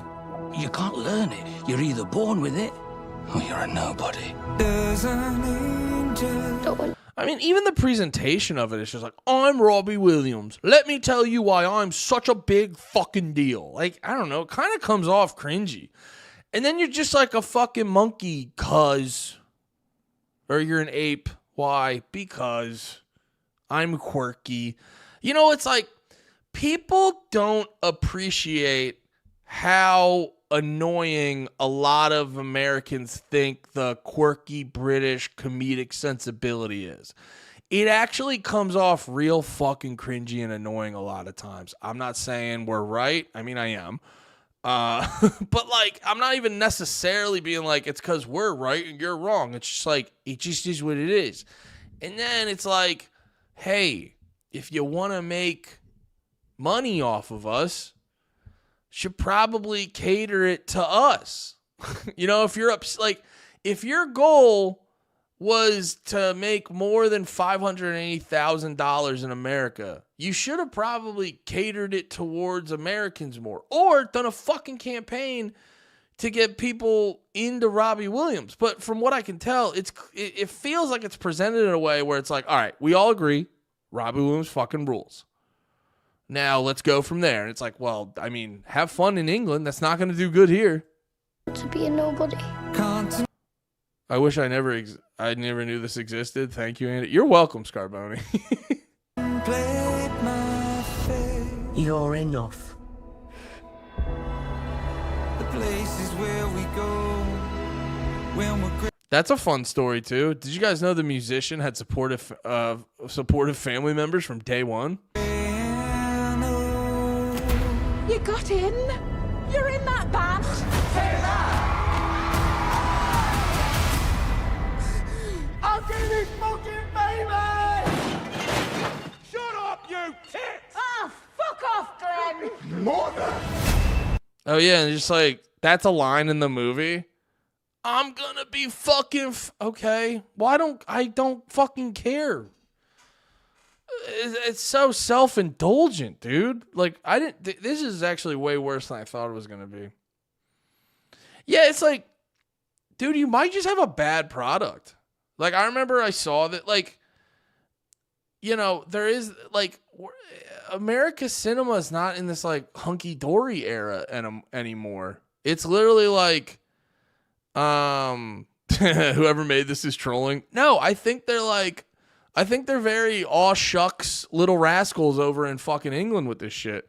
Because it's like, if you knew anything about America, you knew most people would go like, all right, what's this? A musical about a band getting famous and the main character's a chimp for no real explainable reason. That's stupid as shit. I'm not, fuck you. Fuck, like, no, like, for real? I know I'm being kind of funny, but there is a degree of it where you're like, fuck off. Fuck off. Like, you want me to get all cutesy with you on that? Suck a dick. No. Try harder. Make a better thing. Try to make me happier. Fuck off. You know what I mean? Like, fuck your cutesy bullshit. Not watching a fucking 2-hour movie about a fucking chimp singing and getting just the fucking most famous ever. Well, not famous enough. I don't know who the fuck he is here. Look around the table. In 5 years, we're all going to hate each other. But we'll be rich.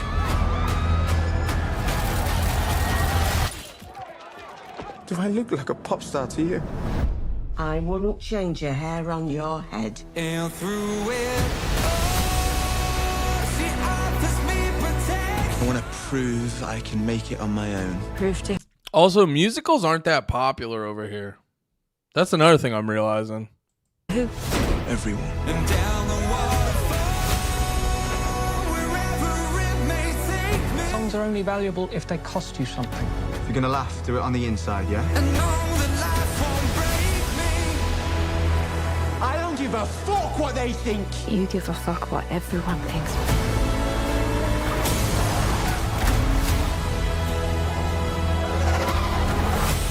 Remember, I believe in you. Through it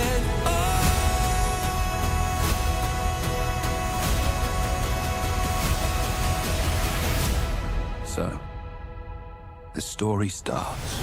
I'm loving angels instead. Yeah, it's a very self-indulgent. Yeah, it just comes off. Oh, and you didn't get it out in time for fucking Christmas? That's the other thing. It's out on January 17th, you dumbass. Should have put it out a fucking 2 weeks earlier. Yeah, too camp. It's just like, dude, it just is what it is. Americans don't like campy bullshit like this. They just don't.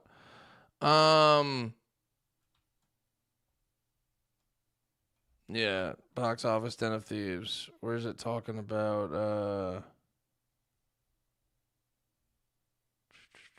Trying to see where it talks about, but okay.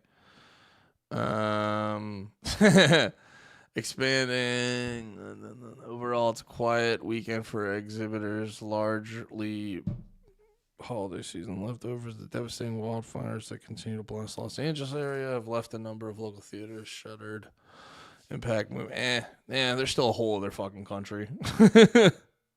I get it, but that doesn't explain 580,000. Dude, opening day, 580,000 is crazy, even in the modern times. Expanding to 1,291 venues this weekend. The wacky Robin Williams biopic Better Man isn't exactly going bananas with a punny 580,000 opening day. Paramount, working with some co-financiers, acquired the feature for North American distribution. For $25 million, helmed by Greatest Showman director Michael Gracie. Better Man drew strong reviews, playing fall festivals, with critics largely taken by the premise of having Williams represented by a CGR chimpanzee, because, as he puts it in the trailer, he always felt less evolved than other people. Yeah, it's like, I don't know. I want to have the proper words for this, but like, a dude like that just comes off as, I'm a little less evolved than other people. You're like, shut the fuck up. How about you shut the fuck up? Because it's like, you're a fucking fake cunt. Like, that's what you are. That's why, like, you know, you make this movie that's about, like, dude, it's so hard being so fucking successful and famous, and I'm a mama's boy, and it's just like, yeah, this guy, I wish I had a more articulate way to put it, but it's becoming very apparent that Robbie Williams sucks ass. And I think it's bleeding through. And I think because you suck ass, you made a stupid, bullshit, campy, horseshit movie. And I think people saw the like that. The movie's not interesting. When you watch the trailer, it's not fucking interesting. We talking pretentious garbage? Yeah. Yes, we are. Someone needs to make the fuck Robbie Williams documentary to offset the dildo ride this movie is trying to fuck us with. Yeah, you're just trying to like present us with this reality that you're like, no one has anything that lines up with this reality you're presenting it. So it's like, yeah, I don't know. I feel like I'm repeating myself, but like I didn't expect to get like, I thought I was gonna be more jokey with this. This like fucking annoys me. This is so fucking irritating. But the film fizzled in its limited release in late December, and after hopping to plant a flag in award season, they faded mightily among Oscar. Well, how much has it made now? Because maybe that could just be if you're limited run, but which has Better Man made? Because that's still $3,000. So it's like, okay, we got broader release. That's still horrible. Yeah, it's just everything about it just comes off as real, just like the cover of it. It's just like about like I'm so fucking famous. I'm so fucking interesting. I'm such a big fucking deal. And it's like, dog, we don't know who you are. It's kind of interesting. How big is he in England? It's kind of fucking fascinating now that I think about it.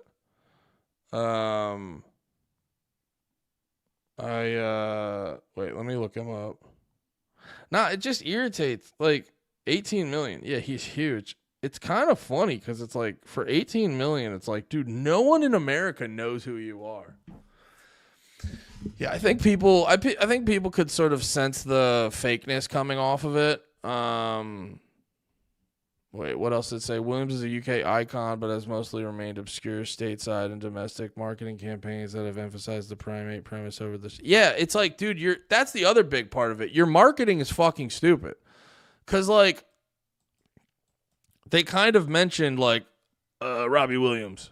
Well, he didn't in the trailer. He doesn't even come outward and say like they don't really explain why he's a fucking chimp. And then if you miss that, you're just like, oh, okay, so this chimp is because I remember when I watched the trailer for the first time, what I got out of it was, okay, so this is a movie about a chimp who becomes a pop singer, and like it sounds like the music's like whatever.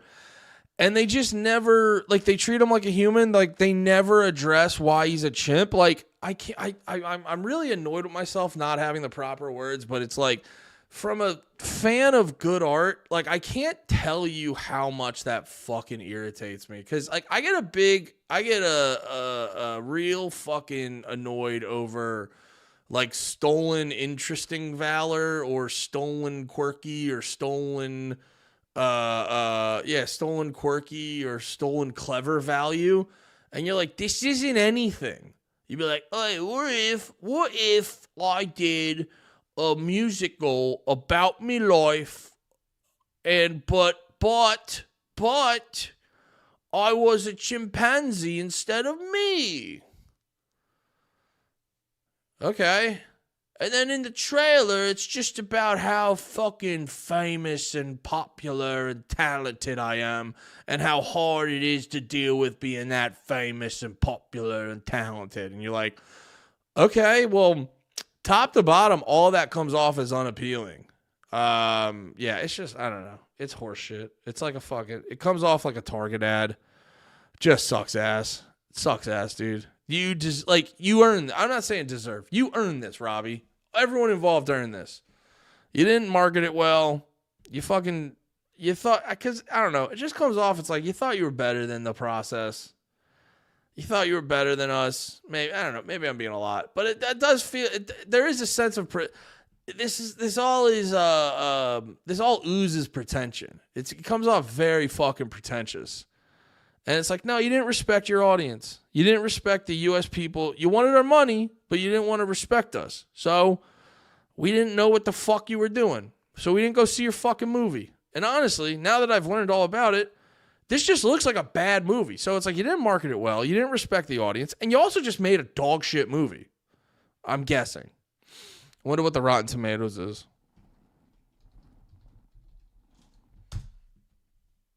I bet you it's pretty bad. If I were to guess, if I were to make a educated guess, the tomato meter is not going to be in Better Man's favor. Yeah, there's just this thing that drives me up a fucking wall about, no, that's not real. Huh. I did see someone on Twitter, I respect their opinion, say this movie was okay. Now, it could be good, but,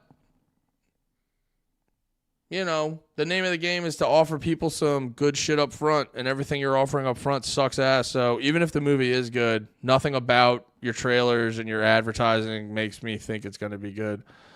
Yeah, I don't know. I just hate this whole fucking... You know what it is?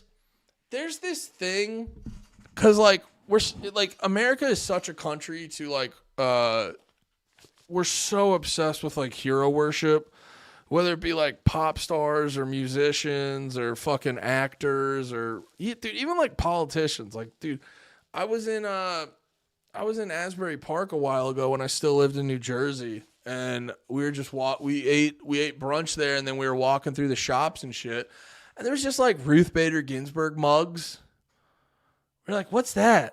You're buying Supreme Court justice merch, and it's like we all do. Like, not we all, but a lot of people fucking do it. Like, Bernie's turned into like a pop culture figure. All this shit. Like, we have this weird obsession with like idolizing people in an unhealthy. It's good to idolize people to a degree in certain aspects, but like we really have a fetish for doing it in an unhealthy way, just in society. And honestly, because this is about a British dude. Yeah, and people get, like, you see it with the streamers all the time. I get really confused why people get so galvanized behind these streamers. Like, I remember when I first started to realize it. Like, they were trying to call Twitch racist, and I don't, you know, maybe. Who knows?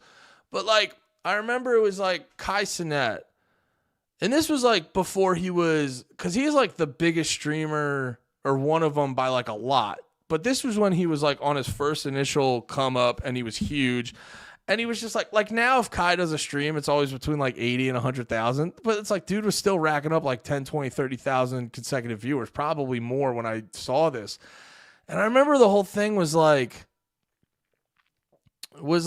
you know, Kai, there, like, and I don't know how many people this was, but there was a handful of people trying to blame like Twitch as being racist to black streamers. And they're not putting him on the front page. And you're like, wait, that's your concern? Like, he's not getting featured enough on the front page? It's like, this dude gets like 30K a fucking stream. He gets 30,000 consecutive viewers a stream. But it's like, people get galvanized behind these people. They're like, no, justice for Kai. He can't just be a millionaire and have all this influence and, you know, have tens of thousands of hundreds of thousands of people watching him at the same time. It's like, you guys realize, like, a lot of people are seeing him. Is the front page of Twitch? You're like, no, he can't just be a millionaire. He has to be a multi-millionaire, dude. It's like they do these subathons where people just get like, so, like, I've thought about it as like, it's popped into my head, and it just feels like a cheap way to like squeeze money out of people. I mean, it's different for me. I'm not like fucking, I think I got like 10 subs. You know what I mean? It's different for me. It's when, like, I get it when it's like, oh, let's galvanize behind this creator, and then we could kind of like, you know, get them the bag. But then it's like, they get the bag, and now you're like, you know, I was going, and I got no personal beef with Kai Cenat. I think the dude's entertaining, and I have a lot of respect for his hustle and how hard he works and shit like that. But it's the way people get galvanized behind him, where they like, you know, they think they're on the team. And if Kai succeeds, they succeed. And you're just like, I mean, it's weird that people aren't just like, hey, can you give me a cool thing? I'm not going to get galvanized over your fucking journey. Because, like, a lot of times these dudes, like, they get caught up and they get so self-centered that they get so deep in their journey, and they're on their, like, they're on their, like, 10th experience that, you know, it's like the 10th time that you've experienced a thing that the average person will never come close to even experiencing. And you're just being like, Like, I remember, and I like Conan, but I remember during the whole late night wars when they promised him the job, then they took it away and blah, blah, blah, and then Jay Leno got it. And, like, we were supposed to, like, feel really super duper sad that Conan didn't get to host the Tonight Show. And it's like, I mean, dude, like 5 people have hosted it. Or how many people have hosted the Tonight Show?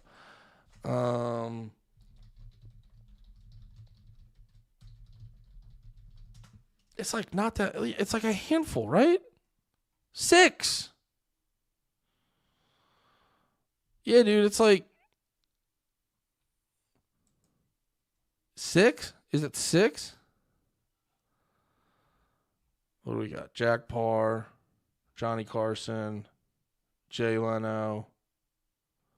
Oh yeah, he did it for like 5 seconds. And then they gave it right back to Jay Leno. And it's like, it was supposed to be this, and I'm not, I mean, like, I get it. I get it, Conan. Like, I'm bummed for you. Or not, I'm not, actually. It's just this thing, it's like they stole this thing that's the thing it is. It's like, they took this thing away from me that I've always wanted since a kid. And you go, yeah, a lot of people have, dude.